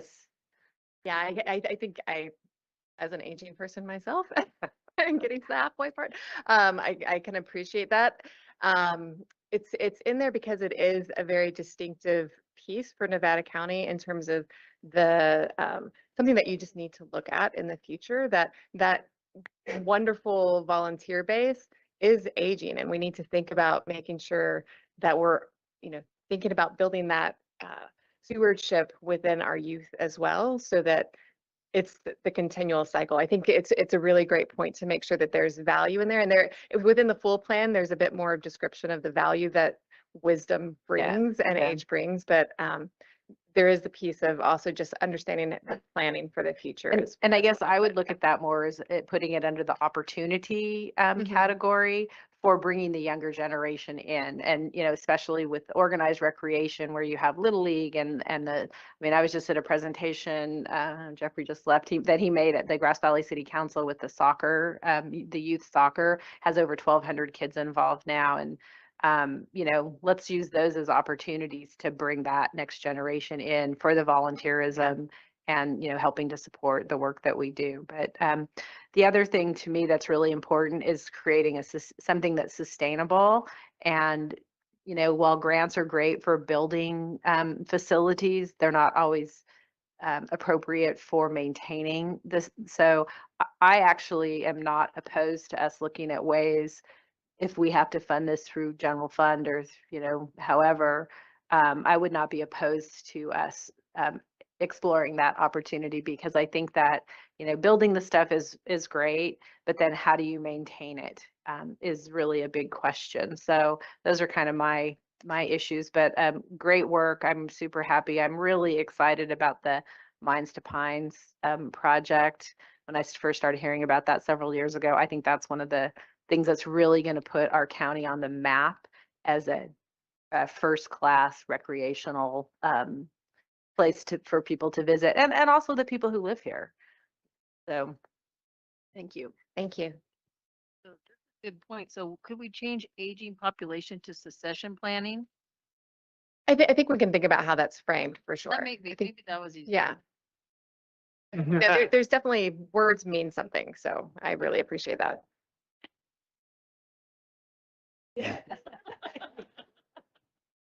Use the words like leadership and wisdom. Ed? You're looking for some wisdom? Yes, we're looking toward your wisdom, sir. Thank you. If a person asks me, well, what's going on with recreation? And it's kind of been this way for the last year. And the comment is, well, we're working on the recreation master plan. So we're still there. That's where we are. We're still working on this master plan until it gets completed and begin to implement it. That's just where we are. And I appreciate the work that's gone into it, but I don't know what else you say to somebody that's not too aware of what is happening within the program. The thought I had though, Eric, I know that you're meeting with at least one person out of Dark Horse on a piece of land that is owned by the county that could possibly be perhaps partnered with the land trust, the piece I'm talking about on Combi Road, correct? I'm not meeting with anyone, but there's been interest I thought you were. in but exploring just regional park I'm systems. just That's the wondering first if strategy. those opportunities are also being looked at within the master plan itself. Possibilities. I can go back to, and also if anyone wants to see any of the other slide, well, I can't go back, but if someone could help maybe go back to the first proposed move in the portfolio, it is establishing and looking at our system as a whole and where there's opportunities in the Western County for regional parks. And one area is South County. And we have a board member here as well. So thank you for joining, that there is some momentum building there with fully filled programs and not being able to meet demand, plus growing population base within Alta Sierra and Lake of the Pines and surrounding communities of how do we meet that need. So this is one strategy that Yeah. came forward, was to provide a new regional park for South County residents. And I know that you joined us with our MAC and the update of the area plan. So I assume that a lot of what's in the MAC would be incorporated in this too. Yes, absolutely. We have incorporated their feedback. Good work. I was going to mention just one piece and then I'll turn it over to you, Supervisor Hall, but it actually came up at the beginning, the first day, when we were doing the state of the district announcements, and I asked Erica to remind us about the Visitors Safety Fund grants. And so I just wanted to let everybody know that while we do have this big planning element, there's also an action element that started in the front of that with $850,000 that was granted to our community for this type of work. That money has been circulated in the community and spent on things like restrooms and trailhead improvements and signs and wayfinding and orientation programs and things like that. So 17 projects and programs, plus some road improvements, parking, signage, et cetera. So I just wanted to mention to the community, if you're listening, that while we are planning, we also are simultaneously going down two parallel paths. One of them is taking action and the other one is doing the planning element. So I just want to mention that. Thank you. This is, sorry, this is so great and so exciting to see how much, what the big picture is here and that you've touched on everything that we want to be doing. I think that I'm really excited about the possibilities coming out of this.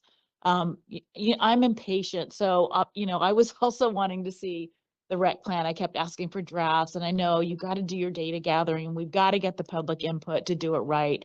But I'm anxious to see sort of what the projects, what the on the ground stuff is going to look like and how we're going to get there and what it's going to cost. And to my mind, until we get to that point, it's going to be hard to really start to figure out where we're going.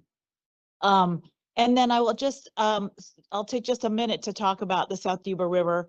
When I got this report, I had a number of conversations with staff and not so much with my colleagues, but what felt like had sort of fell out was the South Yuba River corridor, thank you, as a whole, and the fact that we've been talking about this for a really long time and that it came up as a high priority in your community outreach. So I just want to spend a minute on that. Ideally, what I would have actually liked to see at this point, maybe we'll get there next year, or, I understand, again, I'm impatient, I understand that, but was something akin to what we have for the Donner Summit plan, where you list out, yeah, thank you. So you list out, we need infrastructure, we need toilets, we need trailheads, we need signage, we need parking.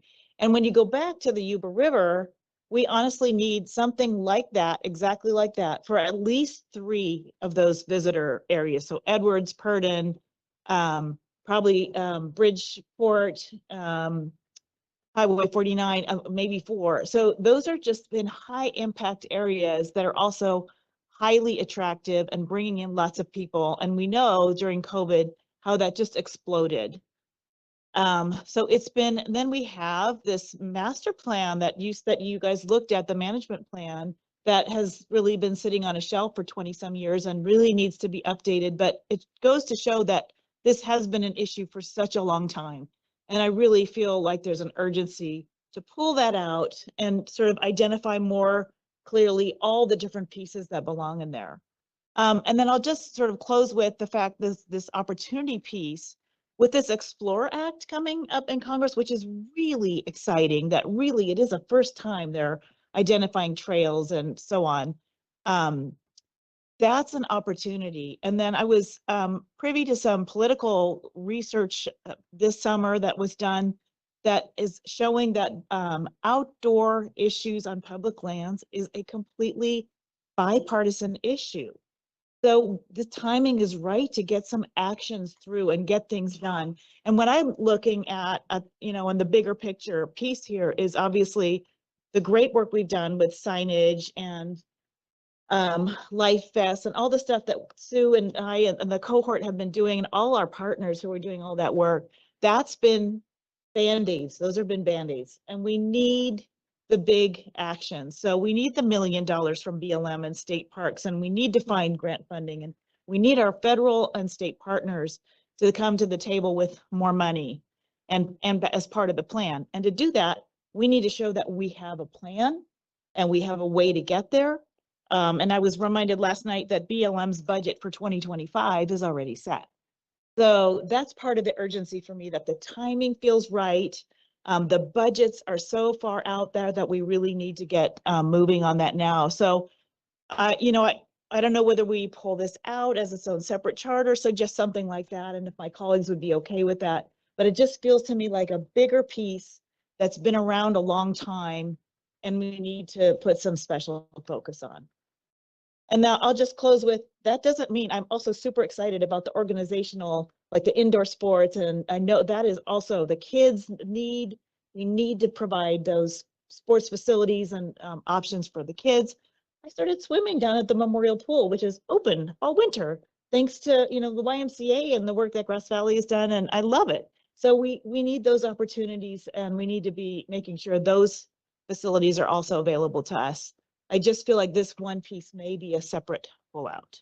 Thanks for the opportunity.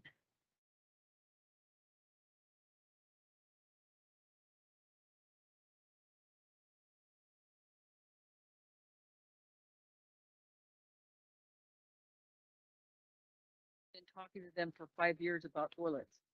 So, and like we can get the funding, but then based off I just wish we could move them in a faster action, but so maybe if we have this plan, at least says this is what we want to do. That's just a big challenge. I love what you're saying, but what we're going through. You bring up a great point that we grappled through when the grant funding process, right? We have stakeholders that are directly engaged. Their core mission is recreation. In the title is parks and recreation, and they're coming to us for money to solve restroom issues, parking enhancements, trash. And we do need to hold our stakeholders, our partner agencies accountable. I mean, and that goes past them and right up to our elected officials that represent us at the state level. And, I think that's part of what you've described for us in the past. It's definitely, I'm sure it's in your plan. I'm looking forward to reading those elements, but we can't lift it all. We can't do it all. The county cannot do it all. We need, and, the core mission of some of those organizations, they need to help. And we, I'm sure you're going to give us tools to do that, but great point. No, and another good point is because outdoor recreation is so different than organized recreation in some respect, because parks are special districts. They really manage their own districts. And where we came into here was trying to give support because there's not enough assessment funds that actually run any of the parks in Nevada County. Yeah. Because those are really kind of run and owned by the people. And so there's not enough assessments there, but yet we realize that in the importance of our children and we want them to stay here and recreate and play and be safe on our own courts and fields. But like even right now, a lot of them you have to go out of town because we don't have enough, right? So it's a different process for inside, because really it's a support, and those folks are the ones that we need to be finding. They can be looking for that funding. That's not going to be our job really to fund those particularly. But the connector hub is really designed to bring all those organizations. Exactly. So they were not the recreation provider, but they're going to be that hub, which I think is incredibly important. So we're not double downing and really making use of all the great facilities we do have in this community. Yeah, and I was hoping that the hub would be, if you had one of those special district boards that really needed some governance and some this and that and the other thing combined together, you could help them get there so that they manage themselves and become productive again. That is the goal, right? Okay. Yes, that's part of the strategy. Go ahead, Heidi. Yeah, and I just want to go back to your comments about the the federal and state agencies coming to table. That is exactly the point, is that we need them to come to the table. But we are the ones who are seeing what's happening on and are experiencing the impacts and are paying for the impacts. And so we're the ones who have to raise it. And I'll tell you, as the chair of the Outdoor Recreation Committee at NACO and Public Lands, I can tell you this resonates across the country, and the gateway and outdoor communities, counties have all the same issues, different parks, different, snow, water, trails, but they all have the same issues and they are feeling the impacts and dealing with it and having to make investments. So we are the ones who are going to have to raise it to them. And then we're going to definitely have to be advocating for them to come to the table. But I think because it's so urgent for us in this community, we do have to be the convener like we have been and on so many issues. Okay, we're out of time and we do need to, go ahead, Allison. So I just want to make sure that we have the policy direction. If we could go back to the board objective. The one with the yellow number 1. Correct. And no, the policy objective. Proposed, not the direction, but Just the, mhm. there we go. There we go. So the recommendation is to keep as is unless there's further feedback from board members. As is. Okay, all right, so we'll go ahead and move forward. And then from this discussion, what I'm hearing as a takeaway is that reframing in terms of our aging population as an opportunity for succession planning. I'm also hearing that to bring focus to the Yuba River corridor in terms of capturing shovel-ready projects in the plan, using Donner Summit as an example. I'd add just one, Allison, if I could just add one more. The number 1, the yellow adopt and implement, I think you're going to have to describe some, and I know you are, but just making sure that the cost and what the revenue streams are and what may be something that's more of a priority out of a general fund type of expenditure versus a grant where you think it's like a high likelihood that we'll get it or something. Give us some sort of financial. So this afternoon, we'll close out the workshop looking at funding priorities, not by project, but in terms of objectives. And that will be led by your CFO, Martin Polt. And then staff will go back and look with the master planning once it's adopted, look at what the funding strategies are, because it's not, as Supervisor Hook said, on the heels of general fund, but there's grants, there's also rollover dollars, there's ARPA dollars that are already designated. So we'll come back with a plan for the board's review before moving forward. Okay. Thank you. Thank you all. Thank you. So next up, we're going to have the board directed items. It'll take us just a moment to pull up the slides, and that's going to include Amy Arani and Kathy Cahill and Jeff Thorsby will be up here.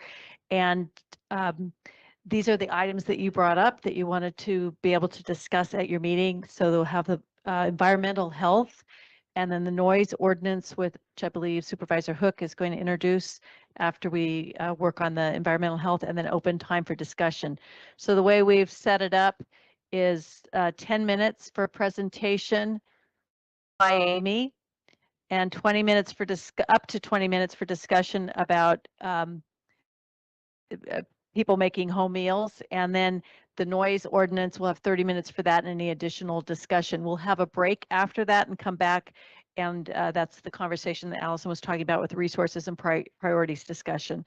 So it looks like our panel is in place.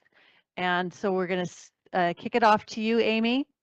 And you've got 10 minutes for up to 10 minutes for your presentation. I just want to nod. Okay. Thank you. Good afternoon, Honorable Board, CEO and staff, County Council, and agency directors. What I'm going to talk to you about today is micro enterprise home kitchens, and with me is your County Public Health Director, Kathy Cahill. The micro enterprise home kitchen operations, aka MICO, was effective throughout California and in CalCode in 2019. What this MICO essentially encompasses is that anyone can operate essentially a full commercial kitchen out of their residential home. They can have people come and dine in. They can do up to 30 meals a day. And then they also have a limitation on the amount of money that they can make annually. It also, we would need a board approved ordinance to allow for MICOs to actually operate in Nevada County. All right, so what does this mean? So amigos will not be required to meet commercial kitchen standards. They will be allowed to operate just as your own residential kitchen. Zoning and building standards and their requirements are exempted by law for these individuals that wish to do this.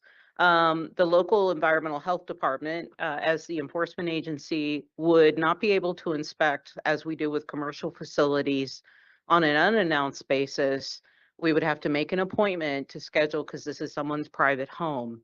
And then should a foodborne illness outbreak occur, of course, we coordinate with Kathy's department, but then we'd have to expand that particular investigation out to California Department of Public Health and possibly the CDC, which are often entities that join us in this.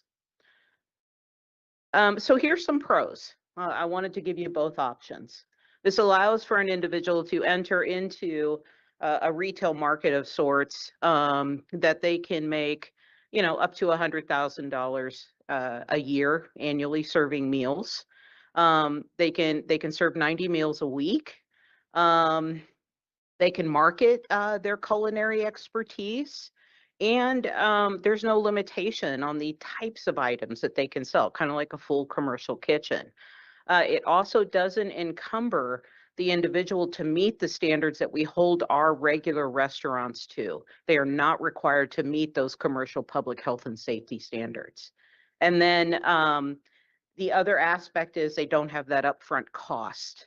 300,000, say, is the initial rate for a brick and mortar facility. Now, here's some cons to consider. There is an increase of foodborne illness, and I know Kathy will talk a little bit about statistics across the state of California as far as cross-contamination and the cause and effect of a foodborne illness outbreak. They're exempted from certain signage and requirements like proper heating, proper cooling, proper equipment to do this, to ensure there's no pathogen growth and things are being done correctly. It also prohibits us from really going in and doing a comprehensive evaluation while they're in action of their operation. That's why when we go into commercial facilities, we go in while they're operating. We make an unannounced inspection, not as a got you, but as to come in and see areas where we can educate you on things that are limiting. And then we're limited. We're limited to one-time inspection per year. We don't know if they're minimizing, you know, foodborne risks. So I wanted to give you some examples of what we face every day as inspectors in permitted commercial kitchens. This is what we face with regards to unsanitary conditions. We find that often there are situations where hand sinks are blocked, food prep surfaces are dirty. We find food that's moldy where I actually interacted with an operator or a chef, and he said, I just scrape off the mold and use the stuff underneath. So, I mean, you've got education things here. We had one person that was doing some canning accepting canned goods from a home canner. Another situation you see there with the thermometer is hot held foods at below the hot holding temperature, 109 degrees. And then you see in a retail grocery store storing raw meat right next to a bag of ready to eat carrots. So it doesn't just happen in a restaurant, it happens in a retail grocery store. Here again, a beautiful hand sink, absolutely pristine, blocked by the vacuum cleaner. The staff didn't even know they had a hand sink. And then you've got ready to eat hot food held at a temperature of 85 degrees. It should be 135 or greater. Other things are we find wild mushrooms that haven't been harvested legally or by a permitted individual. They look pretty, you bet. But the last thing we want is for someone to cook a mushroom that is dangerous and actually ends someone's life, and then you just have storage issues. Here's a fun one. I love this one. It was actually a hand sink. They had installed it, mounted it to the wall, but never connected it to water or plumbing. I thought it was ingenious, honestly, but it was interesting. So here's where in 2019, former public health director Jill Blake and I sat up here with you, and Jill had indicated how CHIAC, the public health organization, had gone before the legislative body to oppose MECOs based on the public health risk significance and submitted letters. Same thing for CCDEH. We coincided, or actually rather supported the bill with the amendment that counties had the option to opt out. They weren't required to participate. And to participate, they would have to have an ordinance. Kathy's here, and Dr. Cook also had comment that this does pose a significant public health risk through this operation of MECO. Now, what are the costs to implement? Really quickly, if you think about our population of over 100,000 and less than a half of that population signs up for MECOs, that's an additional 500 permits for the environmental health to inspect. We right now are tracking people that are cooking in their homes and advertising on PEEPs. We don't miss it. We know it's occurring. We respond on a complaint basis only, and the complaints are escalating as it goes, because I don't have the staffing to really go out and search all of the 80 facilities that we know are operating without a permit out of their homes. The other part of it, or other aspect of cost, would be public health coming in if there's an outbreak or there's a report of an illness that's associated back to a home kitchen operation. You have laboratory tests, you've got an epidemiologist analysis, you've got public health nurses doing triaging. And if the board were to move forward and want to opt in, the environmental health would need support in staffing to actually implement this program, because we do not have the actual bandwidth right now to handle that load. Alternatives, we came up with a platform kitchen option, which is brand new than other counties. This is a platform where folks can, showcase their culinary expertise in already permitted commercial kitchens and operate when that kitchen is closed.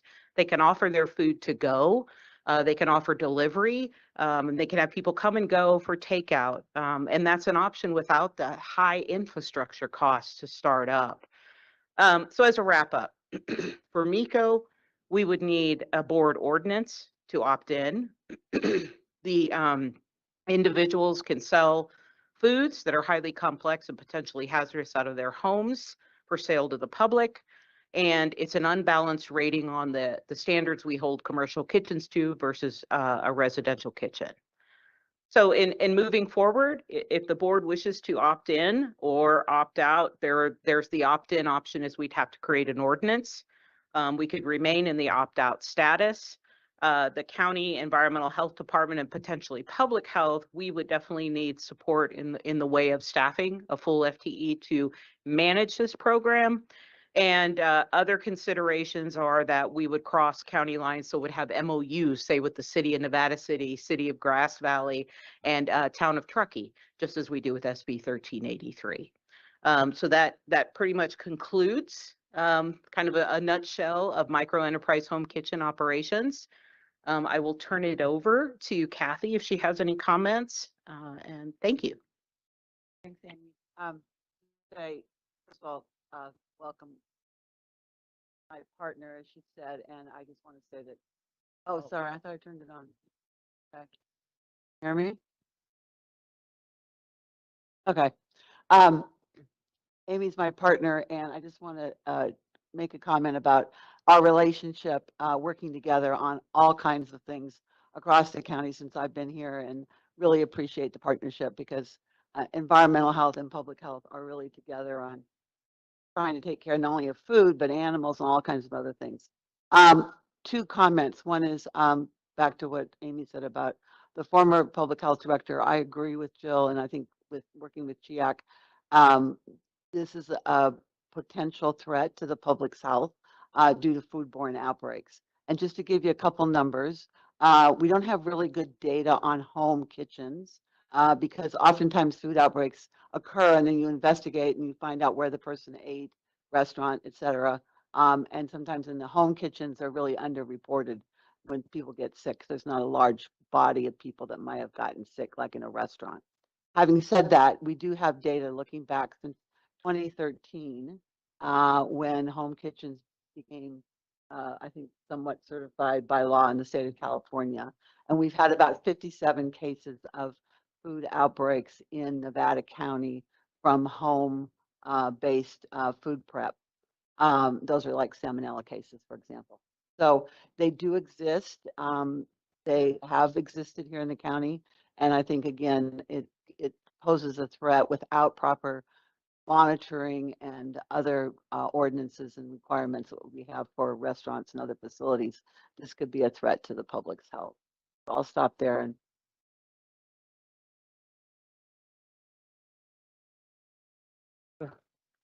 Few moments for, yeah, go ahead, Sue. Okay, thank you. And I went to Amy and had this conversation because in our community, we have numerous folks that do this for a living. This is how they make ends meet. This is how they live. And so that's a new number that Kathy just gave about foodborne illnesses that happened here. Again, and I guess there's this other part of me that, and I understand where you're coming from, but then there's this other part of me that says, I mean, I make a choice to go to a restaurant, and I could tell you there's some places there that I would rather not eat than a home-based place where I only know one person touched the food. So not that I'm not all of them, don't get me that wrong. I don't want to sound that, but I'm just saying, I think there's some place where I feel like I don't need to be protected that way all the way if I want to choose that. So, but back to that, that's neither here nor there. That's just, again, I understand the big picture, but I'm trying to look, what is the avenue for our folks that are middle, low income, that are trying to make a living and make ends meet in Nevada County?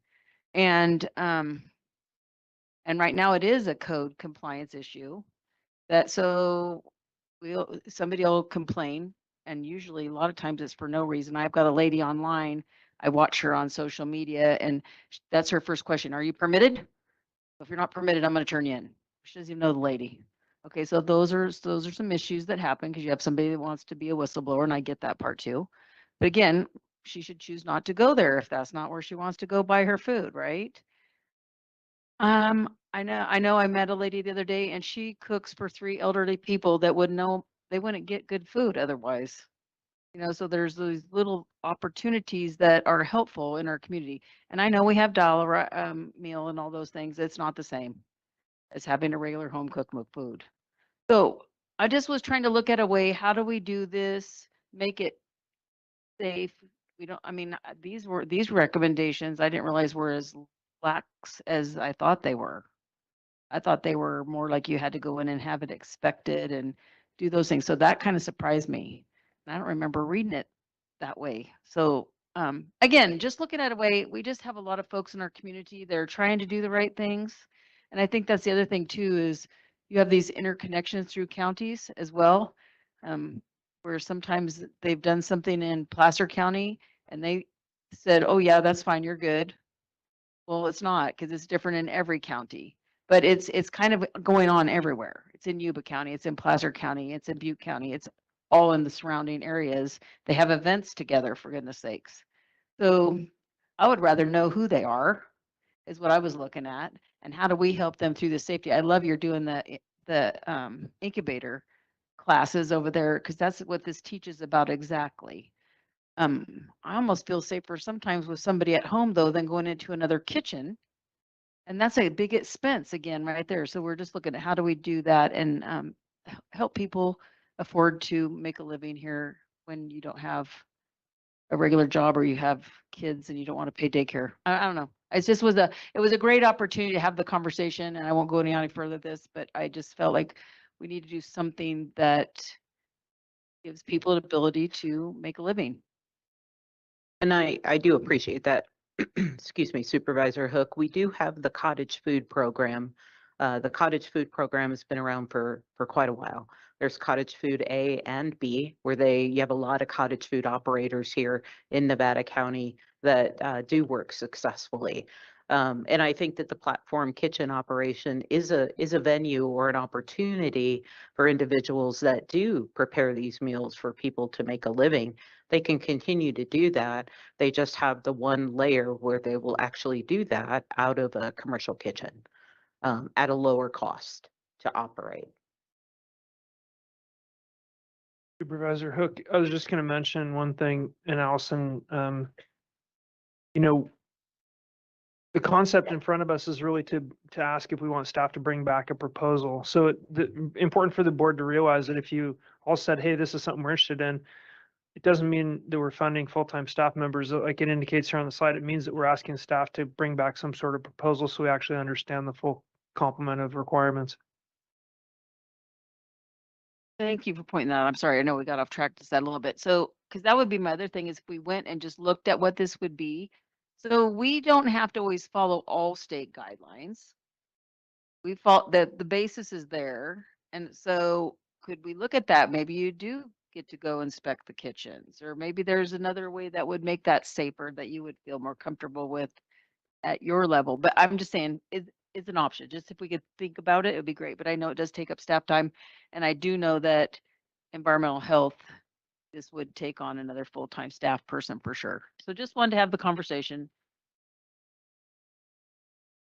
So hearing from other board members, is there consensus to go back and explore this? I think it's a good conversation. A couple Yeah, questions I have just also. one. What is the difference between this and the cottage? That's an excellent question, Supervisor Schofield. The difference is with cottage food, you're producing product that does not require any type of temperature or control to reduce pathogens like breads. They're dry. They may start out with this, but the end result is dry. And the state has expanded that list. There's a massive list of the types of cottage foods you can produce, from pies to jams, jellies, different kinds of things. So did you have a question, Lisa? I have a couple questions. Yeah, anything that's going to create more work for environmental health, let's do it. Uh, I appreciate, I appreciate you bringing this forward. You know, I just have there's a situation going on in my district right now that I was just made aware of the other day, so it's kind of a timely conversation. But the statistic that you our public health director stated, so 53 cases in 10 years. Was that okay? So I just wanted to be clear, it's not 53 a year.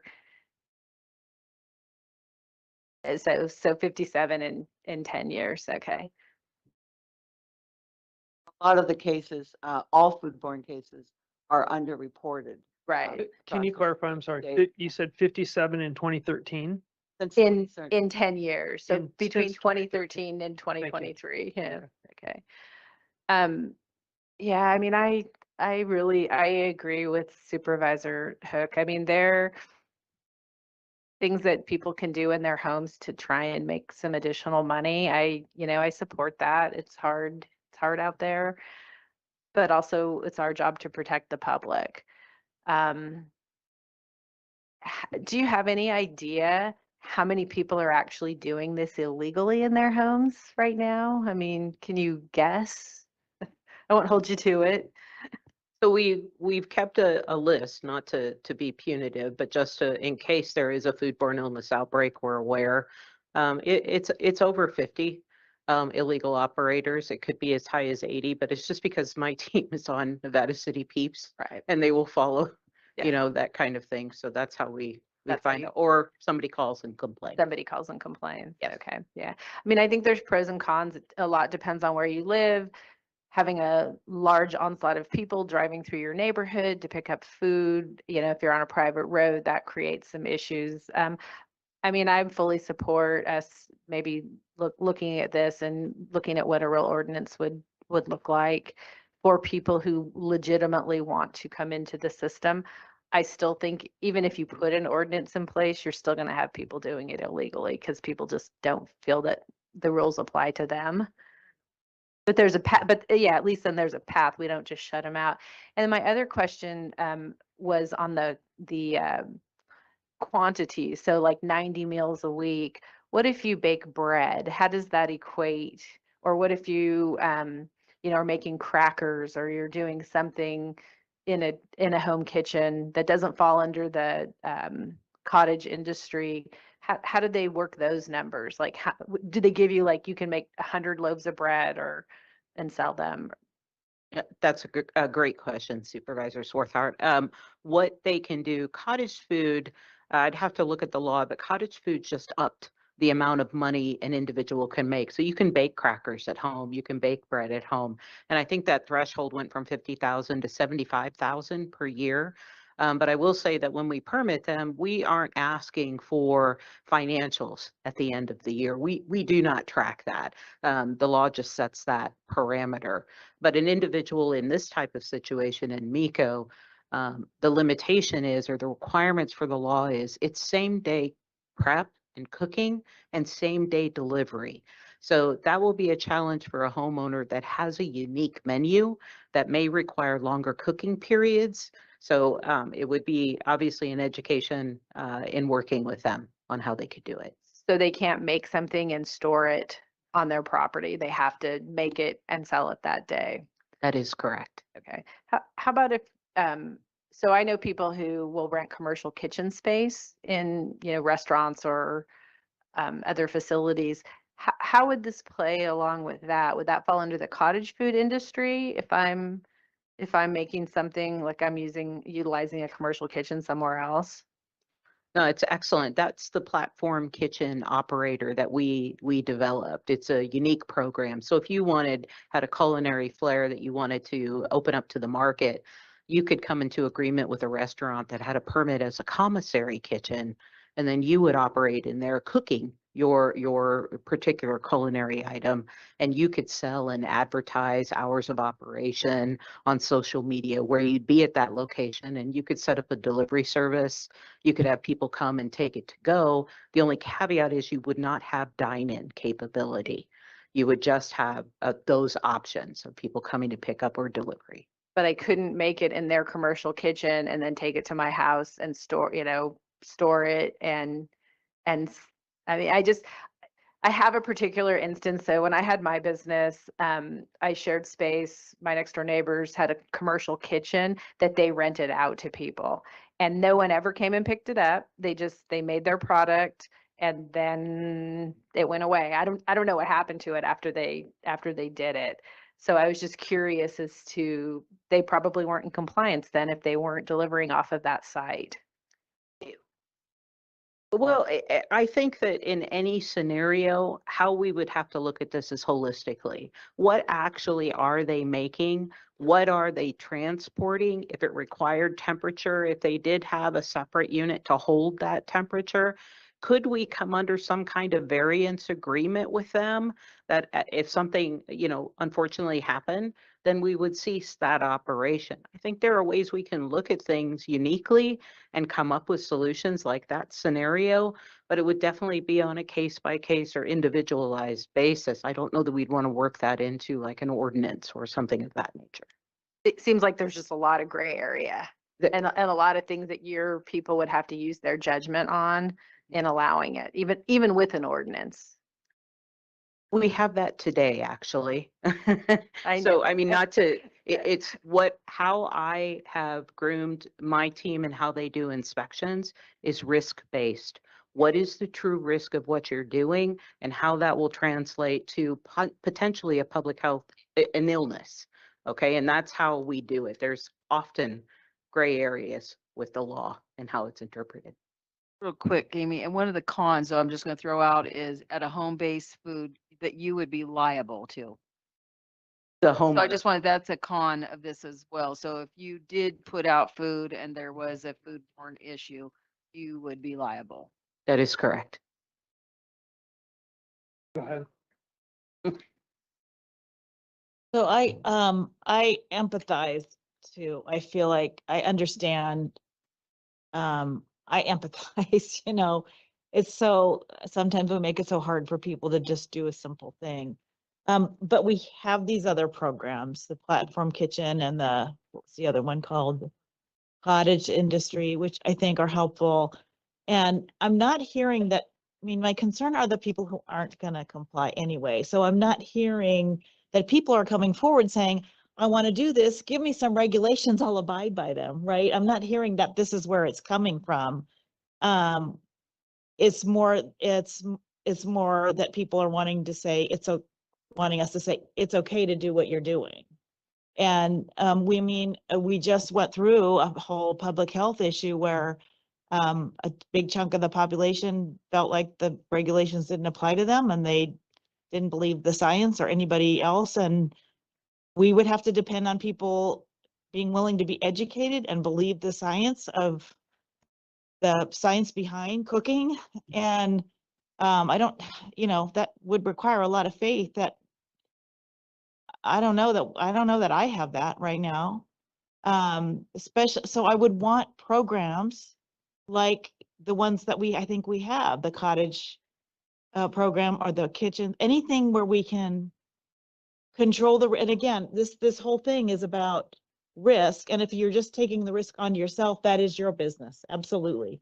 But if you're impacting other people, if you're endangering other people, then we would be saying we would have to make sure they're protected. And so they would have to comply with a whole other set of regs, and we'd have to staff it and we'd have to do inspections. So I guess I would want to know that this is what that they're asking for, that there's a group of people who want to cook in their own kitchen and they want to have a set of regulations that apply to them and allow them to do that. And I'm not sure I'm hearing that. So, Well, if I But could, correct me if I'm wrong. Ed, go ahead. And then But just- we're going to wrap it up. just very quickly, we already know there's 50 to 80 of them out there.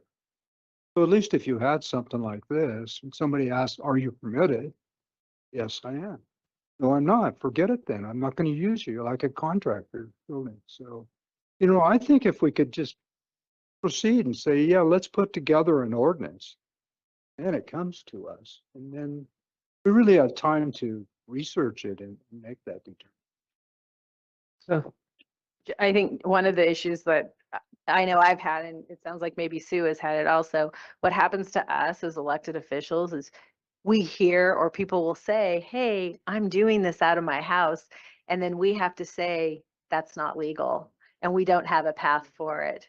So it just puts us in a really awkward position because you're trying to help your constituent who's operating something illegally, and we don't have any path right now for them to be able to do it legally. So I think something like this, it gives us a tool to say, that's great, but you now need to go to the county and get permitted.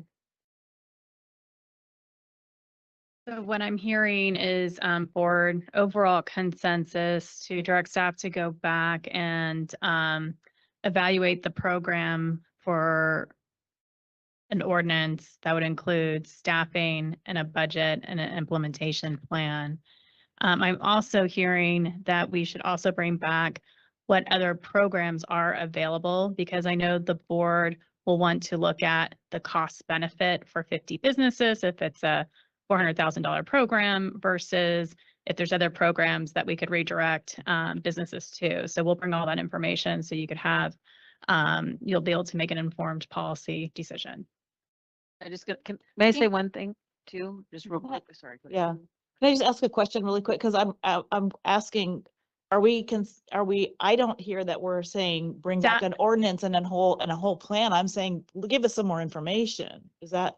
That's what we need staff direction on. What you're hearing is that from behavior, public health, and environmental health are not recommending the program, what you heard in the presentation. I'm hearing from board members that there's still an opportunity to explore what other communities are doing and what it could look like in terms of the program and a budget. So to do that research, would you like us to bring back that information to the board, then make a decision on moving forward with an ordinance? That's the direction that we're looking for. I think it's an interim step. I think it's exactly what you just, Okay. the latter that you described.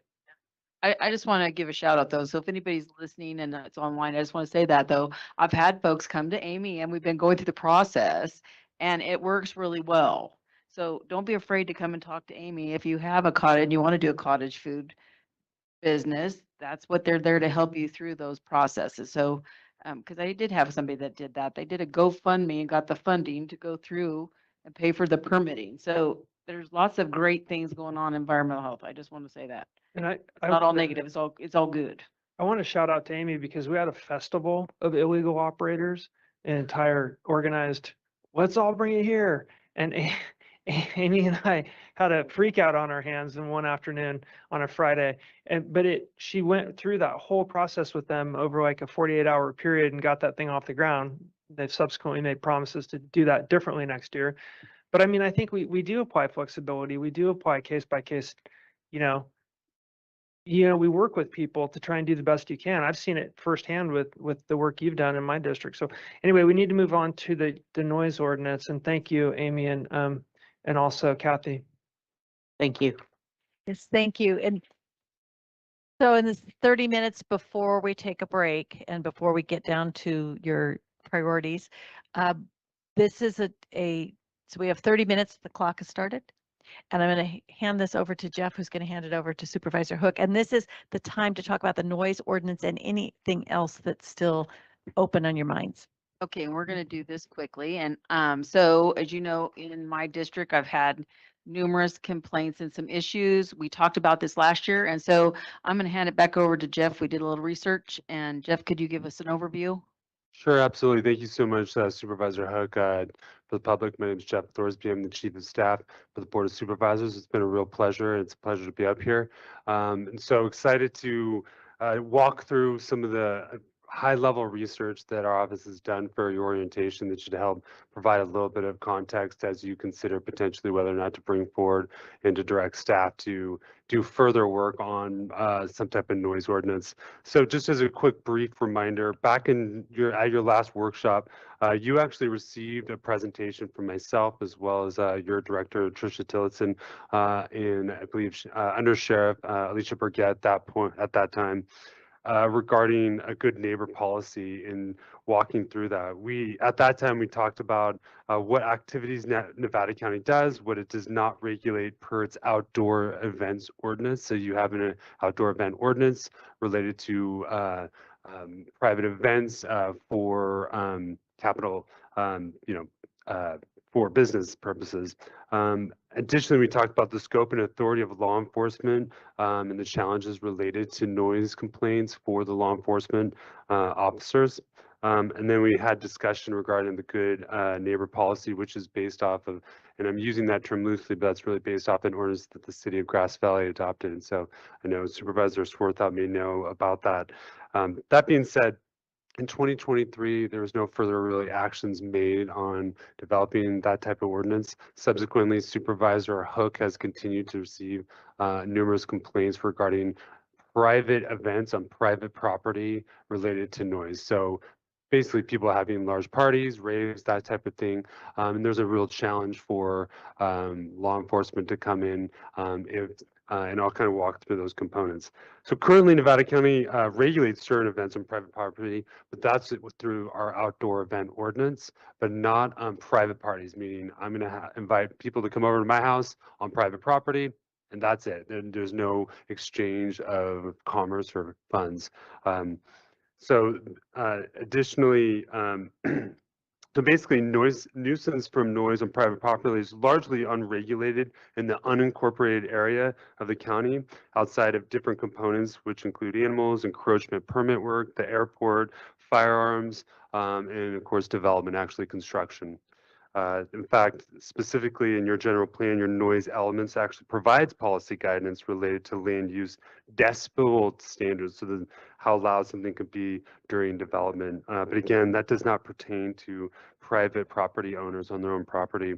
So for complaints outside of applicable restrictions, law enforcement has little or no authority to resolve the issue disputes if no clear violations of law are witnessed by law enforcement personnel or where a complaint chooses not to pursue the necessary legal actions. So you could get a call from a neighbor saying, hey, my neighbor's being too loud. Sheriff comes out, and at that point they say, I'm just going to leave it alone. And if the law enforcement doesn't witness it or they don't have a contributing party making the complaint, that complaint therefore ends. And additionally, or if they arrive on the scene and that's not occurring, that also prohibits further enforcement of that component. It is important to note the establishment of a noise ordinance that restricts noise to certain decibel levels to allowable times does bring challenges to law enforcement, both, as I just mentioned, witnessing the action, having an ability to measure a decibel of the noise to ensure its infraction. However, it is important to note the standard smartphone can do that actually with a simple app. Additionally, recording the measurement of that to provide evidence of an infraction for a record of law. So again, that's where I think technology has advanced a lot since past considerations potentially. But while not impossible, it is important there are also potentially fiscal impacts, practical limitations that could impact other law enforcement activity with higher criminal priority. So That's some input that the sheriff's office has articulated previously on the components. However, I think, and on behalf of Supervisor Hook, if I may, a noise ordinance would essentially create a tool in the tool belt. Currently, if there is no ordinance, well, there's nothing to enforce, and so the outcome remains the same for constituents in this issue. So I think that's the point. And so in looking through that, and obviously this is not meant, I'm going to provide a little bit of research for you. This is not meant to be exhaustive, full research, and I think this is where, you know, staff would want direction to further that research. But taking a quick sample, I looked at 7 different counties in comparison. Those include Placer County, Yuba County, Sierra County, Humboldt County, El Dorado, Mono, and Mendocino. Out of those 7 counties, 5 of them did have noise ordinance components. Some of the key themes that emerged in that quick sample study showed a majority of counties sampled have noise ordinances, so that 5 out of 7, and those are generally seated within their government code sections under public peace, safety, and welfare sections. So that's generally where you find these noise ordinances. Noise ordinances, and I think it's important just to also articulate, define the key components. They'll define allowable decibel levels at specific times in specific land use zones above the ambient noise levels in the area. So finding the baseline. So in different areas, you would imagine if I live near the freeway, my ambient noise level is going to be different potentially than if I live in, you know, in rural agricultural sector in Penn Valley, potentially where it's extremely quiet. So that's an important distinction a lot of the codes will make. Additionally, regulations, in the cross-section sample that we looked at, regulation sections provide guidance on the responsibility of its enforcement. So they identify who should be enforcing that component.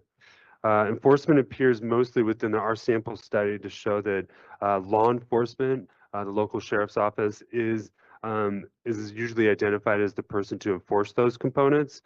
Those are always in complement to the penal codes associated with disturbing the peace.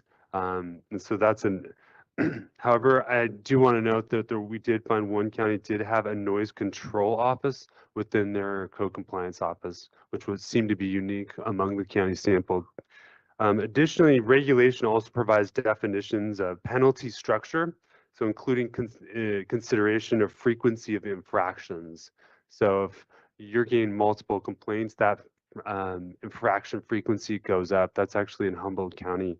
And actually, I think that was notable in our research to look at the similarity, actually, when we think about the good neighbor policy that we presented to you last year, which is, you know, if you have an infraction multiple times, that actually allows the police chief or the police department to then, you know, escalate that. So the frequency of complaints is a component that we saw. You know, and I think another component in looking, you know, one of the things, I'll just mention 2 things and I'll kick it back over to Supervisor Hook for any last comments and be available for your questions and discussion. I think, you know, I really liked how Placer County actually identified, or, you know, when looking at the different counties and how they defined it. So they defined the definition of findings, purpose, and policy for their noise ordinance, which is excessive sound and vibration are serious hazards to the public health and welfare, safety, and the quality of life. The people of the county have a right to and should be ensured to environmental free from unnecessary, offensive, and extensive noise and vibration that may jeopardize their health or welfare or safety degradation. And of course, subsequent sections go through a lot of the components that I mentioned and more. So my presentation is not meant to be exhaustive of all these components.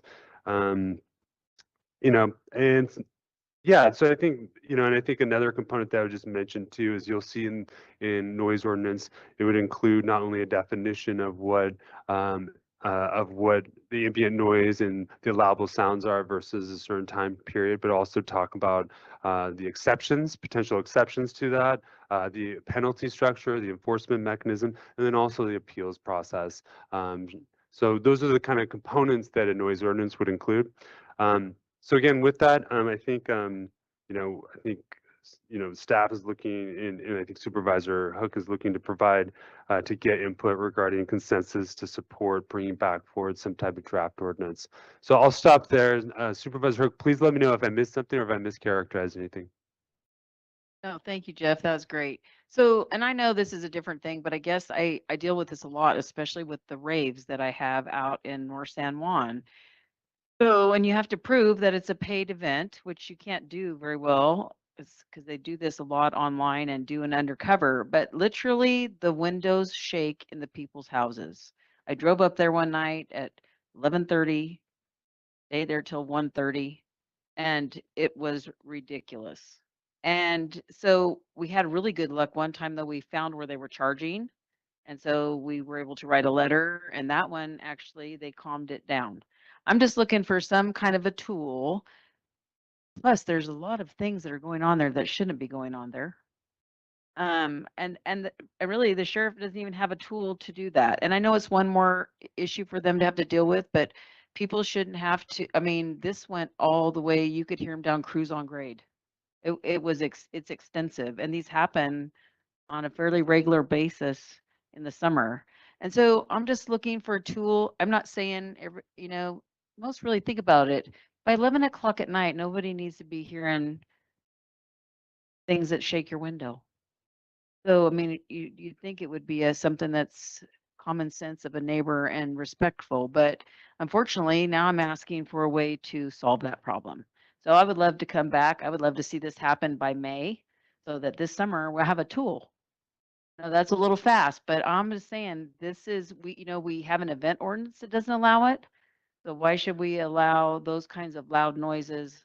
And I know this doesn't count because you're in the city limits, Lisa. Yeah, no, that's in the city. It just got annexed. So I do think there's some exceptions for those things, like the fair or people that have permits to have activities. So anyway, on the short of it, I just wish we could look at this more in depth. We talked about it and then nothing happened, and I'd really like to see something move forward. Lisa. I agree with you 100%. I don't deal with that a lot in my district because there's just not a lot of big open spaces for people to have a party. But the fairgrounds is in my district. And I've been dealing with that for years because when I was with the city, I would get the phone calls because it's the city residents who were the ones who are complaining. Yes. And I would say as our fairgrounds gets more, they're doing less with our local organizations and they're doing more with outside promoters coming in. I think this potentially would be a good idea because what I noticed, like when it's the Center for the Arts and you call them and you say, turn it down, they do it. But with the outside promoters that they have, you don't know who the people are. You don't know who to call. There's nobody working at the fairgrounds at 11 o'clock at night. No staff people are there. Yeah, they're not answering the phone. But yeah, just to have a tool, I think, for law enforcement or for some agency to say, it's not okay. It's difficult though, because oftentimes they happen, by the time somebody gets out there, it's done and over with. So this is really, yeah, that's not been my experience in town, but yeah, it's a different, you have a much different district than I do. Ed? Well, the noise part of it is really, really difficult because there's so many different types of noise. You know this. One I had was ATVs, and then I had the guy that called and says, "Hey, it's 5:30. I want to enjoy my dinner." The guy's using his chainsaw out there, Or we made the gun ordinance based upon one incident with the district that affected most everybody, including the gun clubs, so you have to be really, really careful with it. But timing, something about the timing, that's crazy. I mean, the fairgrounds has that. You got to shut down at 11 o'clock. Yeah. California standard. I mean, there's a standard that applies, right?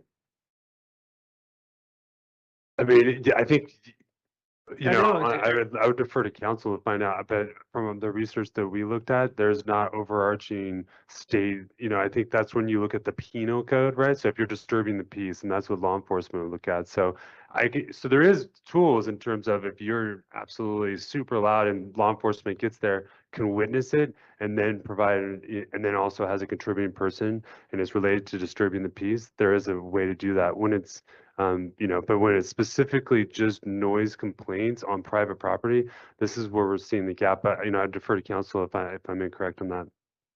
Go ahead. If I could, so this has been an ongoing discussion and my hope, and I can take that direction, we are bringing a nuisance ordinance back. You heard about that a day or two ago and yesterday, I think. So, we can make that so and work with the sheriff's office so the language in there is more encompassing and can be more applied to those kinds of situations. In the discussions that I've had with the sheriff's office, often related to noise, the difficulty is defining it, et cetera. And so exactly what Mr. Thornsby just said, they have relied on the penal code when it gets excessive. But a nuisance ordinance would give them, I believe, the tool that they could use. So, but I would be glad to work with them and see if that would be all enough. Heidi, do you have comments? Yeah, you actually, Kit answered the one question I had was, I thought the sheriff's office did this, but you hear we'd be giving them another tool if we did it. I'm not opposed to hearing something come to us and having a further discussion. I have lots of questions about what it applies to and how you measure it and the timing and all that, but I think that could be had when you bring it forward. And this is one I'd be really interested in having the public show up and tell us what they think as well. I know in the transportation world, there's a California standard that goes, and I'm just familiar from aviation noise. And I would just ask that maybe it's aligned with other, and I know that we have events and all kinds of other pieces that cross us. So I just would some cohesion with other things that we think about that create annoyance. I think just to add to, I think that's when you do look at your current noise element, does speak to and does have guidance on like airport and transportation components. Just so there is obviously, I think staff would be looking at a comprehensive approach.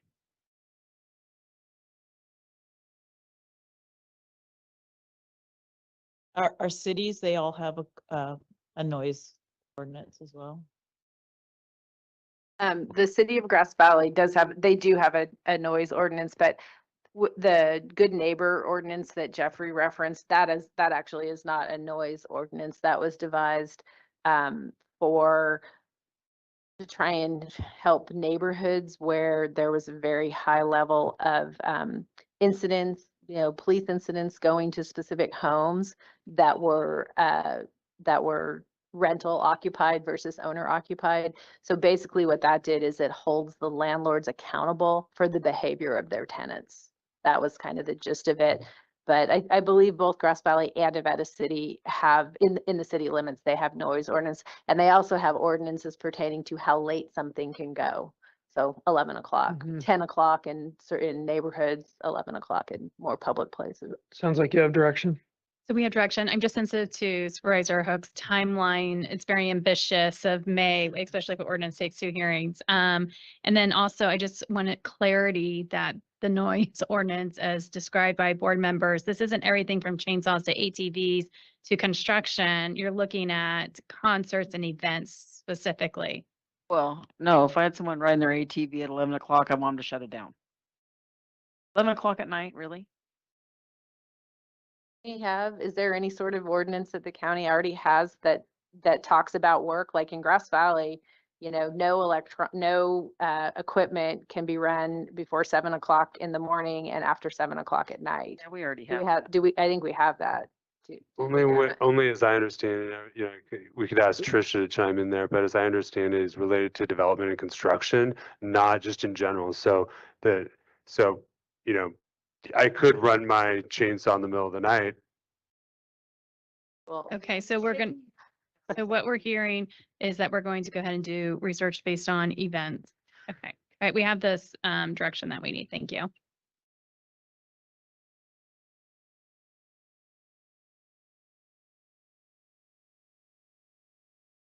All right. Oh, did you want to talk, Mr. Chair? Did you want to say something? No, Okay. I don't. All right, at this point, we've covered all the agenda items and we're going to be taking a break so that we can prepare for the resources and priorities discussion. But I just want to double check, is there anything else? I hate to open up, but this is the opportunity, was there anything else that was left unsaid? Everything that we had written down from meeting with you, we've covered. Okay, I didn't hear anything. So we are going to come back at, let's see, we've got 10-minute break. Well, let's make, yeah, we'll come back at 3 o'clock and getting into resources and priorities discussion.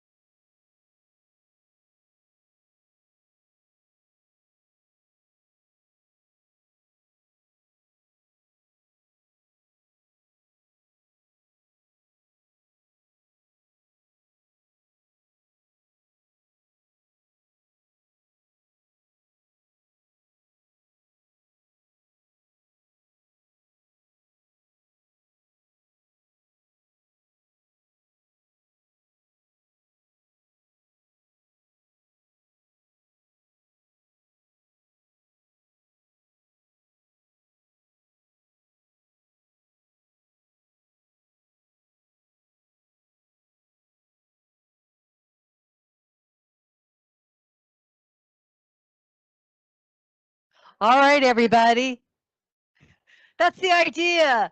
Brian taught me that. You get everybody's attention and then you turn it down and everybody's ready to work again.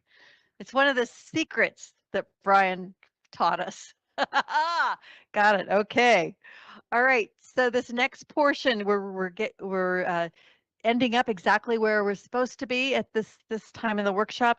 And so I'm going to hand it off to Ariel, and she's going to talk about board objectives, and then she'll turn it over to Martin to talk about resources and priorities. You've got the clicker? Oh, no, That better? Yes. that's okay. better.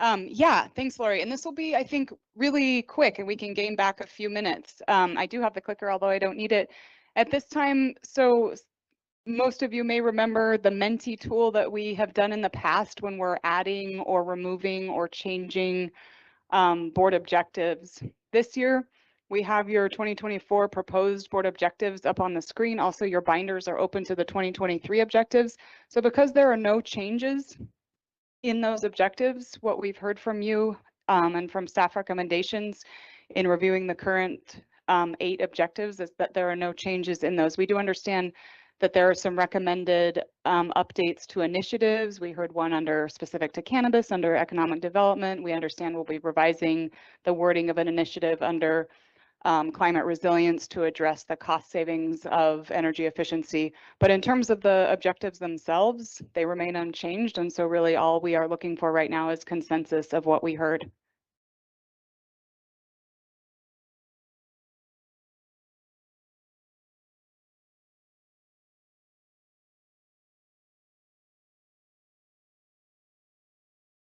I thought you have a question, sir?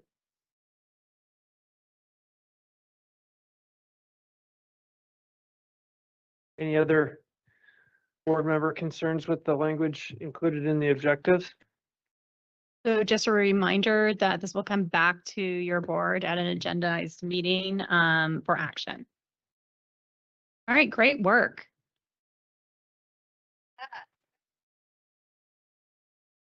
Okay, we'll give Carissa a moment to get up Martin's slides, and then we'll hand this over to you, Martin, for resources and priorities discussion. So you could start your discussion while we give her Sure. 30 seconds to get your slides up.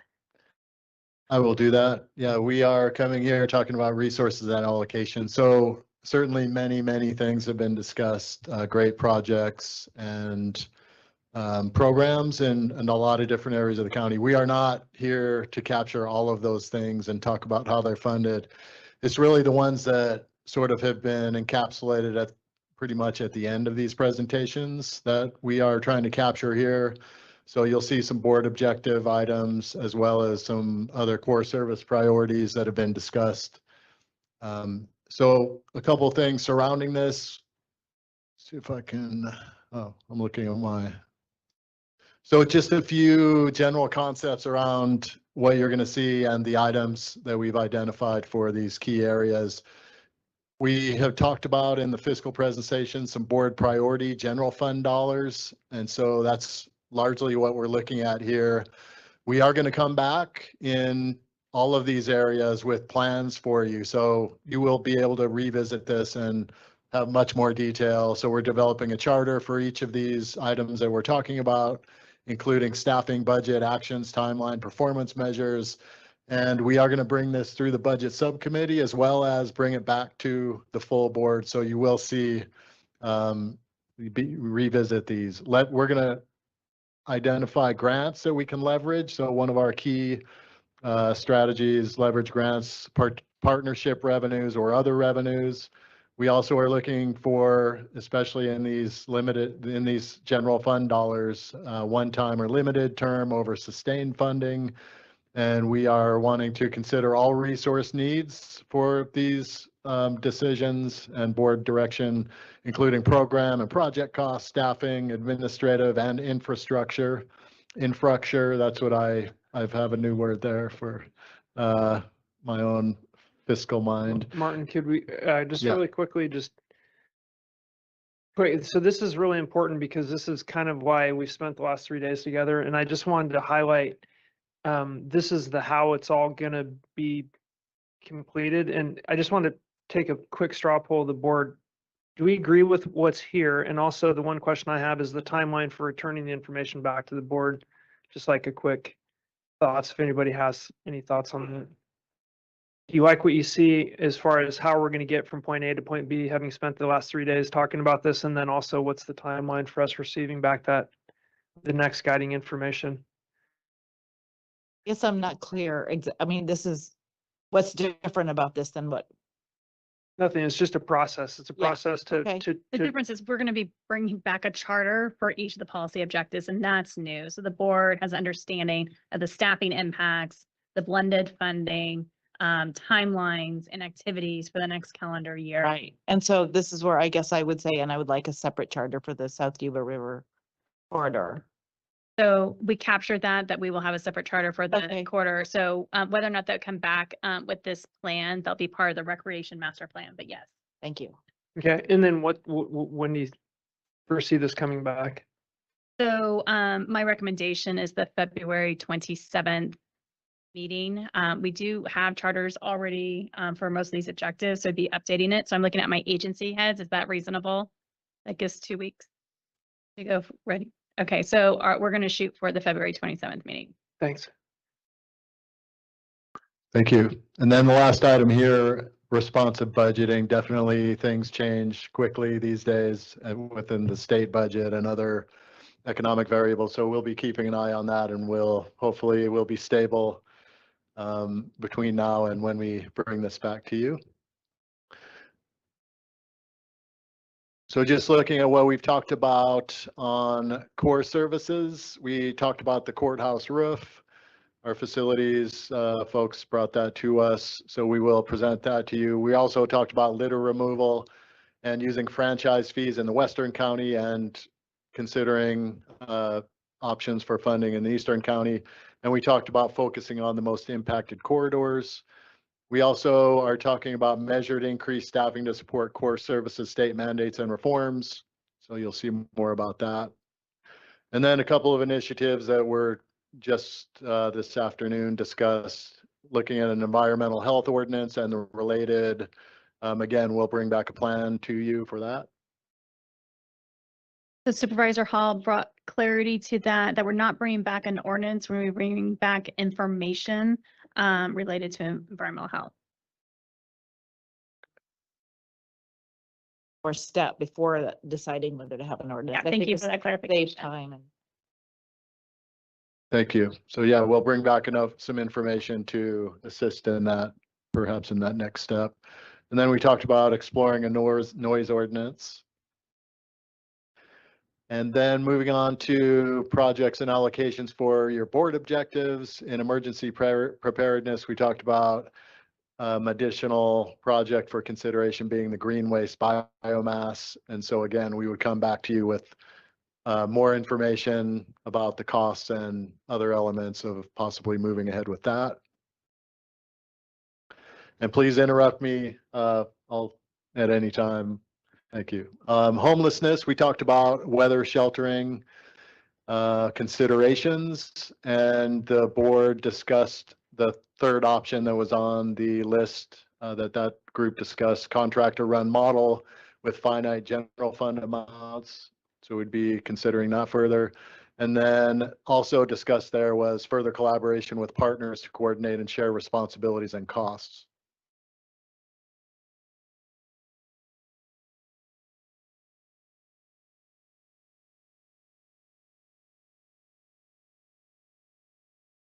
Yeah, I think definitely, Ryan, do you want to speak to that if it's broader than homelessness and how behavioral health might fit in there? I think behavioral health was more reflected on the previous slide in terms of the measured increase in staffing and capacity to address new mandates and yeah, state requirements, but there wasn't a general fund ask in behavioral health.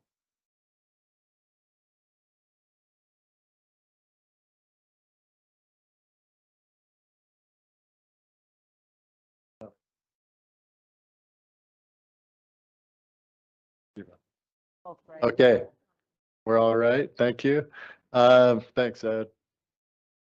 So the next item is economic development. We talked about a few things with that great presentation there.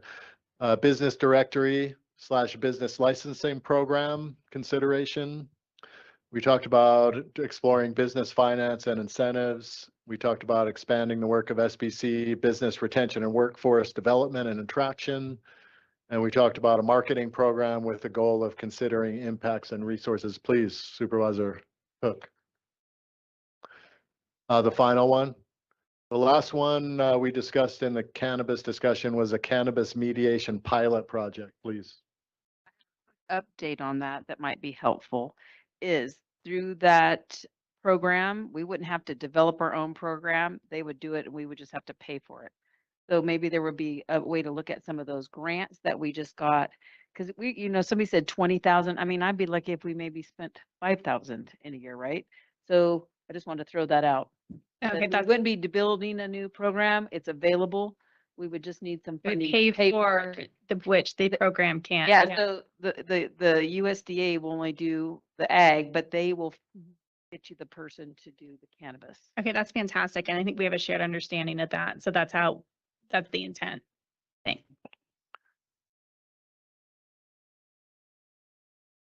Thank you, Supervisor.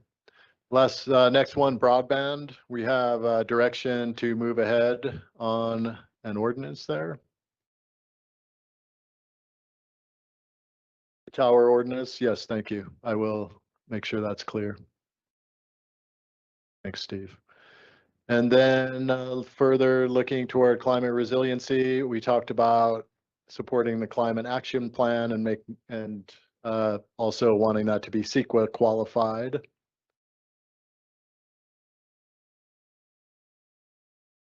Because we need a little bit more information on it, but we definitely wanted to capture that. It was one thing that I think I was remiss in asking the board to weigh in on, but it was the last piece that Steve Frisch talked about, making sure that that plan was prepared to serve as the California standard for our projects.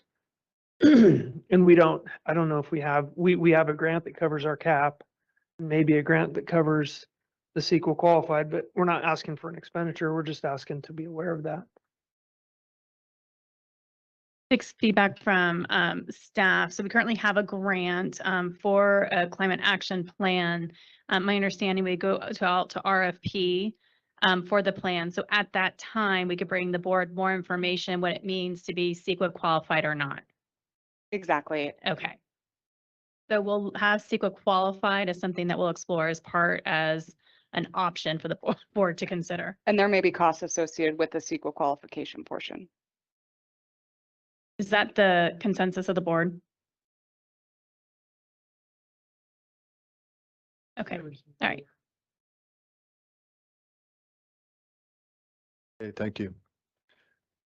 And in recreation, we talked about recreation resilience plan implementation, and there was a discussion about the 8 big moves. So we'd be looking at funding strategies and coming back with more detail on what it might take for those 8 big moves and taking actions. And that's all we have on these recommendations. Yeah, so I just want to provide clarification that with each of those policy objectives, as the board is aware, that we have plans in place. So this is not the comprehensive next steps. These are just capturing the additional items that the board wants us to either go back and do additional research or come back and find funding for. So an example, the board had really great discussion on housing and different programs, and that's not captured on those slides, but that is captured in terms of going back and will be built into the charters that you will see under housing. So I just want to provide clarification for that. This is really giving Martin the direction that he needs for the fiscal piece. Each charter will have a budget, it will have a staffing allocation, timelines, and actionable steps. Will there be a charter, for example, for workforce housing? Right, so the board has adopted a housing policy, and so underneath that housing, we'll have the direction that we received from the board on looking at those 2 alternative housing programs. Research on other incentives, I guess that comes in through ER. Yeah, and same thing with economic development. Yeah, okay, great. I'm just gonna request because, and clearly, we talked about having these charters at the February 23rd meeting. I don't know if there might be a chance to have a little more time on those. I mean, one reason being, yeah, they are detailed and comprehensive, but we haven't even had, I mean, we're just going to have kicked off the budget essentially, and departments are working diligently on their entire budget. So, yeah, I don't know. So if we're not able to meet that deadline, we'll Okay. consult with the chair in terms of bringing up to Appreciate the that. next meeting. Yeah. Thank you.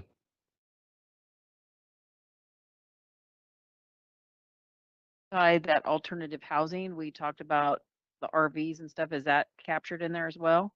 Having that conversation? Yes, I mean, we could go back through our notes, but yes, that was captured as well.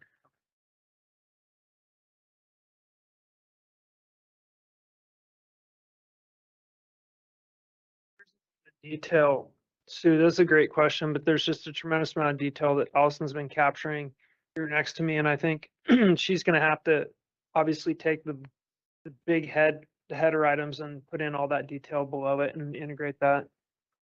Yeah, absolutely. And I think that's one of the benefits of the charter, that we're going to go ahead and take the notes from the last 3 days and the actionable items that you're going to see in front of the board. So you'll have another opportunity to look and revise if needed. I think it's a good point though, as we travel like toward the completion of that the charter piece. I think we should each remember what's important in that element and just keep a list, and we all have them, but to be ready to review that information just to make sure we're all clear, because there's a lot of detail that's not captured in Martin's slides. I mean, I have 8 right in front of me that aren't addressed there, but I'm pretty sure they're nested inside that. So I think it's important that we keep looking at that. So that is helpful. Yeah, I still have questions, like behavioral health as a whole. Is there going to be one charter for all of behavioral health and all that was discussed? So there won't be an individual charter just for behavioral health. It's going to come through the budget process underneath core services. So that just through in terms of staffing and reforms.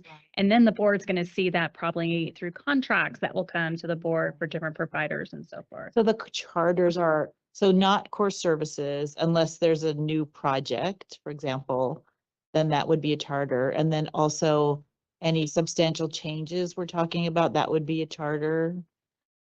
Changes for what? Like Yeah, new so- ordinance or new research or.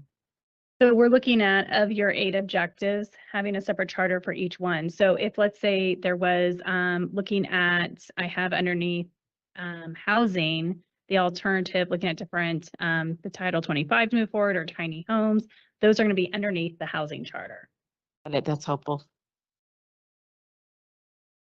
Homeless, we have warming center option 3, and then also a reminder to the board, you have approved a homeless action plan. And so those initiatives are moving forward that include the resource center and, different activities. Well, I was trying to just, there's a tremendous list here that's been running, and one of the things I was The gonna, charter is a new tool that we're using with the policy objectives, and so we could reevaluate if that's the appropriate tool. Historically, we would just take each one as a to-do list or an action list, and so we just thought it would be helpful to understand looking at the initiatives holistically, because what the board, how we started our workshop was that, not only is it the maybe adding a staff or implementing a program, but the impact it has on contracts and the auditor and HR. And so part of looking at, sustaining them and moving them forward, we want to make sure that we had a comprehensive look of what it means for each of the policy initiatives.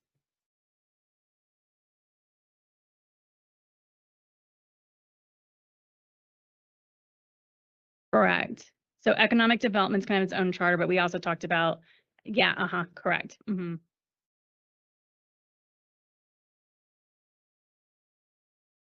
questions there. I just wanted to mention one thing on HHSA, and Ryan and I had a chance to just share some few concepts on it. That in my mind it's one of our biggest budget units. It's where there's the most huge, massive change. And I think that I would just like to put an asterisk by that and say that if there's unintended consequences from that change or require staffing or support or contractual obligations, that we just stand behind you in that process, because you're working your tail off. It's obvious Phoebe's doing everything she can. You both are considered resident experts in the field.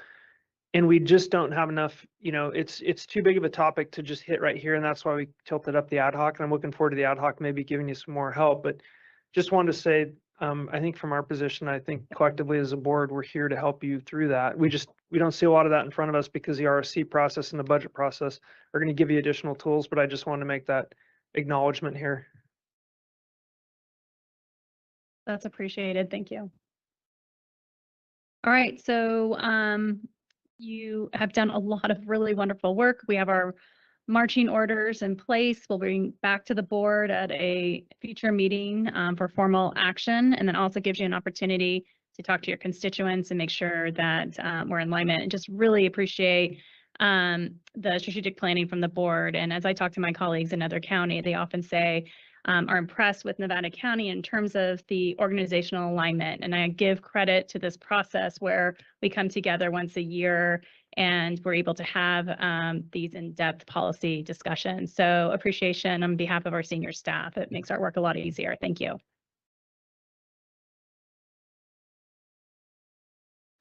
Thank you, Allison, and thank you, Board of Supervisors. And at this point in the meeting, it's time to hear closing thoughts from you before we do an official wrap up. And I think I'll turn it over to the chair to call on each of you for closing thoughts. And we were thinking around 2 minutes, but we're not going to set the clock on you.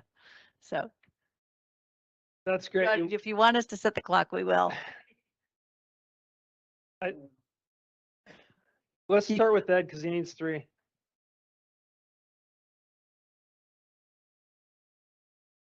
Well, I think this is has been a great session. I like the fact that we really haven't added anything new. I think it's the first time in a lot of years, probably since Heidi came onto the board. But I think it's really good. And everything that we saw here is just telling us that what we have set as a priority is working, and it's working real well. And much like behavioral health, almost every one of these are too big to really spend that much time on here. So many of them. I mean, there was so much more time we could have spent on so many of them. But I really like the charter aspect of it because, as you've done this, we've done it in the past. If you've talked about it, you kind of assumed it was there, but you really didn't know until you started seeing some of the results. The charter will tell us, yes, this is what we talked about. This is what we're going to see. So I think that's really great. And I understand it probably does add more work, but this has been a wonderful session. So greatly appreciate it. Thanks, Ed. Lisa? Agreed. This is actually my 4th time of sitting through this, 2 times as just a community member, and then twice now as a member of the Board of Supervisors. I believe both Hardy and Heidi last year said, don't worry, it gets better, because last year I was pretty lost as the new person. I think there's a wealth of information that's come forward. Feel like this sets us up for our goals and objectives for the coming year and years. I think we did a good job of capturing everything.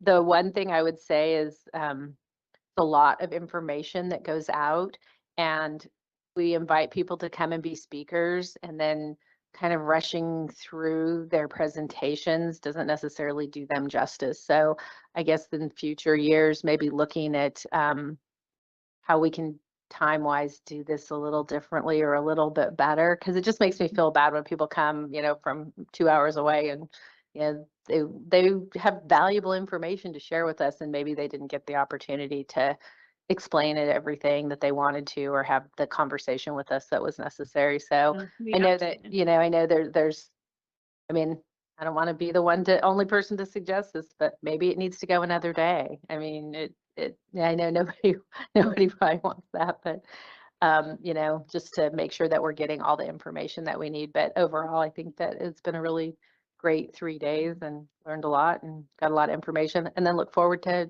things coming back and seeing how we progress through the next 12 months. Great, that's very helpful feedback. And we're in agreement. The panels that we had on these topics were panels that you would see at a statewide conference.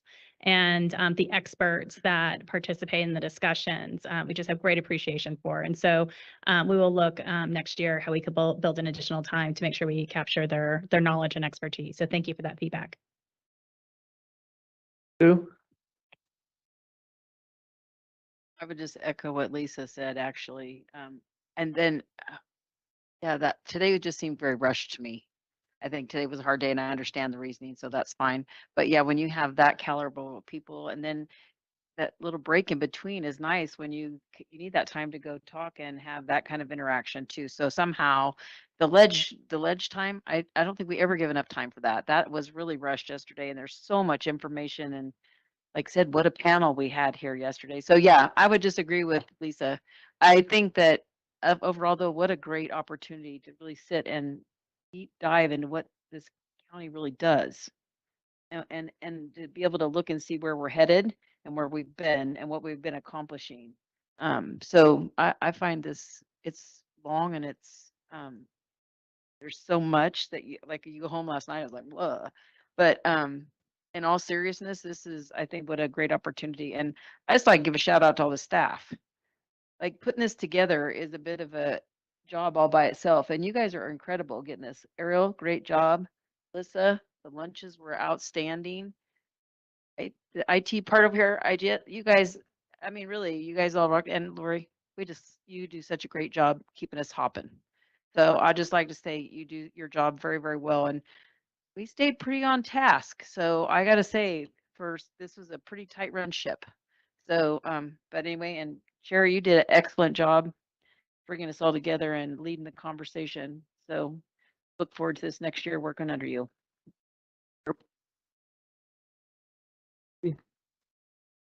Yeah, this is really wonderful. So yeah, my first thought would be to thank staff. I know months and months and went into this and coming back and double checking and a ton of research and then lots of thoughtfulness about what goes on the slides so we don't get overwhelmed. So really a huge thank you to staff. You don't always give us exactly what we want, but that's okay. That leads to the conversations. And so I just want to acknowledge that. That's okay. I just really appreciate the amount of work that went into it and the thoughtfulness and that it let us have these conversations that we needed to have. I really like the change we made that I feel was impactful in terms of spending less time on what happened last year and giving us more time to look forward. And I think the whole thing felt more relaxed to me as a whole. And I think that might be why.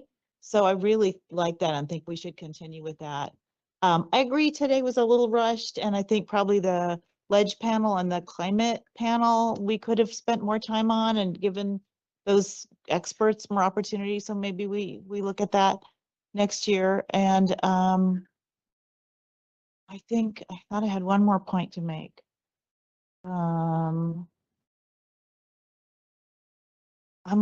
brain dead. Excellent, really good. I think this was, well, I guess it's been my 7th one too. So every year I'm like, this was the best one yet. So I feel that way too. That's great. Yeah, go ahead, Ed. Yeah. I just a suggestion because I agree, especially the lobbyist one. There were too many. You could narrow that down. But one of the things that I thought of, we really didn't get going on this the first day until like 11 o'clock because you had public comment. And then we had to listen to each one of us for 8 minutes, talk about what's going on in our district. I put this in a suggestion. I don't think we need that.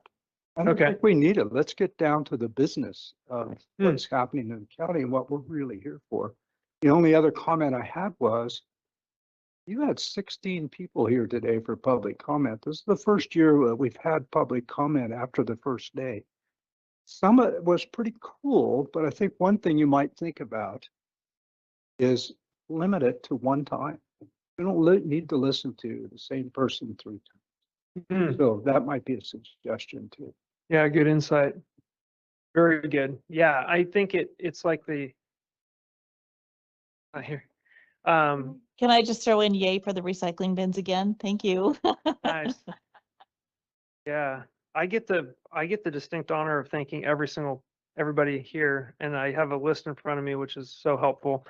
I came to this with core services and board objectives, just trying to stay focused on that, which is part of what I think my annual kind of mantra is for myself leading when I work here with our team.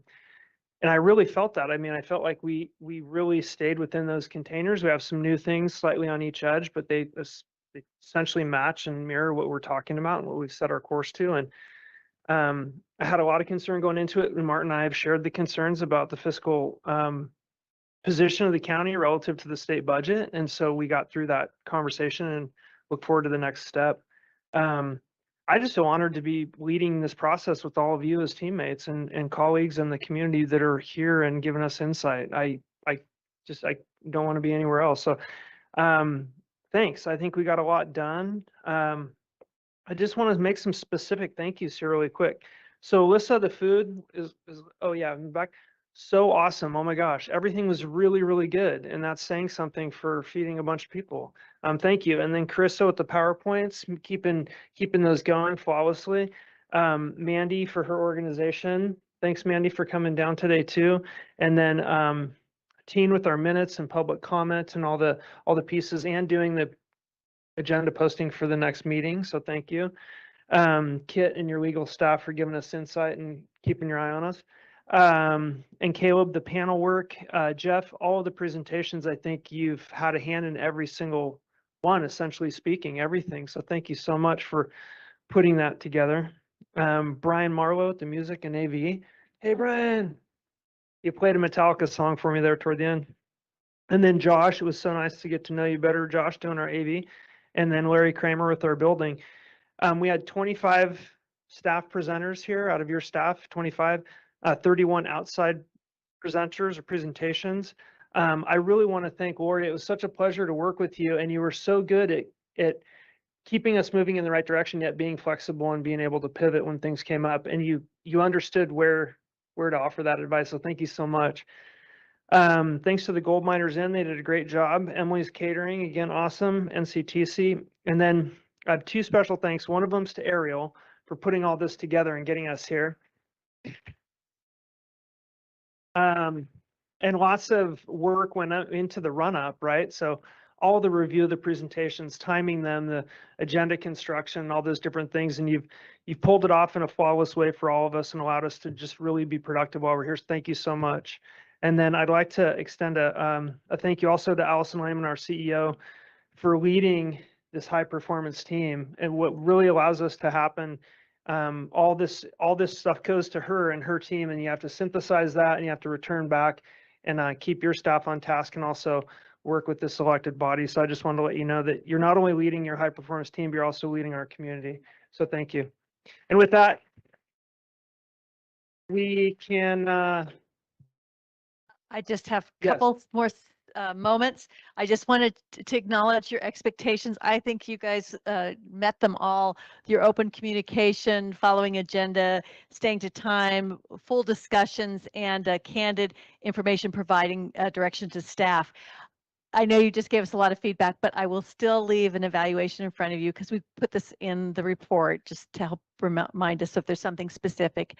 And I want to invite everybody up for a photo before we start chit-chatting and getting ready to go, because this is a monumental opportunity to get everybody together. So please come on up, and any last word? One last word, and this is, we're all going to stand up and honor Ed Schofield. This is his 12th strategic workshop and his last one. So I want everybody to stand up and give out a round of applause. Yay. 16, yes, Ed. 16, okay.